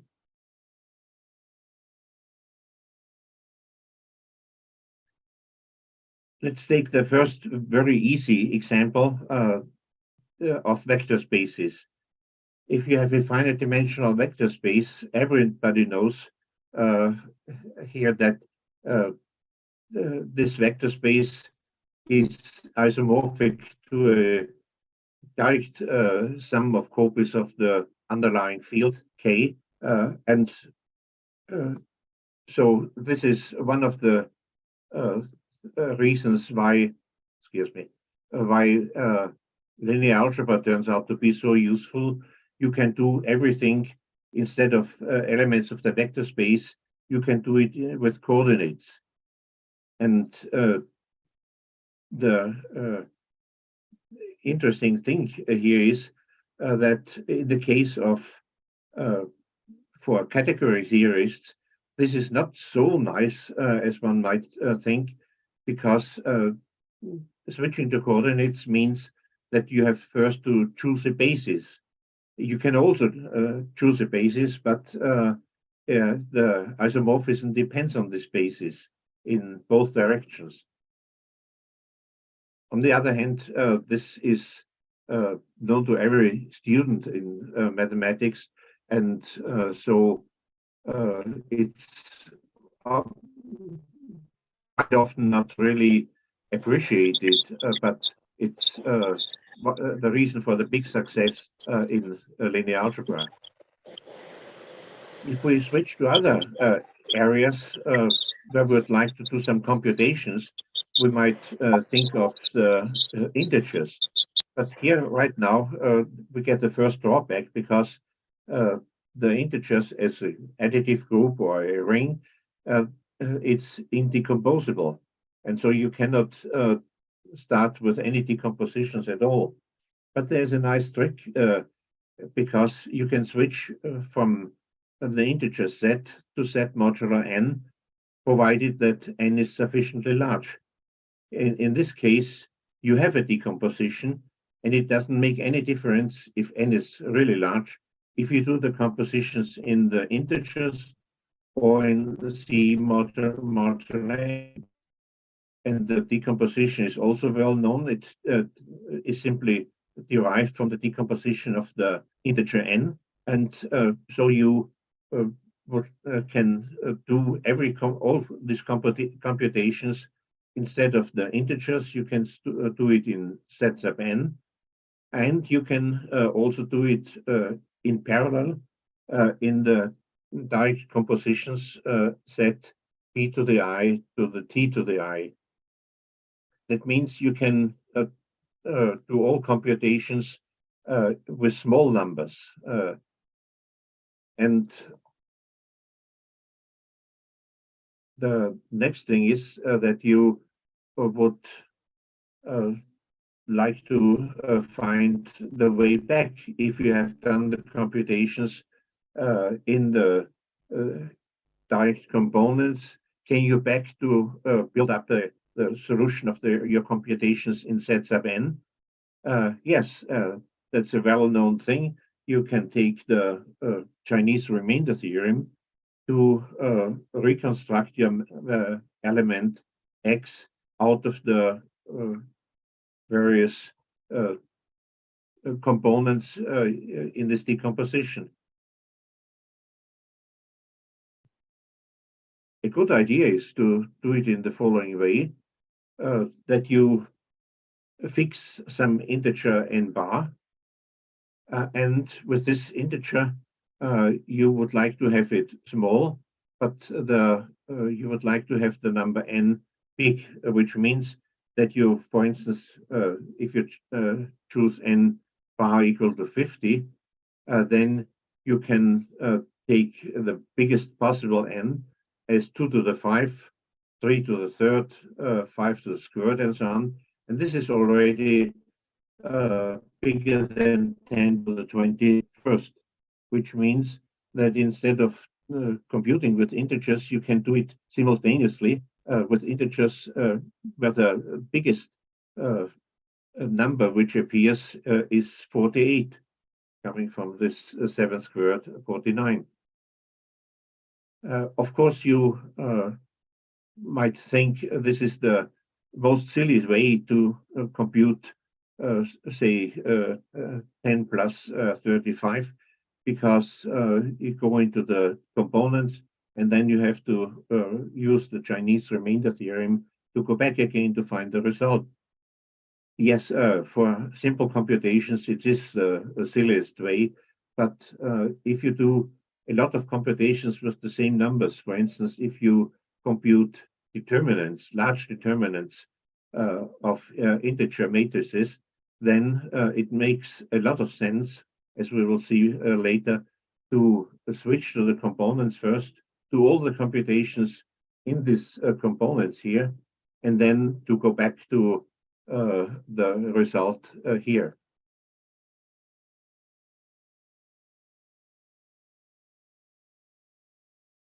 Now, what you can do with the integers, usually you can do it also with polynomials. For instance, if you take again a field K and instead of decomposing K of X, you again switch to a factor K of X factored by F, where F again is the same as, plays the same role as before the number n, and you would like to have a polynomial of a sufficiently high degree. And then if F decomposes into prime factors pi to the ti, then you have again a very similar decomposition as we had before. Now we have a lot of freedom for how to choose our polynomial f, and we don't want to make our life complicated, and so it's perhaps the best to say, well, let's take f to be simply a product of factors, pairwise different elements of k, and take x minus k1 times x minus k2 and so on, and then you have then you can say how many elements you need in order to get a polynomial of sufficiently high degree. And what are the factors here? The equivalence classes of a polynomial with respect to p1 to the t1 and so on. It's very easy. It's simply the remainder of p after division by x minus kj. And this remainder is just the same as one can see very easily. It's just the value of the polynomial at the point kj. And so you can say, instead of working with polynomials, we can map this to p of k1, p of k2, and so on. So it's just the components are just the lists of the values of p at the various places. And what is the way back? Well, again, the Chinese remainder theorem, and we can reconstruct our polynomial from these components here. Let's have a quick look at this. What does p of k mean? Well, we have here two different things. We have polynomials and polynomial functions, and they are not the same. So let's look at polynomial functions. For every polynomial, you can on the field over the field F, we can associate a polynomial function in the way that all of us know. You simply replace x by values of the field F. Can we identify polynomials and polynomial functions? Well, not really. We can say that P of F, the polynomial functions form a ring. And this is not a subring of the polynomials, but it's a subring of the ring of all functions from the field into itself. What's easy to see is that we can say that this association that we associate to every polynomial, the corresponding polynomial function, is an epimorphism, a ring epimorphism. But will it be also always be an isomorphism? Well, take the case that F is a finite field. Then this cannot happen because f of x is infinite. We have infinitely many polynomials, 1, x, x squared, x to the third, and so on. While the P of f, the number of polynomial functions, is finite because the number of functions from f to f is finite. If we have a field, an underlying field, the situation is very easy because then you can say this association polynomial to polynomial function is an isomorphism if and only if f is infinite. We have seen already that if f is finite, this doesn't yield an isomorphism. But if f is infinite, you can say the kernel here consists of polynomials which have the value 0 at all places. And you know, for a polynomial which has 0 at infinitely many places, then this polynomial must be the 0 polynomial. And so we have a clear dividing line in the case of fields. For fields, we have an isomorphism if and only if the field is infinite. And that's the thing which we know from high school, and that we can identify in some way polynomials and polynomial functions. But that only happens for infinite fields. And if you start to learn about finite fields at the university, then you have to be careful that infinitely many polynomials will yield the same polynomial function.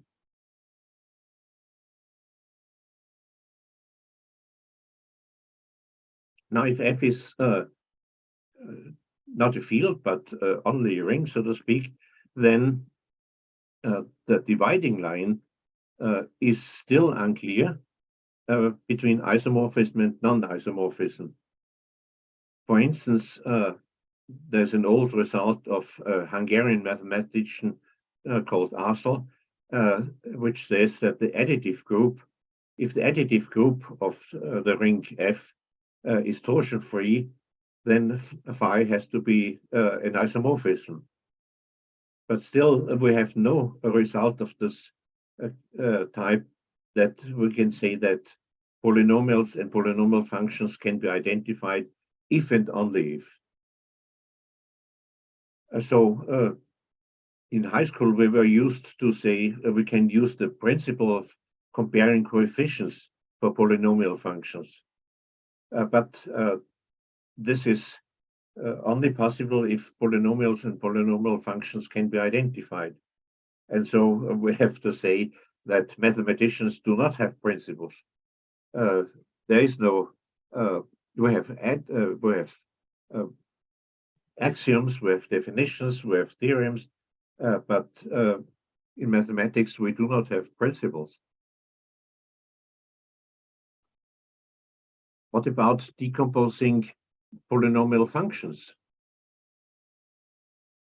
Of course, you can say this is already done because P of f is a subring of f of f, and f of f is already decomposed into copies of f, as many copies as F has elements. So we have the map P, and the decomposition goes into the list of all elements P bar of R, where the elements R run through the elements of F. Is this a good idea to decompose the polynomial functions also? Yes, it's very beneficial, because what you can do is multiplying polynomials takes a rather long time, as you know, from the times when you did it by hand. But in the case of polynomial functions here, you don't have to do this. If you have the correspondence here between polynomial functions and the list of values, finding the product is easy. You simply multiply the values at every component. And so this makes it much easier. Of course, you have to go back again then, and going back from the polynomial functions, from the components to the polynomial functions is also well known. It's the interpolation of polynomials.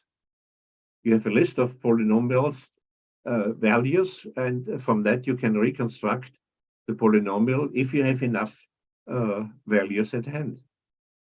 And so you see that the interpolation of polynomials is very much related to the Chinese remainder theorem.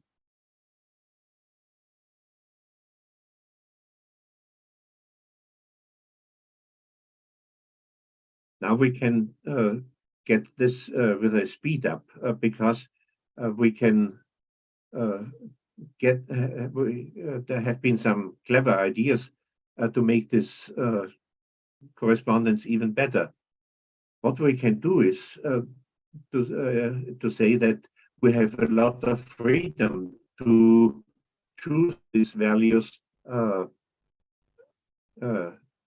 R here, because you don't have to have all values of R. You have just as many values as your degree of the polynomial P indicates. And so we have usually a big choice and a lot of freedom to choose these elements. And the first idea is to do it in the following way. Suppose here we look at an example of a polynomial of degree 5. Then we take the first values where we evaluate P, K1 to 1 and K2 to -1. This is beneficial for computations because K1 will give you A sub 0 plus A sub 1 plus A sub 2 and so on up to A sub 5. And if you do it in such a way that you decompose this into an even part, A0 plus A2 plus A4, and an odd part, A1 plus A3 plus A5, then for getting the value at 1, you simply add these two parts. If you want to get the value at -1, you subtract this. So you don't have to compute all the values. In the first case, you would have a 0 plus A1 plus A2 and so on. And for P bar of -1, you will have to do it as A0 minus A1 plus A2 minus A3. And you don't have to do this because you can split it up into two parts. Now take a look at the special case that we have the field of complex numbers. Then we even might continue with I and -I. So it goes down with the computations. Always one part splits up into two parts, and this splits into 4 parts, and so on. And in other fields, we simply take roots of unity, enough roots omega of unity, and then you have a way to compute the values at omega, omega squared, omega to the third, and so on up to omega to the n, which is then equal to 1 again. And so we can get a very quick way to evaluate the polynomial p at all places which are powers of the root of unity.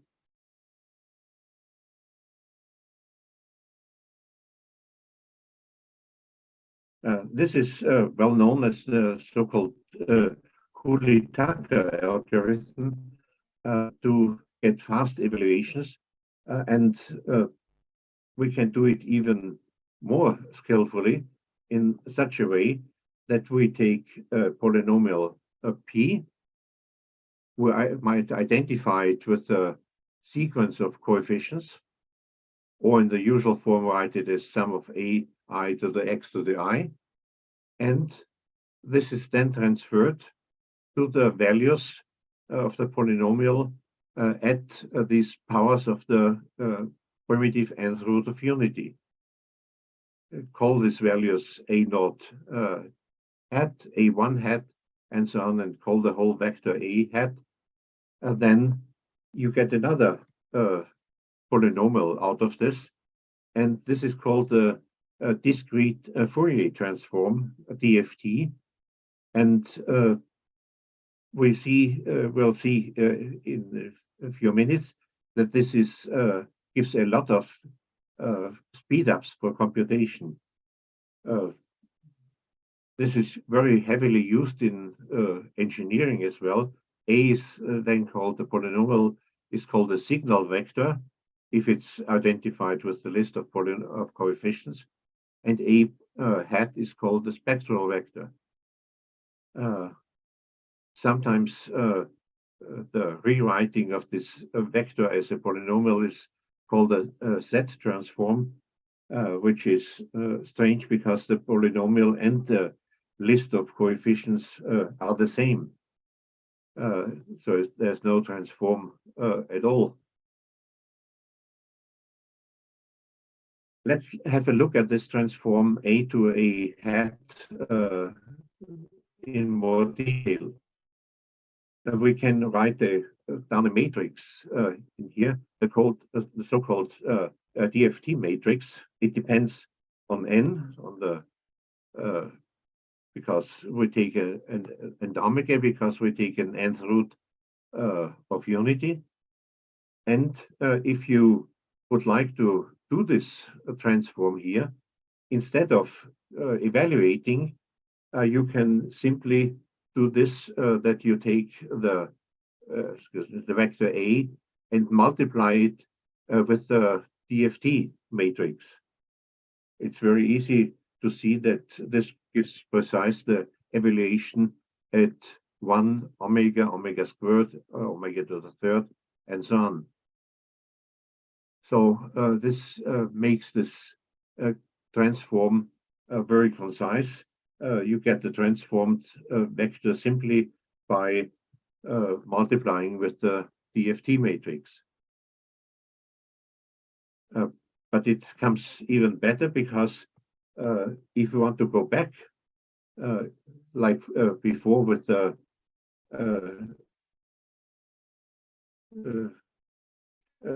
Chinese remainder theorem and or the interpolation formula, you can simply apply the inverse of the matrix, of the DFT matrix. But the inverse of the DFT matrix is very similar to the DFT matrix self. So it's almost self-inverse, and which makes the transform easy in both directions. And so you can avoid the clumsy evaluations or computations of products of polynomials. You simply go from the polynomial to the DFT with the DFT matrix to the Fourier transform, multiply it there point by point, and then go back by d to the -1.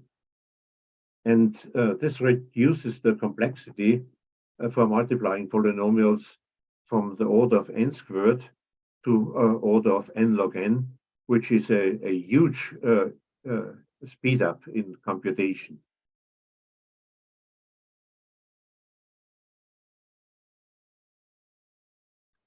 And also it turns out that in applications, the DFT vector A hat gives a lot of information about the polynomial. For instance, this is used for data compression or signal processing, also for music reconstruction and so on. So one can say that this is really heavily used in all kinds of applications.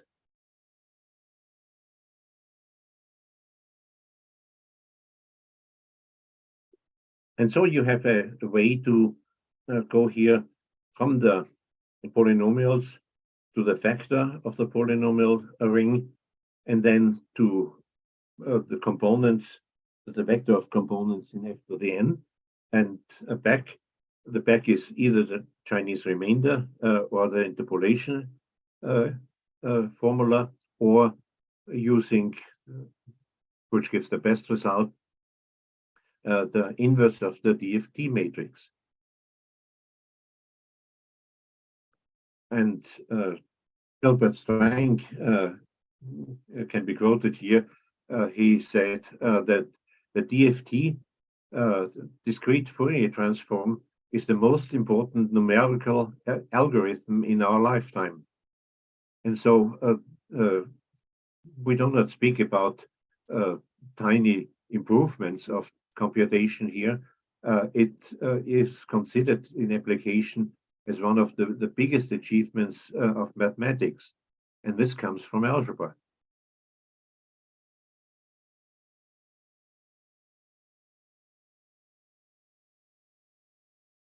You might say, okay, perhaps we'll try to do this in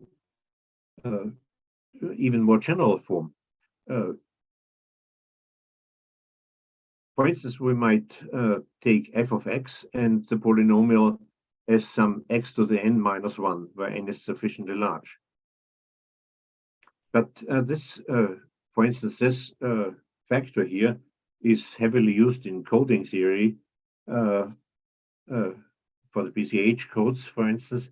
And you can say that this factor here can be also considered in another way. It can be considered as the group ring f over the cyclic group of order n, and for instance, f of z, this group ring is isomorphic to the ring of Laurent polynomials, which means that not only for polynomials, but also for other things like formal power series or Laurent polynomials, which are polynomials, so to speak, or formal power series, which go a little bit into the negative territory with a starting, say, from a minus k, x to the minus k, and so on, which means that you can also do similar things in much more general areas like as polynomials only. And the good idea is to switch here to group rings, in as much as we have a lot of information in the case of group rings. There's Maschke's theorem, which tells you that if the characteristic is okay, it doesn't, if the group order doesn't divide the characteristic of the field, then we have a direct decomposition into simple ideals. And this direct decomposition can be made very concrete by using the machinery of representation theory. Representation theory gives you a way to construct characters, And with the help of characters, you can find the components, the simple ideals. And for instance, the group ring of rationals over the cyclic group of order 3 is known to decompose in this way. And if you take the complex field and the group ring over the symmetric group of order 3, it's known to be complex numbers times the 2 by 2 matrix over the complex numbers. And in all these cases, we again have a discrete Fourier transform. It looks a bit more complicated, of course, but we can say that this a very similar thing is possible as well. Now, since we successfully decomposed polynomials and polynomial functions, we might think of attacking another problem, an old problem, the problem where modern algebra started with. What about solving equations of a higher degree? Well, we all know the Avogadro barrier 5, that for polynomials of degree 5 or bigger, there cannot be a formula for getting the solutions. Well, solving equations of a higher degree is nothing else than to find the places where the polynomial, the corresponding polynomial function has value 0, and a 0 of the polynomial can be considered also, of course, as an element z, such that p bar of z is 0. But we can also consider it in another way, namely as p composed with a constant polynomial 0, c, because the composition of polynomials works also as evaluation if the second polynomial is a constant. So it's just p composed with z is just the same as p bar of z, which means that composition of polynomials come into play. And excuse me.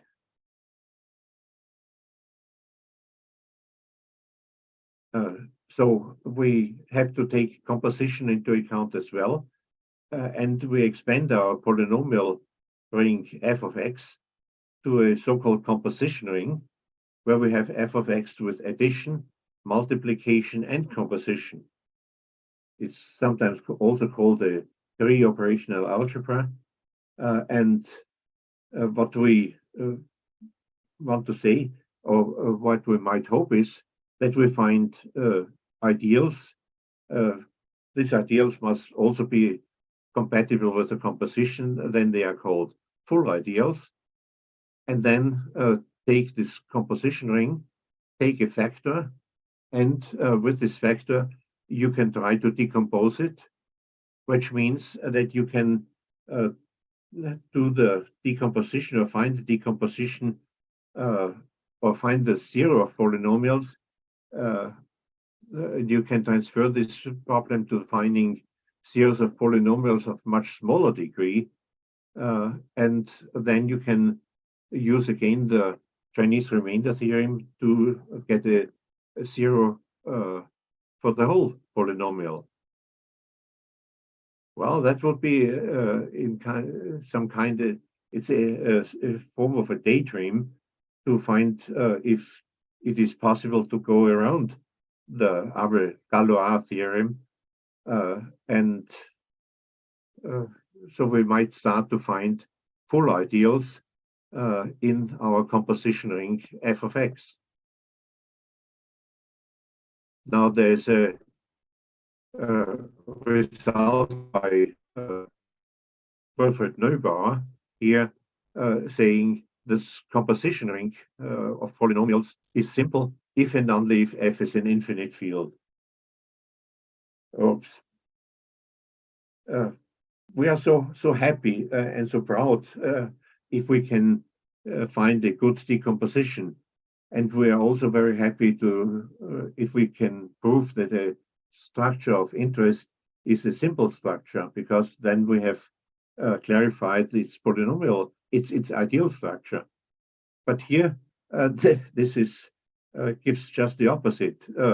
It just means game over, because we cannot decompose the composition ring, because the composition ring here is simple in all cases where we are interested, namely in infinite fields. In finite fields, you can find the zeros at least by trying all elements, but for infinite fields, we would have liked to have some way of an algorithm to find all the zeros. And this theorem, where Neubauer was very proud of, makes a stop to this.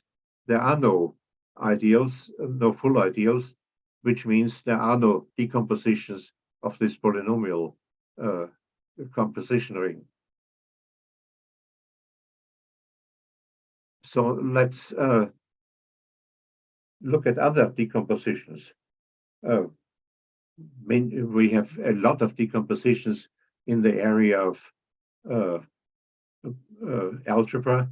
For instance, we can say the additive group of real numbers factored by the integers is the direct sum of copies of rational numbers and groups of the Prüfer type CP infinity, because these are that's a divisible group, and so you can always split it up into basically into copies of Q, which make up a vector space over Q, and copies of this, which make up again something like a vector space.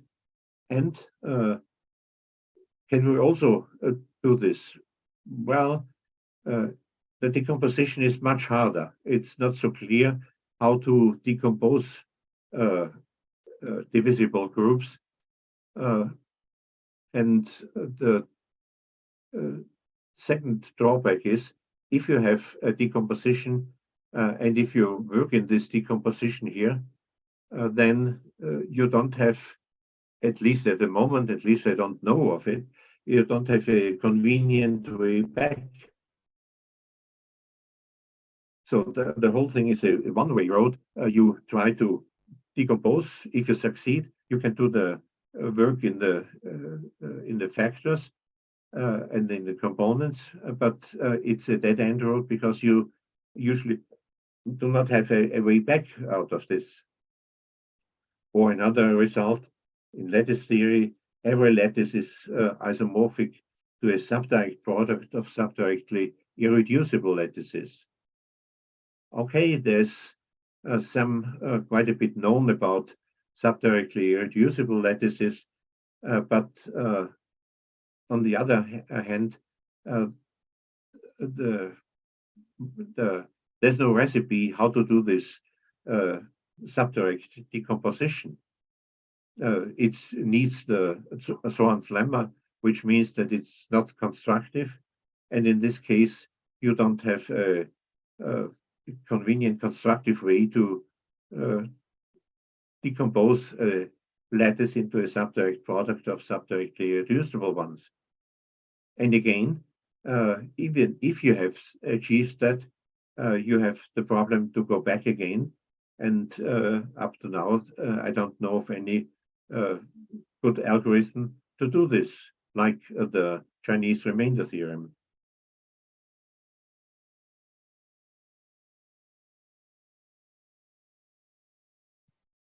So let's take a summary. If you like to decompose an algebra A into simpler algebras A sub I, if it should be useful for computations, for instance, for parallel computations, then there should be some conditions fulfilled. For instance, what you need is a good map, the blue map from A to the components A sub I. And it would be very good, of course, if this is if you have a constructive way to do this. Then you need a sufficiently good knowledge of the components A sub I in order to work there. And thirdly, you need a convenient map back from the decompositions of the direct sum or subdirect sum of the A sub i's to go back to the algebra A again. If these conditions are fulfilled, then usually you have something like a discrete Fourier transform or something which is very similar to this. And now we have seen that, for instance, the Chinese remainder theorem and the interpolation formula for polynomials can be considered as special cases of the discrete Fourier transform. If you don't have this, like in the cases we have discussed before, like the decomposing lattices into subdirect irreducible ones, you have theoretic interesting results, but you will not find it very practical because you cannot really do the parallel computations in the components. And so this makes up the difference between polynomials and or between decompositions which are useful for computations and decompositions which are useful for the theory. And we have seen that using the discrete Fourier transform, it's also possible to include all decompositions of, as we have seen, of Noetherian rings and other rings where we have the famous decomposition results of semi-simple rings into simple ones. You use the machinery of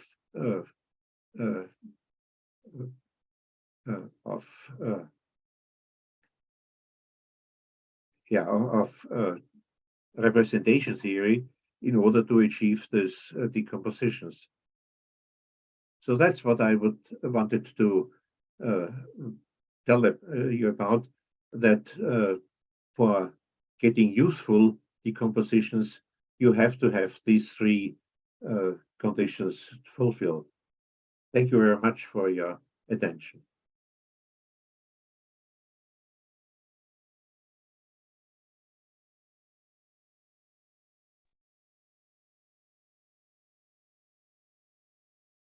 We'll talk now.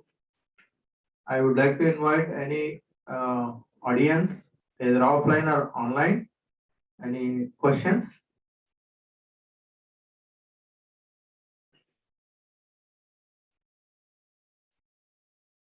Online participants, any questions, please?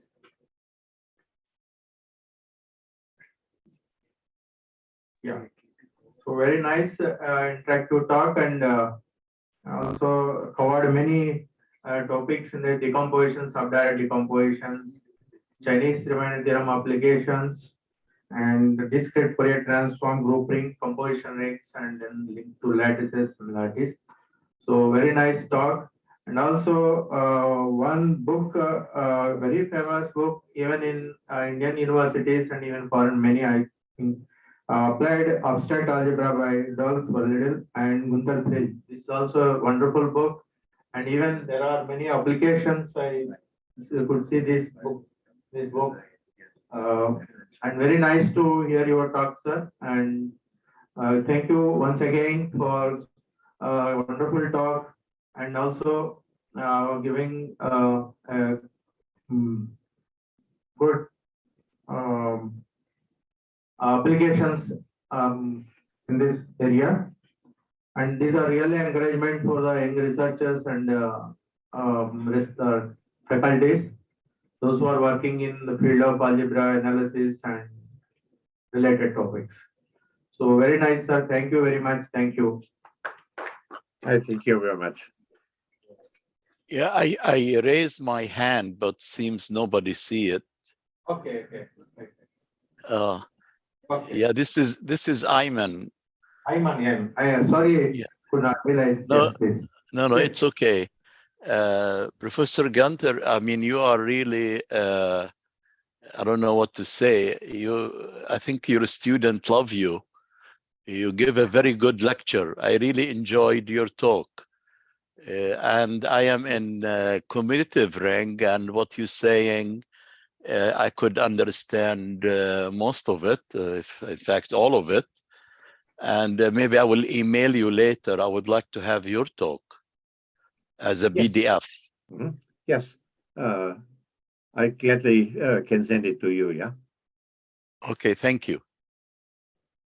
And it's very nice to meet you again, Ayman. We have met at various places in the world already, and so we're meeting in India now in some way. The same thing here. Thank you. Any more questions? Those who are online, could you please check hand raising still?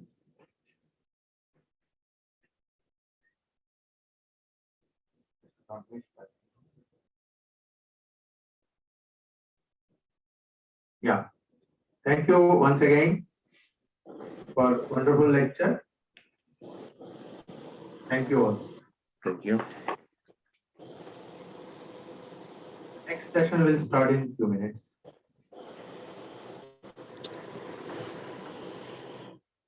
Hello everyone, it's Madeleine, and I'm honored to be chairing this session of the International Conference of Algebra Analysis and Application. I'm so excited to introduce our next speaker, Professor Violetta, one of the pillars in hypercompositional algebra. Professor Violetta is a math professor at ICAAA University, Romania, that has lots of publications, whether they are books or papers or even conference presentations. Her talk today is about a topic that I love, which is application of algebraic hypergroup, where she will discuss the history and applications of this theory. Ladies and gentlemen, I'll now give the virtual mic to Professor Violetta and welcome her to the virtual stage. Thank you very much, Professor Al-Tahan. I'm very glad to be here, and I wish to thank the organizers for inviting me to do an invited lecture to this conference. This one is the third presentation about algebraic hyperstructures. Yesterday, Professor Davas presented in a nice talk some basic notions in algebraic hyperstructures, especially on the fundamental relations, for which the quotient structures are just classical algebraic structures, starting from an algebraic hyperstructure. And today, Professor Al-Tahan presented interesting results on semi-hyperrings. I shall speak about some applications of algebraic hypergroups, but I shall present also a short history of this theory, which has many applications in geometry, lattice theory, graph theory, rough and fuzzy set theory, cryptography, probabilities, automata theory, but also in code theory. And I wish to mention here Steiner hypergroups, hypergroupoids and Steiner hypergroups. This lecture will contain, as I said, a history of this theory, but also some research topics, some applications, and I shall speak especially about the fuzzy grade of a hypergroup and some connections with the lattices. In a hyperstructure, the product of two elements which is called hyperproduct, is a non-empty subset of H. So X and Y are elements of H, and X times Y is a non-empty subset of H. The set of non-empty subsets of H is denoted by P star of H. Excuse me, ma'am. Sorry to interrupt. Could you zoom in a little bit? It's not readable for the. It's not readable. Okay, okay. It's better? Yeah. Thank you. Okay, thank you. So I said that the product, the composition of two elements of H is a non-empty subset of H. The set of all non-empty subsets of H is denoted by P star of H.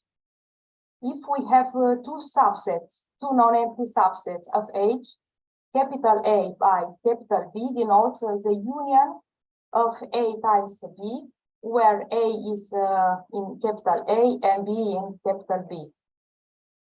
We have also an associativity property which leads to a semi-hypergroup notion.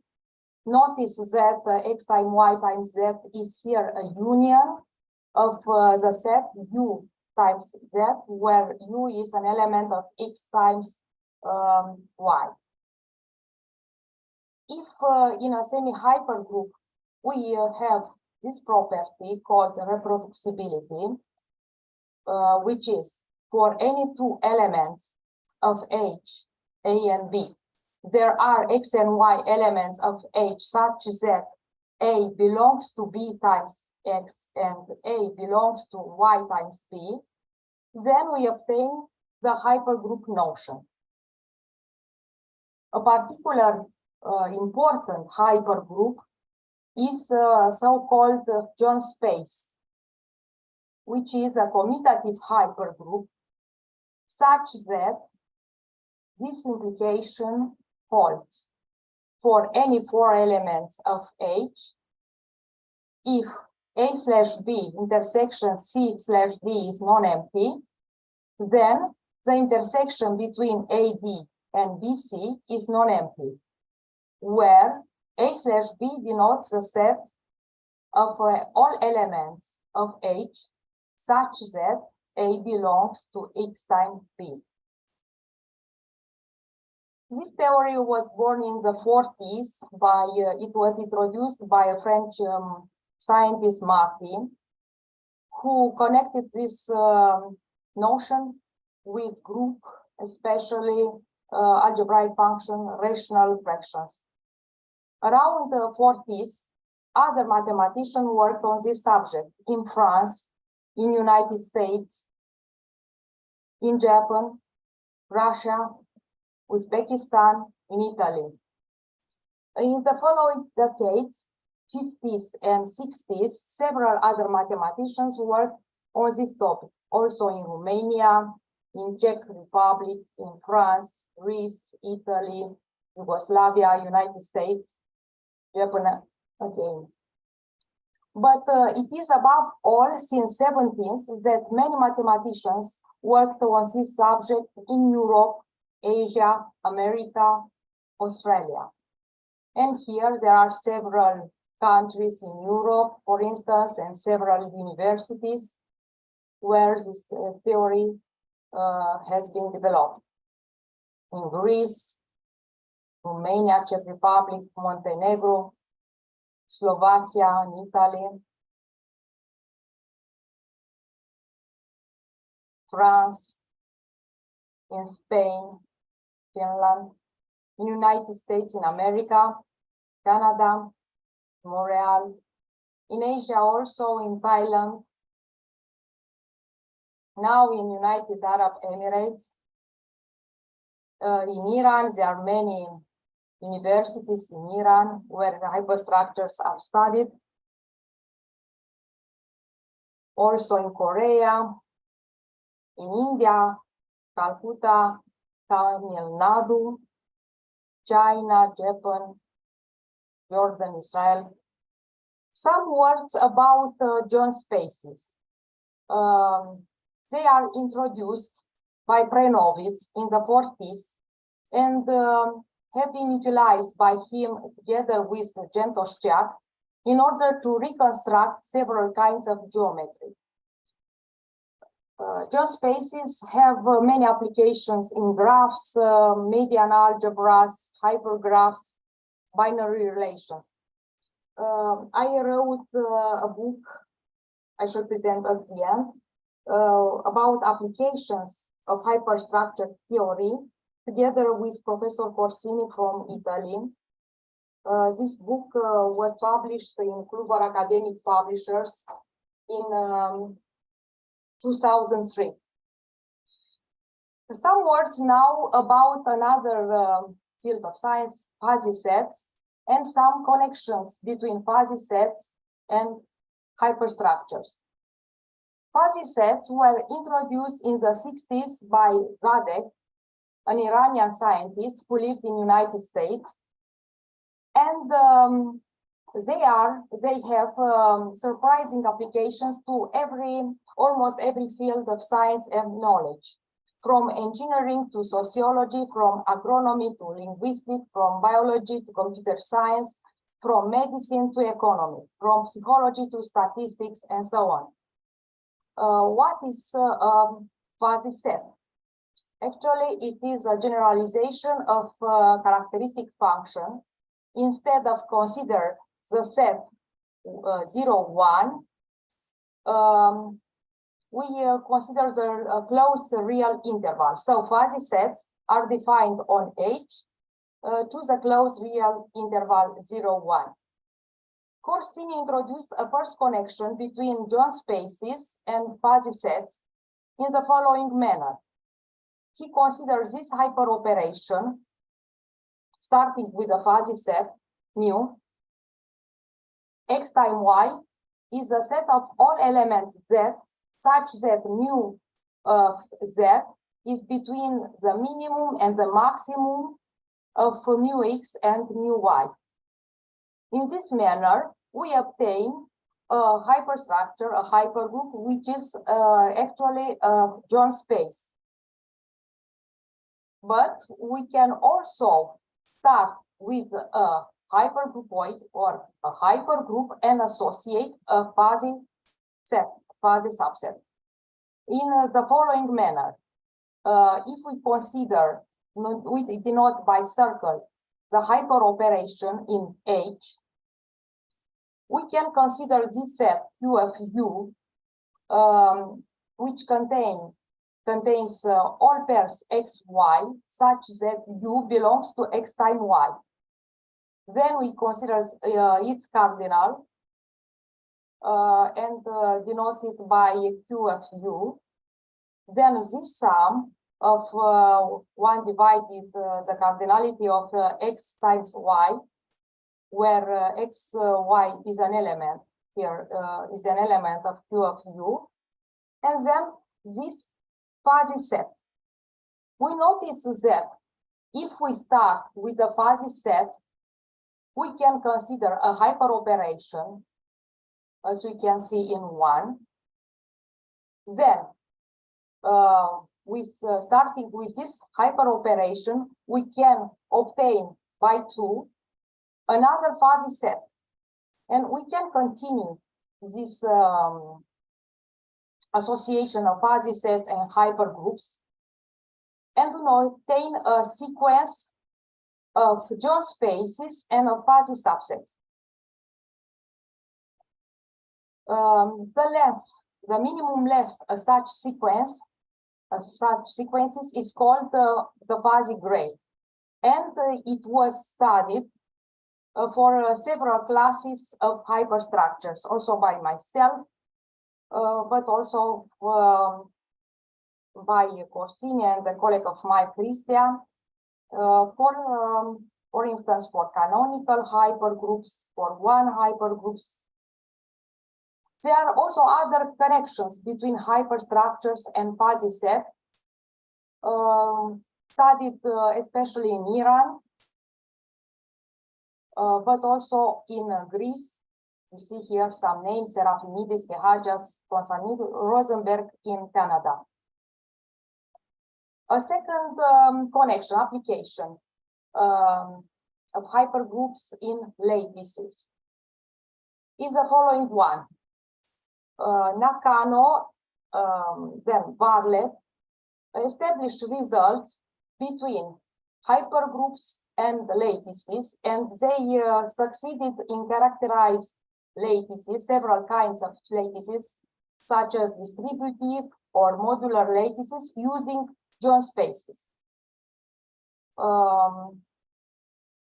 I shall present here one of these connections. Instead of considering the closed interval 0, 1 for mu, as we had seen for a fuzzy set, we can consider L a lattice, and using the same definition as for hyperstructures associated to fuzzy sets, we obtain a hyperstructure. Bartlett proved that L is a distributive lattice if and only if L and OH star is a Jones space.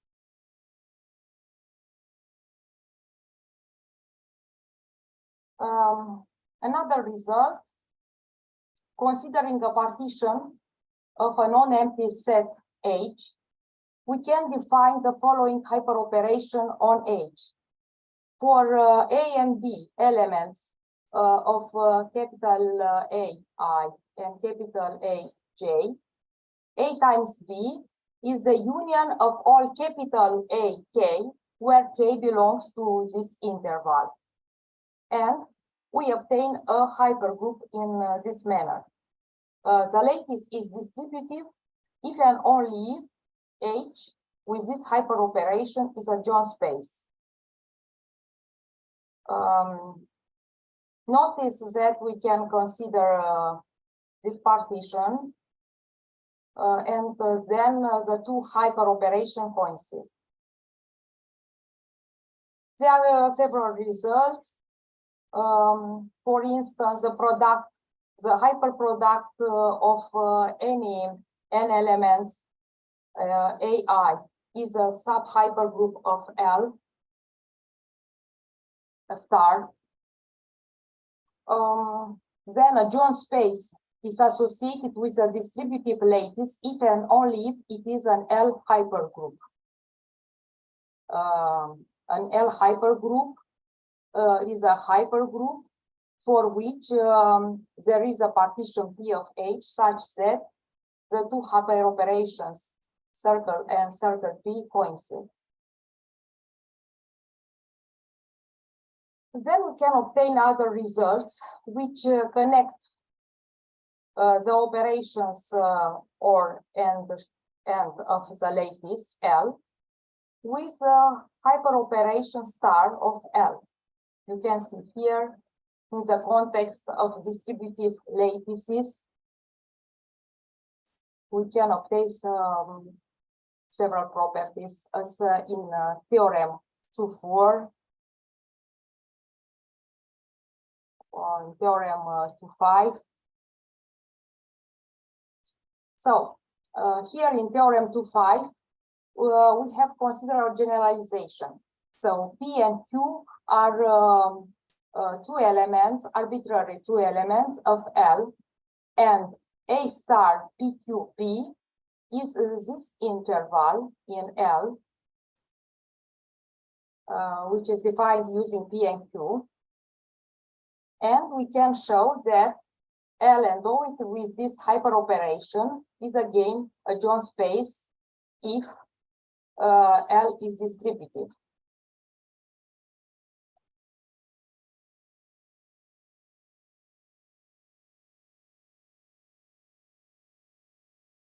And other properties also. Theorem 2.8. You see connections between the hyperoperation star associated with PQ or RS, or supremum between P and R, infimum between Q and S. See?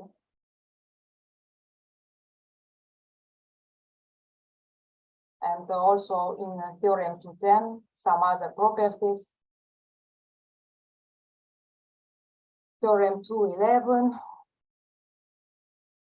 if the hyperproduct between N and C is equal to the hyperproduct between B and C, with respect to PQ, also Q is an element of L, and the infimum between AC is equal to the infimum between BC, then the supremum between A and Q is equal to the supremum between B and Q. And the similar result in theorem 12.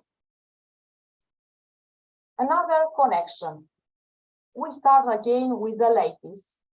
Nakano introduced the following hyperoperation. A times B is a set of all elements C in H, such that supremum between A and B is equal to supremum between A and C is equal with supremum between B and C. Notice that supremum between A and B belongs to this set, so it is not empty. Later, Comer showed that L is a modular lattice if and only if L endoid with this hyperoperation is a Jones space. We can also consider starting with the arbitrary P element of L, new hyperoperation defined as follows.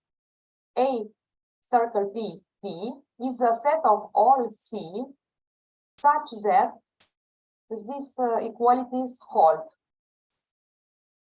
And if we denote by LP the set of all elements X such that X is bigger or equal than P, we notice that if LP is modular, then L, and though it with this hyperoperation circle P, is a Jones space. And also here we can obtain several properties.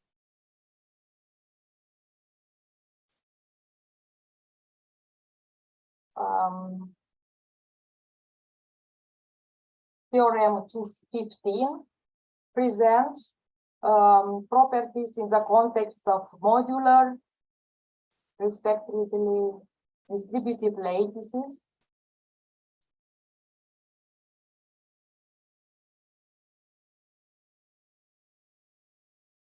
If I is a non-empty subset of L and P is an element of I, then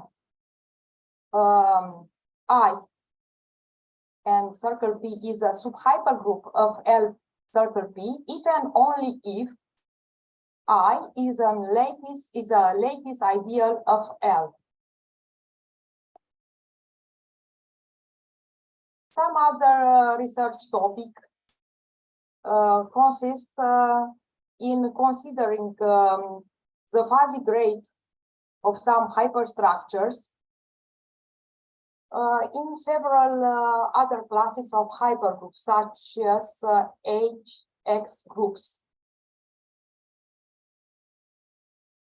so-called Chinese hypergroups. For this, we consider P star of H is a set of non-empty subset of a group G. Round G is a subset of P star of G. Then we consider this operation is an operation because capital A, capital B are subsets, so we obtain again a subset. And then we set G star, the union of capital A, where A is an element of G.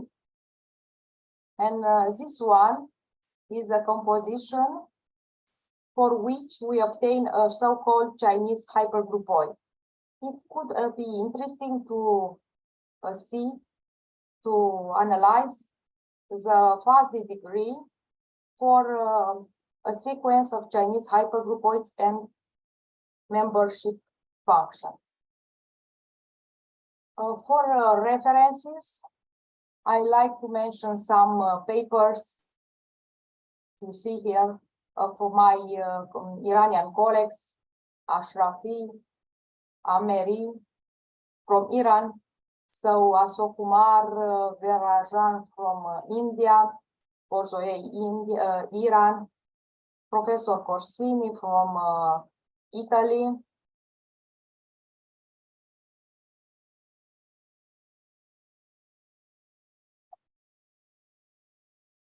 a colleague of mine, Cristia, from she is Romanian but also Italian, and now she works in Slovakia. Davas from Iran, Nova from Czech Republic, many papers of Davas. I wrote together with him 2 books, one about algebraic hyperrings, and the last one about algebraic hypergroups. It is published just last year. In China, Feng Yuming, Korea, Professor Yun, myself, Teoreanu. Marti is the first paper about hyperstructures sur une généralisation de la notion de groupe. Vernitas in Greece, Maturo in Italy, Prenovitz, who introduced joint spaces. Here is a book together with Gentoschak from United States. Rosenberg in Canada, Rasovic from Montenegro, Sen, Dasgupta from India, Spartalis, Greece, a student of mine, Sonia Andromeda from Romania, Morteza, Iran, Tofan, Yash, Vujuklis wrote a very nice book on hyperstructure, actually 2 books. One of them, these books with Professor Davas from Greece, Vujuklis from Greece, Zahedi from Iran. So, some books. Thank you very much. If there are questions, I'll be happy to answer. Thank you, Professor Violetta, for the very informative talk. For me personally, I love it. Are there any questions for our speaker?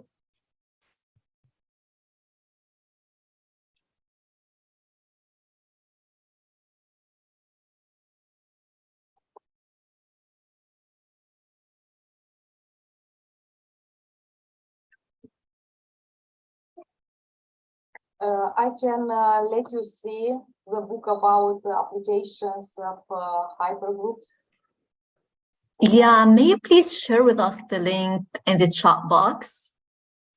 Yes. If it's available as ebook. Yes, I think yes. Yes. Okay, thank you so much. Thank you very much to all of you. And thanks again for inviting me here to this nice conference. Any questions raised? Just could you please check one chat box? Anybody raised questions?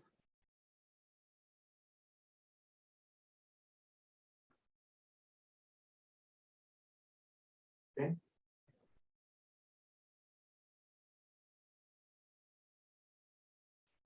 Okay. Okay. Yeah. Very nice talk by Professor Violetta, and she has explored many ideas in this. He has shown a lot of literature where these recent books or journals from Dawaz, Violetta, Tahan, Karasni, and there are very good journals published in recent years, and also who are contributing in the world, many countries in hyperstructures and applications. So thank you very much for very comprehensive lecture. Thank you, madam. My pleasure. So yeah, we'll be back in a few minutes for the next session. Thank you. Thank you.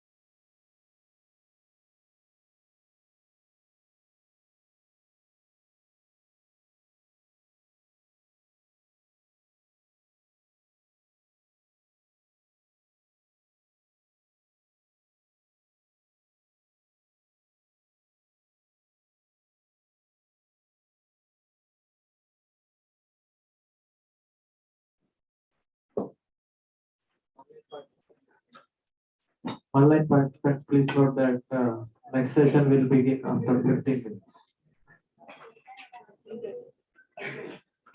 That is at 3:30.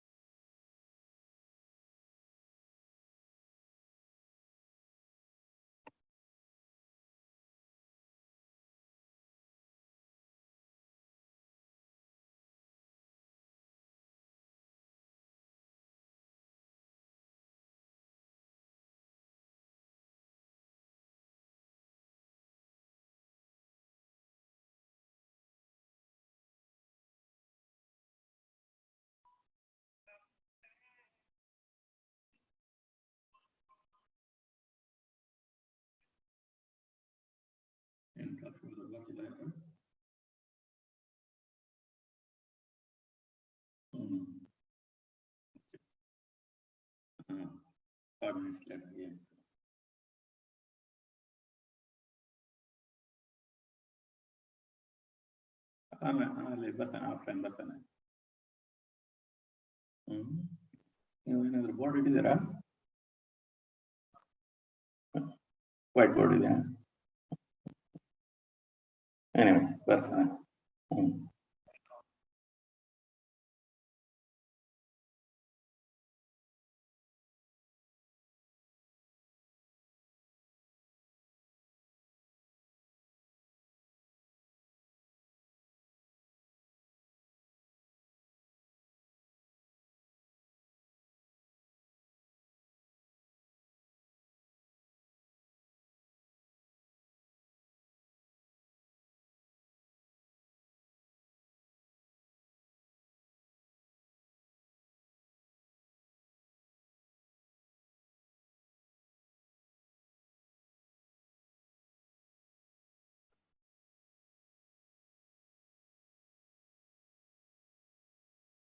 Is it time to start or?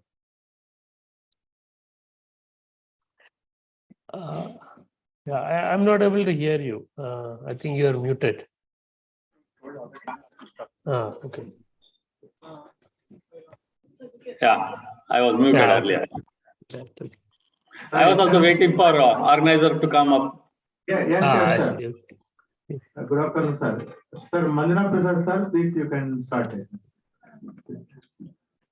Yeah, I am here. Okay, Yes, shall I start? Yes, sir, you can proceed, sir. Okay, thank you.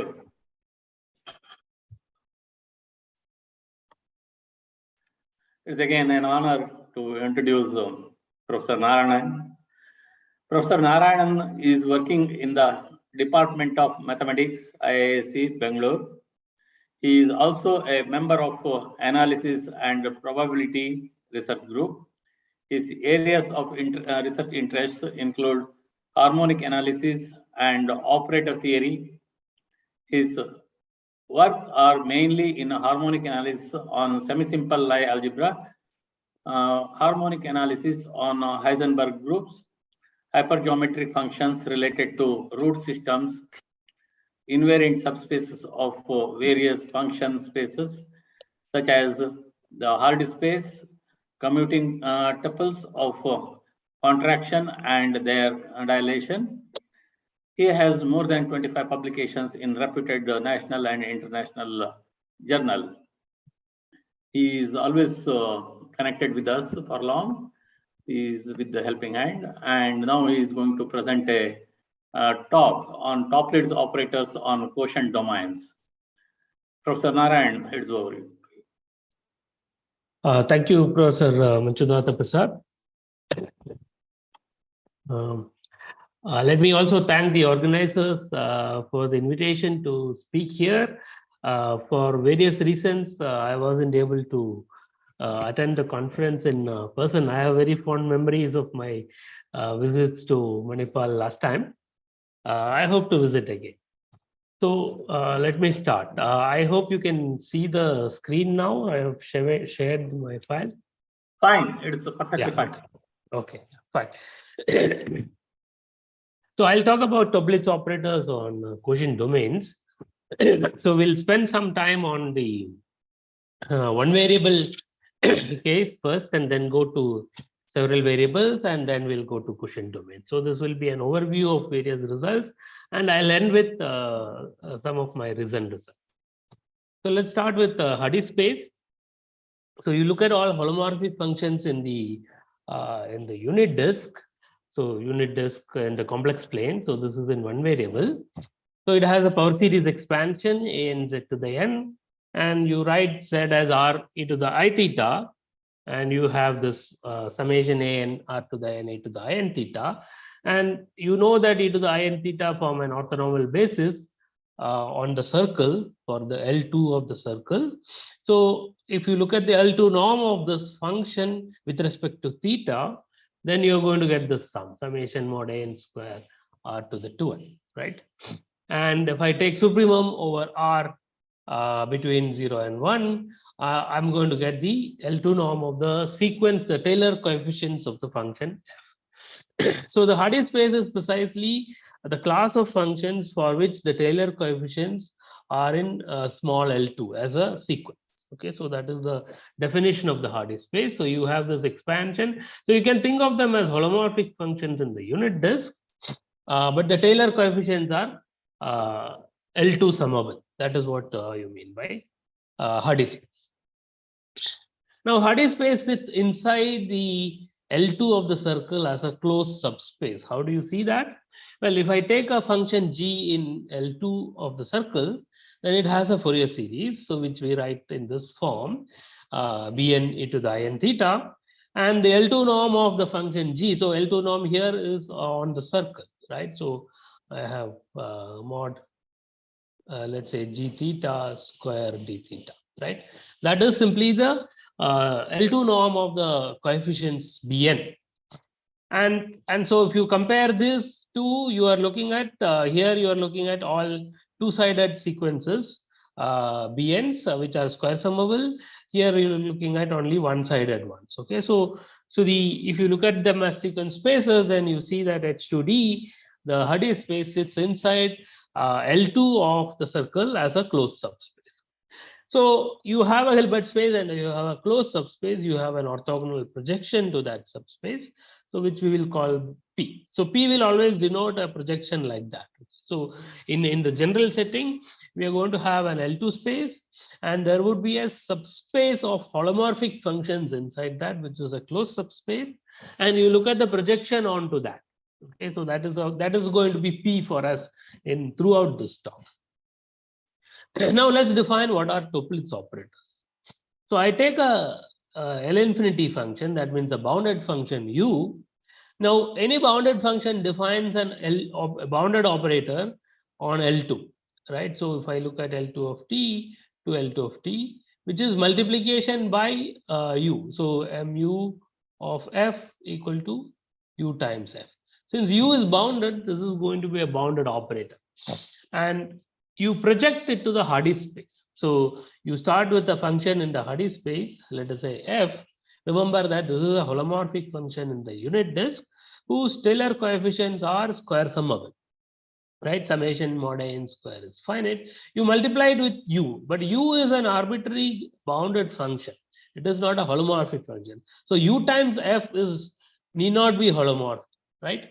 So, but it is in L2. So you can project it to your closed subspace H2, and that is your Topliss operator. Okay, so by a Topliss operator, we mean you take a bounded function, multiply a Hardy space function with that, and project it back to the Hardy space. Okay, and this U is called the symbol of the Topliss operator. Okay, so it's easy to see that T sub U is 0, then U is 0. That means the map U going to T sub U. This is not very difficult, but let's not get into the proofs. U going to T sub U. So U is in L infinity, right? So these are L infinity functions, bounded functions, and these are bounded operators on the Hardy space. Okay, so B of H2D. By this I mean the bounded operators on the Hilbert space H2D. Right, this is an injective map, U going to T sub U, and this has more or less the same properties like MU.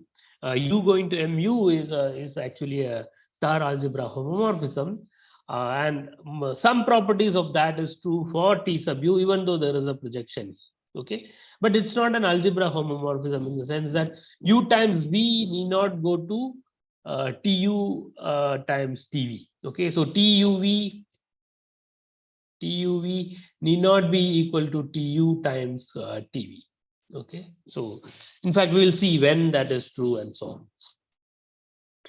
Okay, so let us continue. So Topliss operators, the study of Topliss operators were initiated by Brown and Halmos in a very influential paper in 1963-64. So they proved several results. So they characterized when a bounded operator is a Topliss operator in terms of the unilateral shift, studied the spectra of that, and there are various results in that paper. I will pick up just one of the results. Okay, so this is called the zero product theorem. Then that is what I will focus on.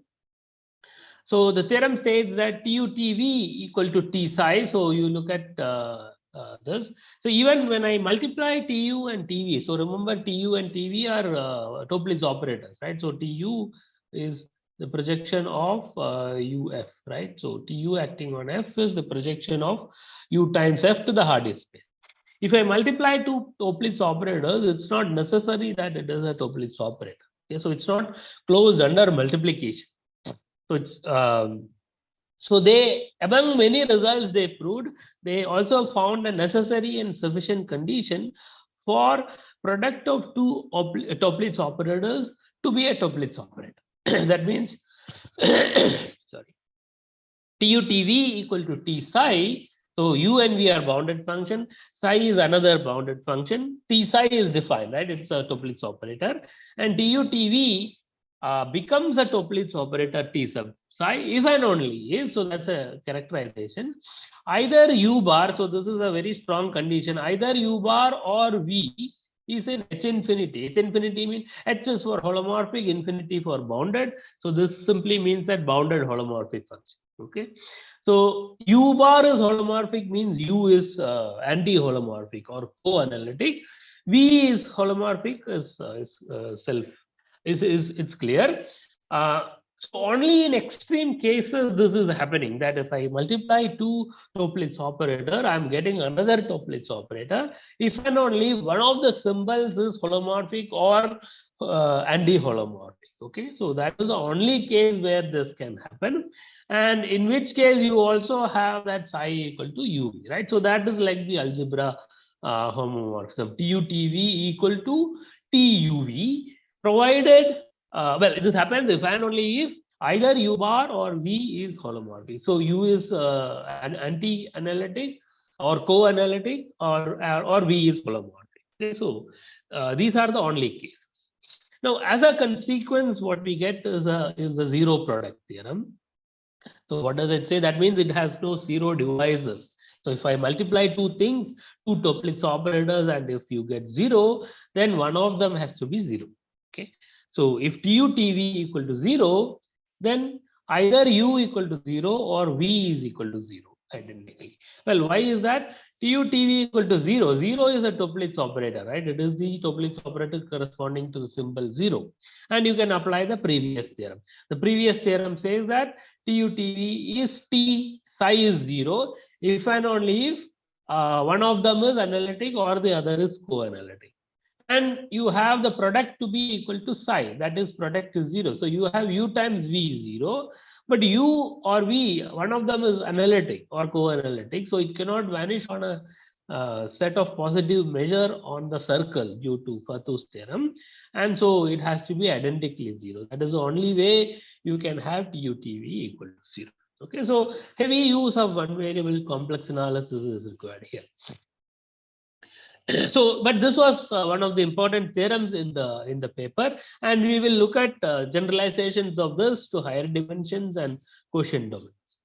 So Halmos also asked a very general question: what if I take finitely many Toeplitz operators and look at the product? So right, this is only for two factors, right? TU-TV. Here you can ask for finitely many, and is it true that if the product is 0, one of the symbols is 0? Well, yes, the answer is yes, it was proved. So look at this, it was proved only in 2009. Okay, the study was initiated in 64, but it got proved only in 2009. And it required quite a lot of new ideas, looking at vector valued holomorphic functions and so on. So now the general setting should be clear. You have a Hilbert space, you have a closed subspace of holomorphic functions, and you have a projection to that, so you can define the Toeplitz operator. So we are going to do that on Bergman spaces. So what is Bergman space? So it will be denoted by A to D.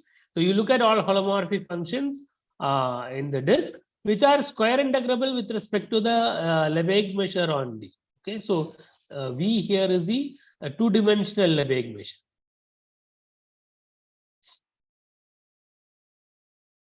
Okay, so this is quite different from the Hardy space.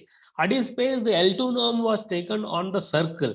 Here the L2 norm is taken on the whole disk. Okay, so the Bergman space is a genuine function space on the unit disk, while the Hardy space essentially lives on the circle.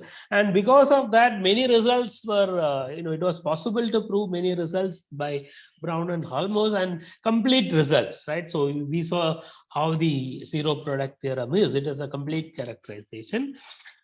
And it is, well, so coming back to Bergman space, you look at all holomorphic functions, which are square integrable with respect to the two-dimensional Lebesgue measure on the unit disk, and it is it's not difficult to show that the Bergman space is a closed subspace of L2. So now we are in the previous situation. We have an L2 space, and we have the space of holomorphic functions sitting inside as a closed subspace. So you have a projection from L2 of D to A2D, right? So that is the orthogonal projection, and you can define the Toeplitz operator as above, right? So you look at the projection, that is called the Bergman projection. It is possible to write it down as an integral operator and so on. Okay, so even though I write only P, it is a very explicit operator. And we play the same game as earlier. You take a bounded function U, and so it defines a bounded operator on L2 of D, that is the whole Hilbert space, and then you project it to the Bergman space, right? So the Toeplitz operator will be defined. We'll denote it again by T sub U. It is defined from the Bergman space to itself. Well, what do? You take a F in the Bergman space. That is holomorphic, but U is only analytic. U is only L infinity. So you multiply U by F, you will need not get a holomorphic function. So you project it to A2D, right? U times F is still in L2 because U is bounded, and so you can project it to A2D. So you get a Toeplitz operator. Okay. So those are the Toeplitz operators on Bergman spaces. Now you will see how the results differ quite a lot, even though one can justify certain assumptions quite a lot from the Hardy space case. So this is a theorem due to Ahen and Kukovic, and Ahen who sort of improved upon it in 2001 and 2004. So not very very long back. But you can see the conditions or the hypothesis involved. If U and V are bounded harmonic functions only, so we need bounded harmonic functions only. In the Hardy space result, it was just bounded functions, okay, and there were no conditions on U and V. But here you need bounded harmonic functions, so that is quite a strong condition. But you can keep in mind that any bounded function on the circle has a harmonic extension inside the circle, right, to the disk. That is the Dirichlet problem for the disk. And so if I take two bounded harmonic functions, then I have the zero product theorem. So this is still not true. This is still not known for all L infinity functions. Okay, so you need this extra condition that they are bounded harmonic function, and if TU TV equal to 0, then one of them has to be 0. Okay, so zero product theorem continues to be true provided they are bounded harmonic functions, and it is true. It is open in full generality. That means if I take L infinity functions U and V, can you say the same theorem is true? It seems to be a hard problem. Even in the one variable case, it is completely open. So now let's go to the higher dimensional cases. Now, higher dimensional cases, you have quite a lot of different results from the one-dimensional cases in complex analysis, from the complex analysis point of view, and some of that will get reflected in the results we are going to talk about. So let's continue. So I take a bounded domain in CD. You can think of D cross D cross D D times. So that is the polydisk. It's better to keep the simplest case in mind, D cross D, or unit ball in CD, right? This is R2D, and so you look at the unit ball. These are bounded domains in CL, right? And there you have the Bergman space. You also have the Hardy space, but we will talk about the Bergman space. So you look at A2 omega. Closed subspace of holomorphic functions in L2 of omega. So this is just like what we did for the unit disk D in the complex plane, except that now we are in the higher dimensional case. And you look at the orthogonal projection as above, take a function in L infinity, and so that defines a bounded operator on this Hilbert space L2. So I can apply the projection, right? So the definition of the Toeplitz operator is exactly what we did earlier, right? You multiply F with U, you go inside L2, project it to A2. So technical assumption is that holomorphic polynomials are dense in A2. So for example, the disk or the polydisk or the unit ball in D, there these things are true. In the unit disk in the complex plane, any function has a power series expansion, so it is a limit of polynomials, right? And you can prove that it converges in L2. So such assumptions are natural, but it's not always true that if I take a domain, holomorphic polynomials are dense. So, but for our work, we need that, or at least the tools we are using will require. So let's see how the results look like in the higher dimension. Okay, so you look at the polydisk case. So polydisk is D. So we are looking at D cross or D to the D. Okay, so this is D times, right? Okay. Suppose U and V are bounded D harmonic functions in DD. So this is a new thing. So as you go to higher dimensions, there are different kind of definitions you can come up with. Even though for holomorphic functions they are all same, when you look at harmonic functions, there are ways of defining. For example, so the D harmonic function here will mean that it is harmonic in each variable separately. You can also look at any complex line, because you are in the higher dimension, so you can look at a complex line. So that is like a domain in the complex plane. You can define harmonicity there. You will get what is known as pluriharmonicity. And you can also define harmonic functions in the classical sense. You look at the Laplacian and look at delta U equal to 0. So those are harmonic functions. So when you go to higher dimensions, higher dimensional complex spaces, there are at least three notions of the harmonic functions. Okay, so we are looking at one such called the bounded D-harmonic functions. And you need an extra condition that it is continuous on a small subset of the boundary. Okay, then you have the zero product theorem. So let me remind you, in the case of Brown and Helmholtz in one variable for the Hardy space, there were no additional assumptions. U and V were L infinity functions. Tu Tv equal to 0 implied U or V to be 0. The moment we went to the Bergman space, which was a function space that lived on the unit disk, we had to assume that U and V are bounded harmonic functions, and then you have the zero product here. Okay. Now, once you come to the higher dimensional, there is an extra condition that bounded D-harmonic functions are, so these are analogous to bounded harmonic functions on the disk, right? So that is a natural assumption, that is okay. But you need this extra condition that on the boundary, it vanishes on a small set, on a relatively open set. It can be a very small set, doesn't matter. Boundary is not TD, T is the torus, so boundary is a bit more complicated, but this is part of the boundary. Right? So in the case of D cross D, the boundary of this is D cross the circle union the circle cross D, right? So we are only the T cross T lives inside this, right? So we are only saying that it should be 0 on an open set there. Okay. So that is called the distinguished boundary. So there is a reason to call it a distinguished boundary or the Shilov boundary of this domain. And one is demanding that the function vanishes there. Okay, or sorry, it extends to a continuous function on that boundary. So even in the one variable case, this need not be true, right? So if I have a bounded function on the circle, it need not be continuous everywhere, but it still has a harmonic extension inside. So you can have a bounded harmonic function whose boundary values need not be continuous anywhere. Okay? So this is an extra condition one is demanding for this result to be true. Okay. So now, so that was one result in the higher dimension. You have similar results for other domains like the unit ball and so on. So now I want to go to quotient domains. So what do I mean by quotient domains? So I have these domains like the polydisk, the unit ball, and so on.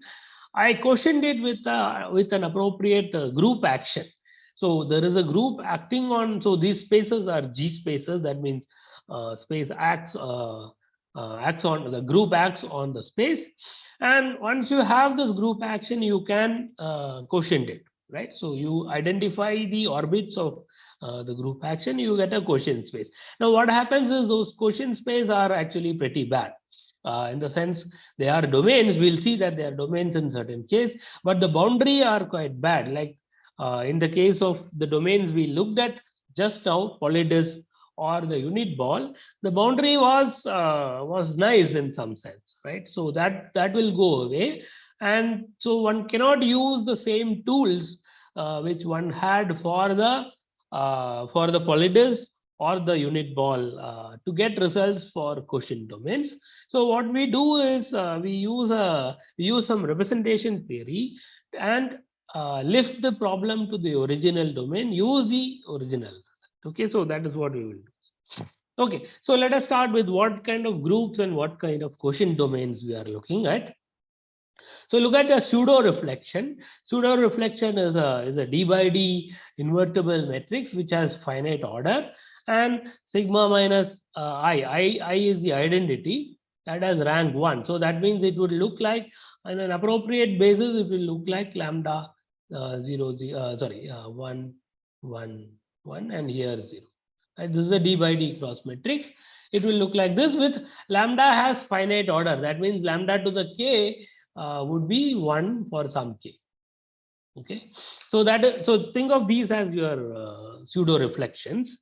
In the case of reflection, you will have a -1 there, right? That is the difference. Pseudo reflection group would be a finite group generated by such reflection. So the EC examples are finite cyclic groups, symmetric group, dihedral group, and so on. So you can keep the simplest example in mind. So that is the symmetric group in 2. So plus or minus identity, let's say. This is the pseudo reflection group. Now, if I take a bounded domain in CD, and if it is G invariant, what does that mean? Remember, this is in CD, and G consists of D by D matrices. So any vector in omega, I can multiply with this matrix, I'll get another vector. I want it to be in omega itself. That is what I mean by omega is G invariant. For example, look at the unit ball, look at orthogonal matrices acting on it, or unitary matrices acting on it. Any element in the unit ball will be taken to another element in the unit ball by the unitary matrix, right? So that is invariant under the unitary group. Here it is a finite group we are looking at, and we have quite a lot of domains with that property.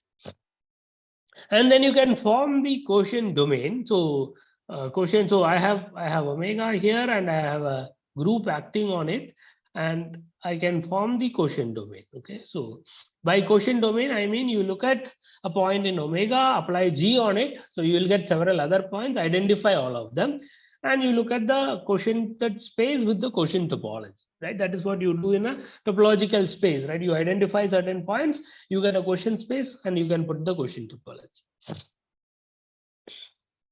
Okay, so let us go ahead. So some of the example you can keep in mind are symmetrized polydisk. So what is symmetrized polydisk? So let me explain this in the simplest case. So you look at the bidisk. Bidisk is the D cross D case, and symmetrize it under the symmetric group. So the group S2 acts on it. Well, so there are two elements in S2. So Z1, Z2. So let's say take a point in D cross D, send it to the same one. So that is the identity map. You can also flip it, right? So Z1, Z2, you can map it to Z2, Z1. That is an order 2 group element, right? That is the minus identity, if you like. So D cross S2 acts on D cross D, and you quotient D cross D with this action. Okay, so if you quotient, so that means you are identifying Z1, Z2, and Z2, Z1 to be 1 point, and you go modulo that. So you will get what is known as the symmetrized bidisk. Okay, and you can identify this with a domain in C2. So that is Z1, Z2, Z1 plus Z2, comma Z1, Z2, where Z1 and Z2 are in D. Okay, so this is an example of a quotient domain. Okay, so this is the quotient of D cross D with the symmetric group action. And this can be done in all dimensions. So that is what symmetrized polydisk is. There are domains called Rudin's domains. So you look at the unit ball and you look at the image of the unit ball under proper holomorphic mappings, you will get what are known as Rudin domains. And there are monomial polyhedrons and so on. Let me not define those things. You can keep the simplest example G2 in mind. Okay, so we have a G invariant domain omega, and you have a pseudo reflection group G, and you look at omega by G, right? Now, omega by G will denote it by theta omega. What is known as there is a map theta from omega to omega by G. Okay, so omega by G can be viewed as theta of omega, which is a domain to start with. So remember, when you quotient, you may not get a open set, but in this case of finite pseudo reflection group and a bounded domain in CD, you actually get an open set. So it's a bounded open set domain, and this is a proper holomorphic map. And moreover, the omega by G can be identified with this this domain. Okay, so we are looking at omega by G. It is same as looking at theta of omega. Theta is a certain map. In the previous case, the theta would be, so maybe that is the easy example again. So the theta is simply these two. So theta z. So theta z would be two elements, right? Theta 1 and theta 2. And theta 1 of z is z1 plus z2. Z is z1, z2. And theta 2 is Z1, Z2. Okay. So you look at this map theta, theta1, theta2 from D2, D cross D, and look at its image. That is the quotient domain. Okay. So that's what we are saying here. And this map is a proper holomorphic map, and quotient domain can be realized as a concrete open set in CD. Okay. So we look at the Bergman space over that quotient domain. Okay. Okay, so I still have some time. So let me quickly say what this is. I won't get into the details here. If you look at polynomial, so this is a purely algebra result. Chevalier-Shepard-Todd theorem. You look at the polynomials in Z1, Z2 up to Zd, so in D variables. Remember, the finite pseudo-reflection group acts on CD, right? It's D by D matrix. So it will act on these polynomials. The invariant ones actually form a polynomial algebra. That is what Chevalier-Shepard-Todd theorem says. The easy example is again the S2 case. Any symmetric polynomial in two variable is a polynomial in Z1 plus Z2 and Z1, Z2, right? For example, Z1 square plus Z2 square is symmetric. You can write it as Z1 plus Z2. So maybe I can write it down. So Z1 square plus Z2 square. This is a polynomial in two variables, which is symmetric, right? If I change Z1 and Z2, nothing happens. This I can write as Z1 Z2 square minus 2Z1 Z2, right? So it's a polynomial. So if I call this S and this P, then this is S square minus 2P, right? That's a polynomial. So any symmetric polynomial is a polynomial in this symmetric functions. Right, that is true in general for finite pseudo reflection groups. You have this theta i's. Theta i's, remember, theta is that map which I told you, which is theta1, theta2, theta n, and any symmetry, any G invariant polynomial is a polynomial in these theta i's. Okay, so let me script this. So you have just like the Chevalier-Shepard-Todd theorem, which is true for polynomials, you can prove the same for holomorphic functions. So this is a very substantial result proved by Shivananda Vishwas, Somnath Datta, Gargi Ghosh, and Subrat Shamroy recently, that any holomorphic function, so any holomorphic function on omega, there exists unique G invariant. So remember, the G invariant ones are the symmetric ones, right? You can write your holomorphic function as the G invariant ones times some canonical factors. Okay, so in two variables, this would mean that any holomorphic function in two variables on D cross D is a linear combination of symmetric ones and anti-symmetric ones. Okay, that is not difficult to see. It's like any function on the real line is a sum of even function and odd functions, right? You go to two variables, you have symmetric and anti-symmetric. But in general, this is a very substantial result. But this is very useful for our purpose. So let me tell you about sign representation. This is necessary because I want to identify the Bergman space over the quotient domain. So remember, theta omega is the quotient domain as a part of the Bergman space of the original domain. Okay, so that is the corresponding piece. So sign is a representation, and you have the functions that transform according to the sign representation. Okay, so what I mean is, you look at A2 of omega. On omega, G acts. So G acts on this Hilbert space. That is the unitary representation. So this will decompose into finitely many pieces. So that is purely representation theory. And out of that, one piece can be identified with the Bergman space over the quotient domain. Okay, so that is what is important. And once I do that, it is possible to deduce results for the Bergman space over the quotient domain from the results for the original domain. Okay, so let's skip some details. So let me write the main theorem here. So this is joint work with Gargi Ghosh.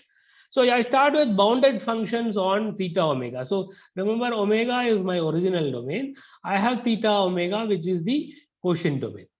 Okay, so I have u and v here. which are bounded functions. I pull it back. So this map is the theta, right? So I pull it back to u, to omega. I call them u tilde and v tilde. Remember, theta omega is the quotient domain, quotient with respect to the g action. So upstairs, u tilde and v tilde will be g invariant, right? Because I have gone modulo over g. And so, and I have Bergman space over theta omega. I have Bergman space over omega. Okay. So the result is that if tu tv equal to 0 on a2 of theta omega, that means downstairs I have a zero product. If and only if tu tilde tv tilde is 0 or upstairs. Right? So remember, it is the whole domain. So whenever you have a zero product theorem on the original domain, I have a zero product theorem on the quotient domain. Okay. So let's quickly see how the proof looks like. So just the steps involved. So as I said, a2 omega. So this is the Bergman space over the original domain. I decompose this with respect to the representations of G. Right? G, remember, is a finite group. It has finitely many representations. So I'll get a finite sum. One of them is the trivial representation. Another is the sign representation, which I told you about. And the sign representation is such that the isotypic component corresponding to the sign representation is unitary equivalent to a2 of theta omega. This is the quotient domain. So our object of interest is the Bergman space over the quotient domain. And that sits inside the Bergman space over the original domain, right? That is what this result says. And the next step is, if it is 0 on on a2 omega, a2 theta omega, tu tv equal to 0, so that is here. So it will be 0 here. That means it is 0 on a closed subspace of the bigger Hilbert space. What we do is we prove that if the product is 0 on this closed subspace, then it is 0 on the whole sum. Okay, so tu tv equal to 0 on a2 theta omega implies tu tilde tv tilde 0 on a2 sine, and it is 0 on the whole domain. So once there is a zero product theorem here, I have a zero product theorem on theta omega, right? So here zero product theorem will tell me either u tilde or v tilde is 0, and so either u or v will have to be 0, right? So that is how the proof goes. So I think I've run out of time. I'll stop here. Okay. So thank you very much. Thank you, K. With the permission of our organizer, I'll allow one or two audience to ask the question. The rest can contact EK through email and have a clarification.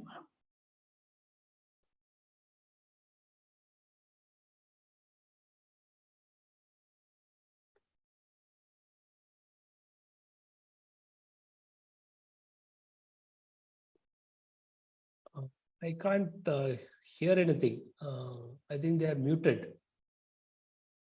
Is it? Yes.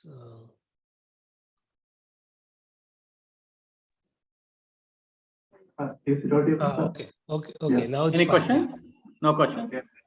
Okay, let us thank the speaker again. Thank you. Yeah. Thank you, Vicky. So, sir, there is a question from one invited speaker. Can he? Is it? Please proceed. Sure, please. Yeah. Thank you, sir.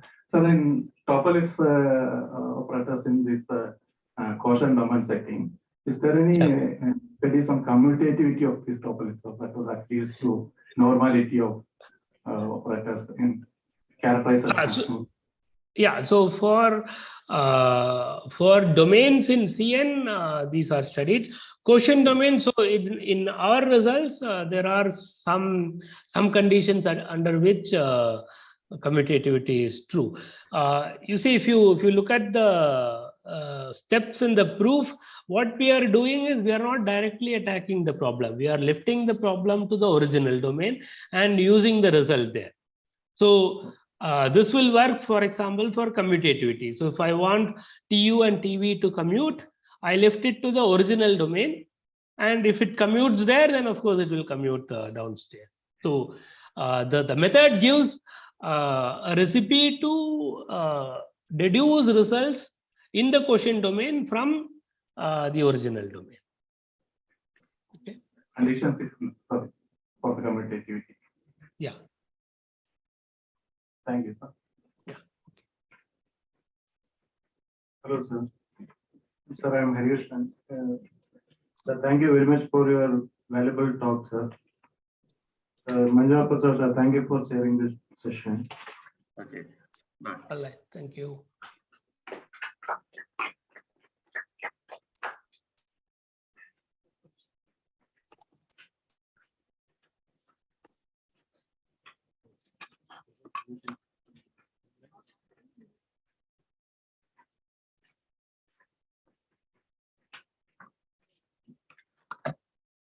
So the next session is by actually Professor Mark Farag from Fairleigh Dickinson University, USA. He told that there is a time difference from here to his place, so that he had given a recorded video. So we will be playing that recorded video here, and if possible, he will come online due to some network issues also. So I will just give a brief introduction about that person. So Mark Farag is an associate professor of mathematics, and he earned his PhD degree in mathematics from Texas A&M University. He has numerous peer-reviewed publications on topics including nearing theory, nonlinear Hill-Shippers, and game of chance. He has previously taught various subjects in mathematics courses in his university. In fall 2012, he taught various application-related subjects. And his current research interests include nearing theory, nonlinear Hill-Shippers, and algebraic automated theory.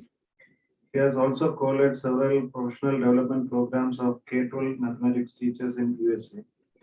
So with this one, I will tell you to start the lecture series.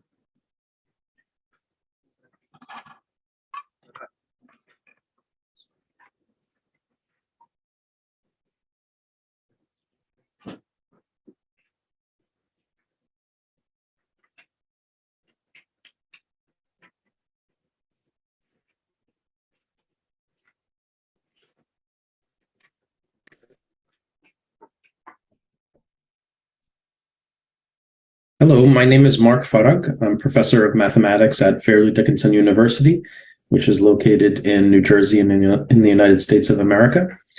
Before I begin my presentation, I'd like to thank the Department of Mathematics at Manipal Institute of Technology, Manipal Academy of Higher Education, for the invitation to speak. I'd like to give a special thanks to the organizing and scientific committees, as well as to the sponsors of the conference. This talk will be on joint work with Ralph Tucci of Loyola University of New Orleans, and it's entitled On a Generalization of BZS Rings. So I'd like to start by first discussing what BZS rings are. Throughout this talk, all rings will be associative and not necessarily with identity. To understand BZS rings, we should recall a definition which perhaps many of you know, Boolean rings. Boolean rings are a well-known class of commutative rings whose multiplicative operation is idempotent. And so that means every element in such a ring squares to itself.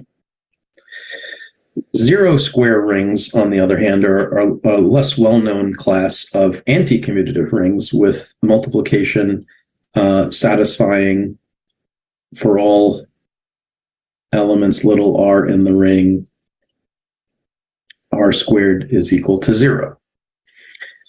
BZS rings will possess a blend of the multiplicative properties of Boolean and zero square rings. More specifically, a ring R is called Boolean zero square, or BZS for short, if every non-zero element of R is either idempotent or nilpotent of index 2. So for all little r in R, either R squared is equal to R, or R squared is equal to 0. So of course, BZS rings generalize both Boolean and zero square rings. The intermediate case we're going to call proper. So we'll call a BZS ring proper if it is neither one extreme, the Boolean case, nor the other extreme, the zero square ring case. This BZS property has been studied not only in rings, but in more general settings. One of those settings is that of near rings, which some other speakers will talk about. In the setting of near rings, the BZS property generalizes Malone trivial multiplications on near rings. And I have a little blurb there on how near rings generalize rings. They essentially have all of the axioms of rings satisfied with the possible exception of one distributive law and the fact that the underlying additive group need not be abelian. And as a little plug for the study of near rings, the canonical example of a near ring is the set of all mappings from a group G to itself using the operation of function composition as the multiplication and using element-wise or point-wise addition. And near rings are, for instance, the appropriate setting for studying endomorphisms on a not necessarily abelian group G. The BZS property has also been studied in semigroups. So I referenced there a paper of Gonzalo Pinto on the subject. Throughout this talk, E will represent the set of idempotent elements of the BZS ring R, and N will represent the set of nilpotent elements of R. And in general, lowercase e will represent an idempotent element, and a lowercase x will denote a nilpotent element of the ring R. And I'd like to note that many of the examples and the results presented herein derive from the software package Sonata, which is used with the GAP software system with which some of you may be familiar.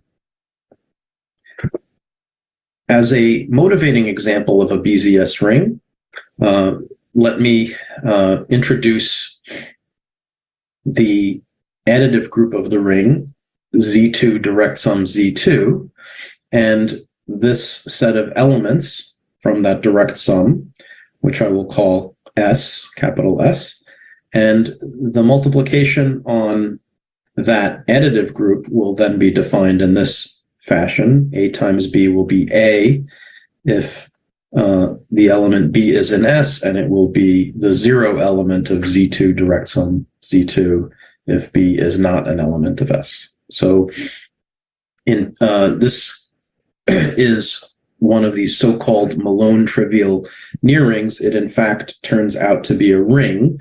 The left distributive property may be verified by cases, and of course the additive group there is an abelian group. So that's really a smallest example of a proper BZS ring, one which is neither Boolean nor zero square. And in fact, there's really only one other one of that smallest order, the opposite ring to that one. The example here actually is given by a set of 2x2 matrices over Z2, where the non-zero entries are occurring in the rightmost column. In fact, this ring T of 2x2 matrices over Z2 turns out to be isomorphic as a ring to this previous ring R, which was defined by this Malone trivial multiplication. So some basic results on BZS rings. If R is a BZS ring, and if E is one of its idempotent elements, then it turns out that E has additive order 2, unless, of course, E is 0, in which case 2e is also 0. If R is a proper BZS ring, again, neither Boolean nor 0 square, and if X is one of the nilpotent elements, then X also has additive order 2, unless it's 0.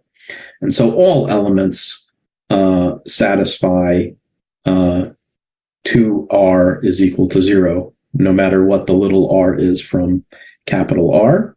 And so we have a situation similar to the Boolean case. If R is a proper BZS ring, then the additive group of R is isomorphic to a direct product of some copies of Z2.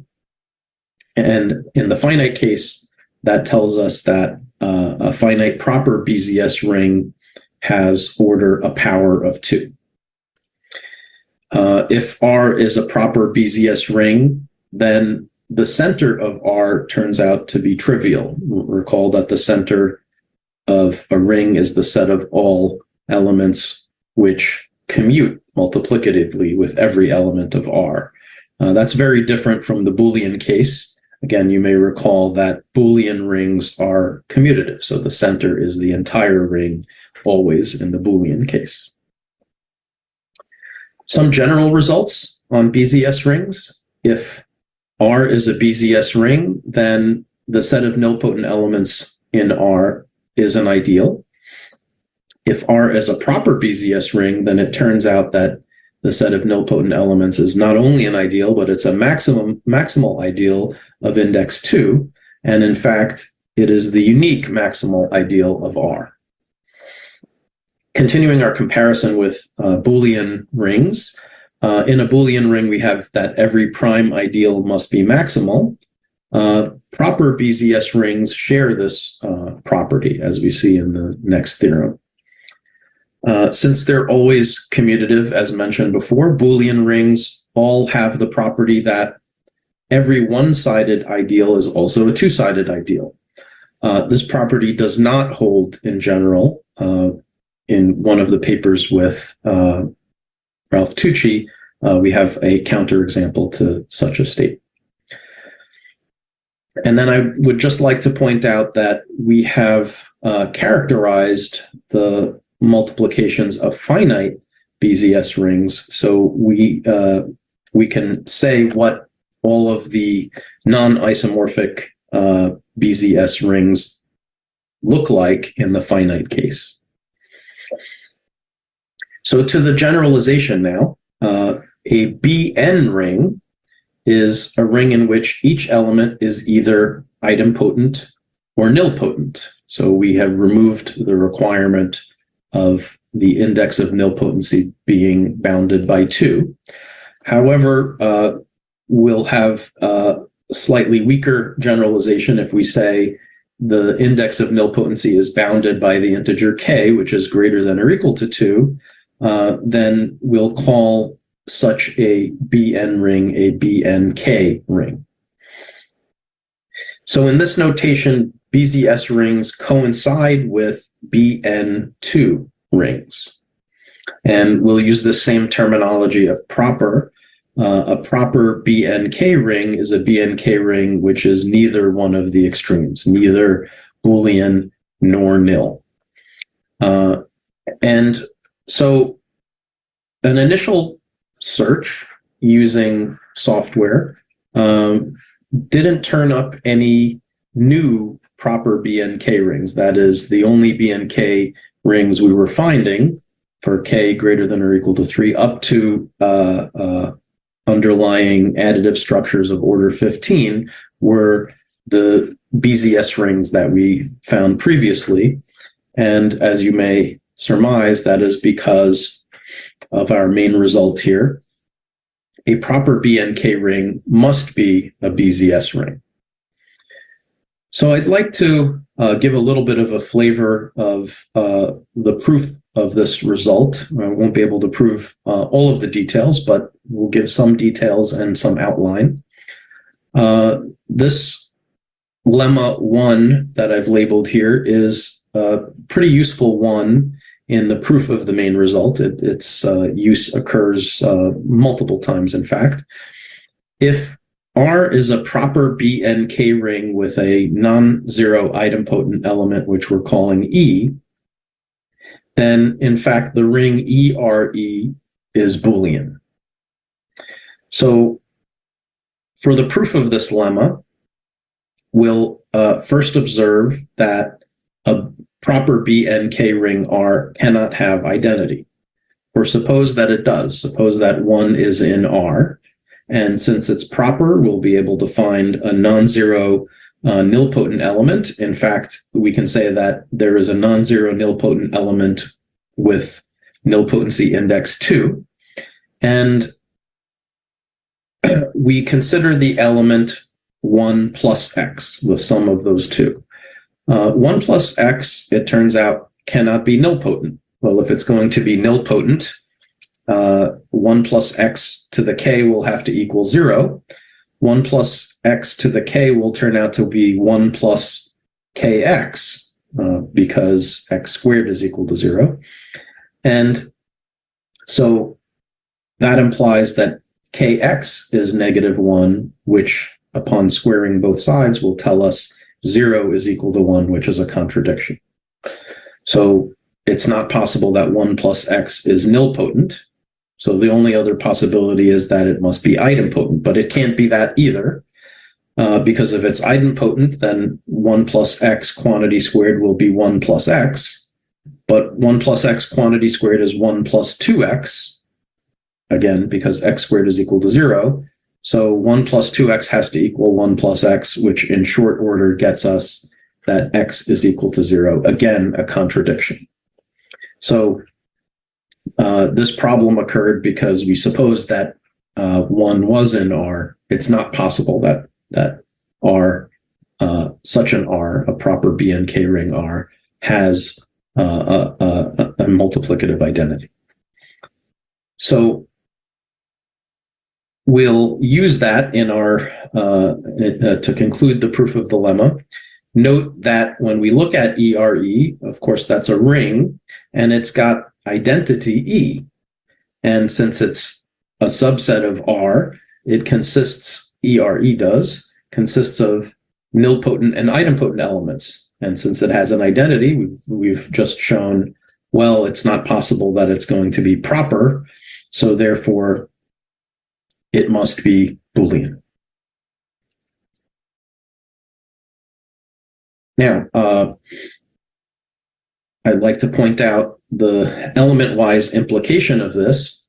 This is saying that for any little r in R, we have that ERE squared is itself ERE, or in other words, that ERE is ERE. That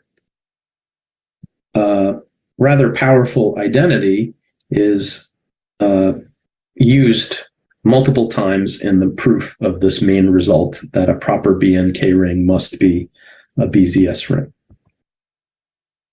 So again, we won't have time to do to look at all of the details of the proof of the main result. So I just will give an indication of the sketch there and take a look at the special case in one part of the sketch of this proof of the main result.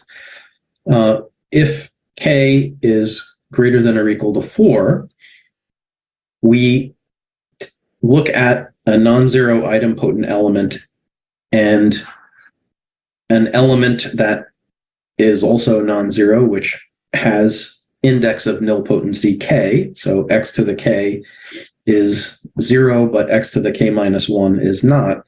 And we consider this element, e plus x to the k minus 1. It turns out that that is not nilpotent, and that relies on the fact that, as in the BZS case, 2e also has to be equal to 0 in the BNK case. So for the first part of the proof, we show that 1 plus x to the k minus 1 is not nilpotent. Under the same set of definitions here, under the same setup, we can also show that e plus x to the k minus 1 is not idempotent. And this uses the lemma that we just proved on the previous slide. And so, therefore, we've shown the result except for the case k equals 3. That is an obstruction and it needs to be handled separately. The part of the proof of one of these components does not go through when k is equal to 3. So I want to just consider the proof of that last part, that a proper BN3 ring must be BZS, again, to give the flavor of the result. So I'll start with this lemma A here. If I have a proper BN3 ring R and I take a non-zero idempotent and any element in R that squares to 0, that which I'm calling Y, then E plus Y itself has to be idempotent, and furthermore, we have this identity. Y has to be EY plus YE. Well, if Y is equal to 0, the result is trivial, so we'll assume Y is not equal to 0. Well, if E plus Y is not idempotent, then it must be nilpotent. And since we're in a BN3 ring, we have this bound on the index of nilpotency, so E plus Y quantity cubed must equal 0. And if we expand that out and use the fact that E and negative E are the same, 2E is equal to 0, we'll get equation 1 here, E written as EY plus YE plus EYE plus YEY. And then we're applying left multiplication by E and right multiplication by E to equation 1. Those are our notations for those multiplications respectively. So we will have E still on the left-hand side of the equality, and we will get EYE plus EYE, which will reduce to 0, and then another EYE and EYE. Notice that by our previous lemma, that's the same as EYE. And so we're concluding that in this case, E has to equal 0. Well, that's a contradiction, contradicts the fact that E was supposed to be a non-zero idempotent element. And so it was not, since it was not the case that E plus Y was nilpotent, it must be the case that E plus Y is idempotent. In other words, E plus Y quantity squared is the same as E plus Y. And if we expand and use the fact that Y squared is equal to 0, we'll eventually get that Y is equal to EY plus YE.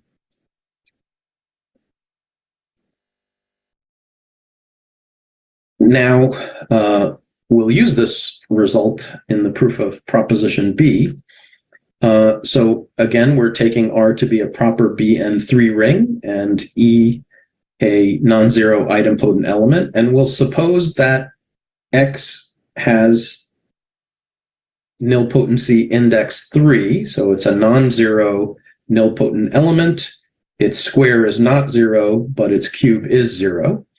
And we show in this proposition that this sum, or this element of R, E plus X, is not an idempotent element.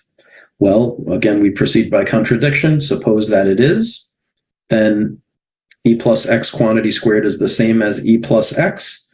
That's going to yield for us that X is EX plus XE plus X squared. So we're going to multiply on the left by X to get one equation, multiply on the right by X to get another equation, both of which have left-hand sides equal to X squared. Notice that they both also have the term XEX. So that's really going to tell us that X squared E and EX squared are the same. But by the previous lemma, remember here's X squared. That's a non-zero nilpotent element, but that's going to itself, X squared is going to square to 0. So by the previous lemma, we have that X squared is EX squared plus X squared E. Well, that is going to in turn be equal to 0. contradiction. So it can't be the case that E plus X is idempotent. Well, the only other possibility will be that E plus X should be nilpotent in this proper BN3 ring. However, that can't happen either. So suppose it does. So we're in the same setup as we were before with our proper BN3 ring R, our non-zero element, idempotent element lowercase e, our element X from R that has index of nilpotency equal to 3. So that X squared is not 0, but X cubed is 0. And we take a look at E plus X cubed being equal to 0.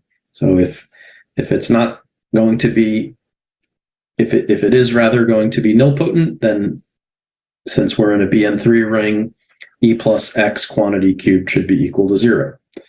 Again, we play this game of expanding and multiplying by appropriate elements. When we expand, when we use the fact that E and negative E are the same, and then when we multiply on the left and the right by E, we reduce to E is equal to EXE plus EXEXE. Once again, EXEXE is the same as EXE, and having 2E equaling 0 is going to tell us 2 of these EXEs are going to add to 0.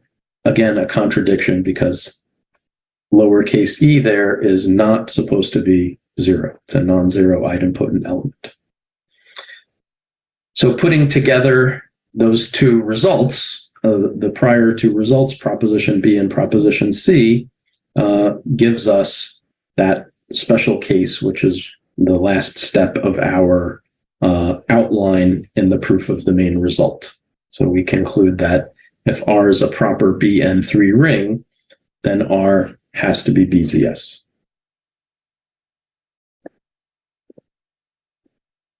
Okay, some final remarks. There's still many avenues that one can consider for future investigation. One of the particular ones that I mention here is that we've characterized BZS rings in the finite case. We have some examples of infinite BZS rings, but we don't have a characterization theorem yet for those. So that's one possible area to look into. We don't really have much in general about characterizing BN rings. We can look again to classifying BZS or BN near rings over various groups. We can look at those properties on semigroups as well. So lots to consider, lots is still unknown there. I will end there, and I will thank once again the organizers of the conference and Manipal Academy of Higher Education for holding this conference and for inviting me. And I thank you for your attention. And I will leave you with the references. And in case I'm not able to be there with you, I'll leave my email address for those who would like to ask questions or have further discussion. Thank you.